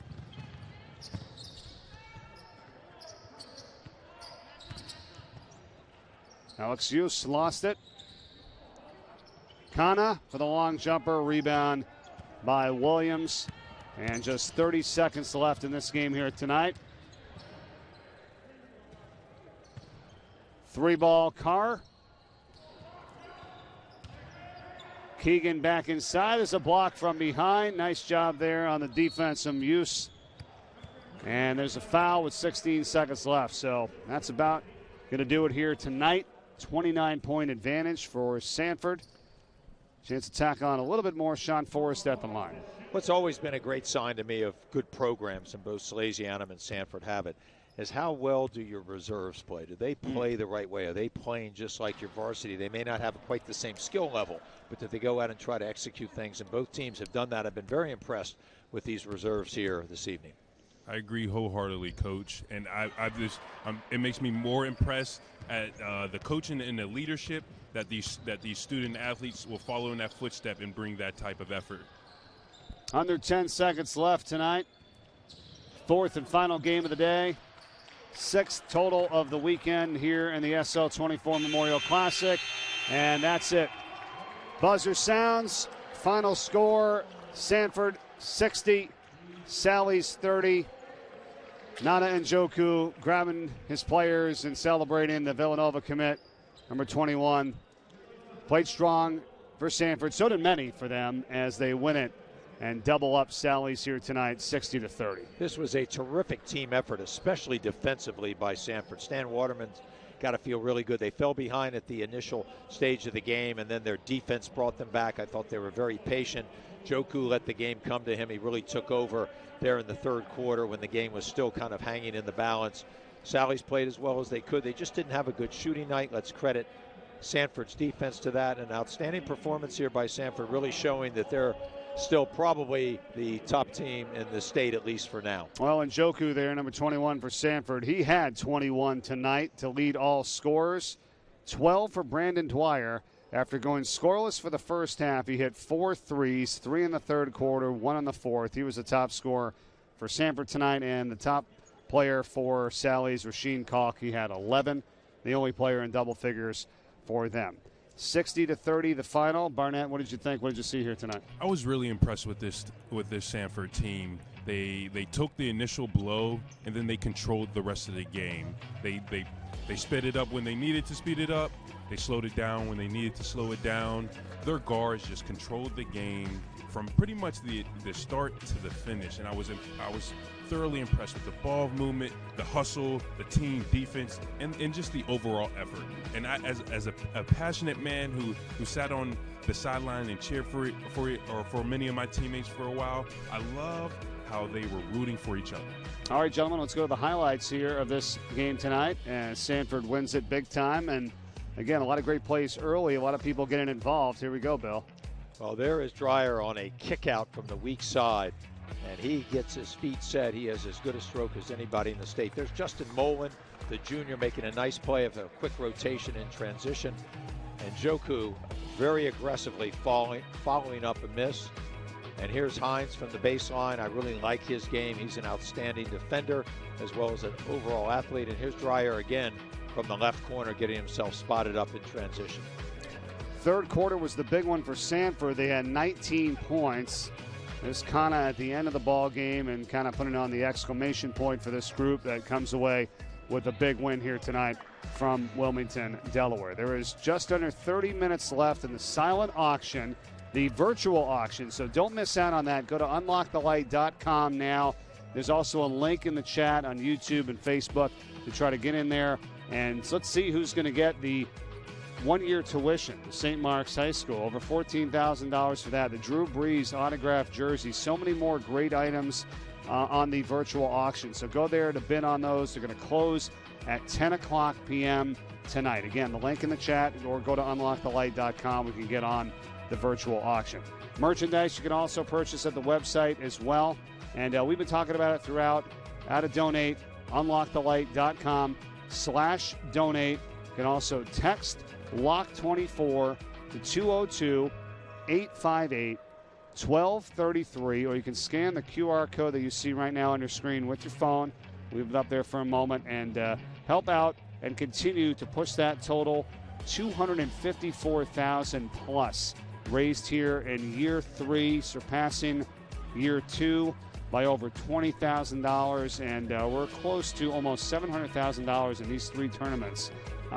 Very amazing, and thank you to everyone for your support for this money that's going to go to Sean's house to help people in need, anxiety, depression, high school, college students that walk right in, get the help they need, and it's truly and literally saving lives. Well, you're absolutely right, and this Sean's house is going to be a major impact to so many different people, ages 14 to 24. I know you guys have been there. It's really a welcoming place. It's going to get only better. We're going to get more people there, resources to help out, and I just see it having a gigantic impact in the community. I agree wholeheartedly. I'm just floored every time I think about it. It means so much to me, being close to Sean, and then just seeing how many other individuals battle with the same challenges. And I think Sean's house provides that space that they can feel that, okay, I'm in this vulnerable place, but I know others feel that way, and I know others want me to come out of it. And I hope our young people realize that that place will always be there. It's only going to grow, and to not try to hide it and not try to just carry that burden alone, because there are places for you and there are people who love you and that want you to succeed, including me and so many others. And I hope you take that tough first step and just ask for the help, because Sean's house is trying to provide that help. It's a great message. Thanks to Chris Locke and the entire family, friends, support staff, the board members, and all those who have contributed here. They kind of got that conversation started. We're going to keep it going and continue this for many, many more years to come. Great event this weekend, Friday night, and through today on Saturday. Thanks to Scott Klatskin last night helping out, my brother Brian Corey, Barnett Harris, and Bill Harmon. Thank you guys. Great working with you, and let's do it again soon, okay? I can't wait to see that next year. Thanks for all your work, you and Jimmy in particular. Brian, great to have you. Barnett, I think you've found a new career. If you don't want to be a lawyer, a politician, and run this country someday, you can talk about it and talk about basketball. But it's been an absolute pleasure and an honor, Mike. I've always wanted to do this. We got an opportunity. It's been great fun. Thanks so much, everybody. Stay safe and stay healthy. Thank you. Thanks for that. Thank you. All right, that's going to do it for us. I'm Mike Corey. Thank you so much for watching. We appreciate it. What a weekend it's been. And thank you to all those of you who have donated. Continue to do so. unlockthelight.com/donate. You see the phone number, the QR code, and that's it for us. Final score tonight of our final game of the weekend. Sanford 60, Sally's 30. For all of us here at the SL24 Foundation, thank you for watching. Thank you for donating. Stay safe, be well, all the best, and enjoy your weekend, everyone.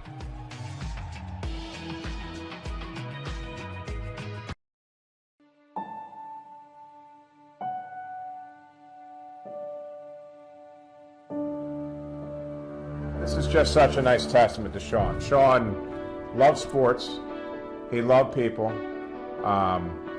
and he loved to kid around. He just was the perfect balance of everything. And if this can affect somebody like Sean, it can affect anybody. Mental health and suicide affects 1 in 4 people. Anybody that I'm talking to, they already know somebody.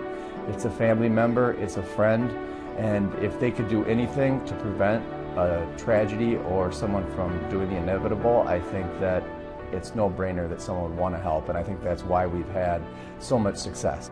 SL24, I think, has been just an absolute movement here in Delaware. My aunt committed suicide when I was young, and that actually affected my life drastically. The very next year, my mom died because of overprescription of medication from being depressed from that moment. So I think the domino effect can really affect families, it can affect children, and I just wish that, you know, I was able to catalyze such a movement over how I felt about that and was able to have a place to come to like Sean's house, to be vulnerable, talk to others about it. I've really learned that it is so important to reach out to your friends and your families, even the people that seem like everything's going well for them, because deep down you don't know what someone might be struggling with. And that's why I'm so happy to be a part of SL24 and see all of the mountains that we are climbing to help people see that they can get the help that they truly need and find their light even in some dark times. If you think about how fast this movement has grown, it's absolutely unbelievable. And to have a house like Sean's house on a college campus, especially in a year like COVID, where you're dealing with folks and the vulnerabilities and mental health issues that are happening, it's just absolutely amazing. And I'm just happy to be a part of it and help support it. Love to thank everyone that's been involved in SL24 and Sean's house, really bringing the house to fruition. All the sponsors, all the continuing sponsors, year to year for the basketball tournament and for the house. It's reached so many people, and we're so thankful to everybody that's donated their time and money for this great effort. Thank you so much to everyone that has donated and been a part of the SL24 Memorial Basketball Classic. Your support means so much to us, and we couldn't do this without you.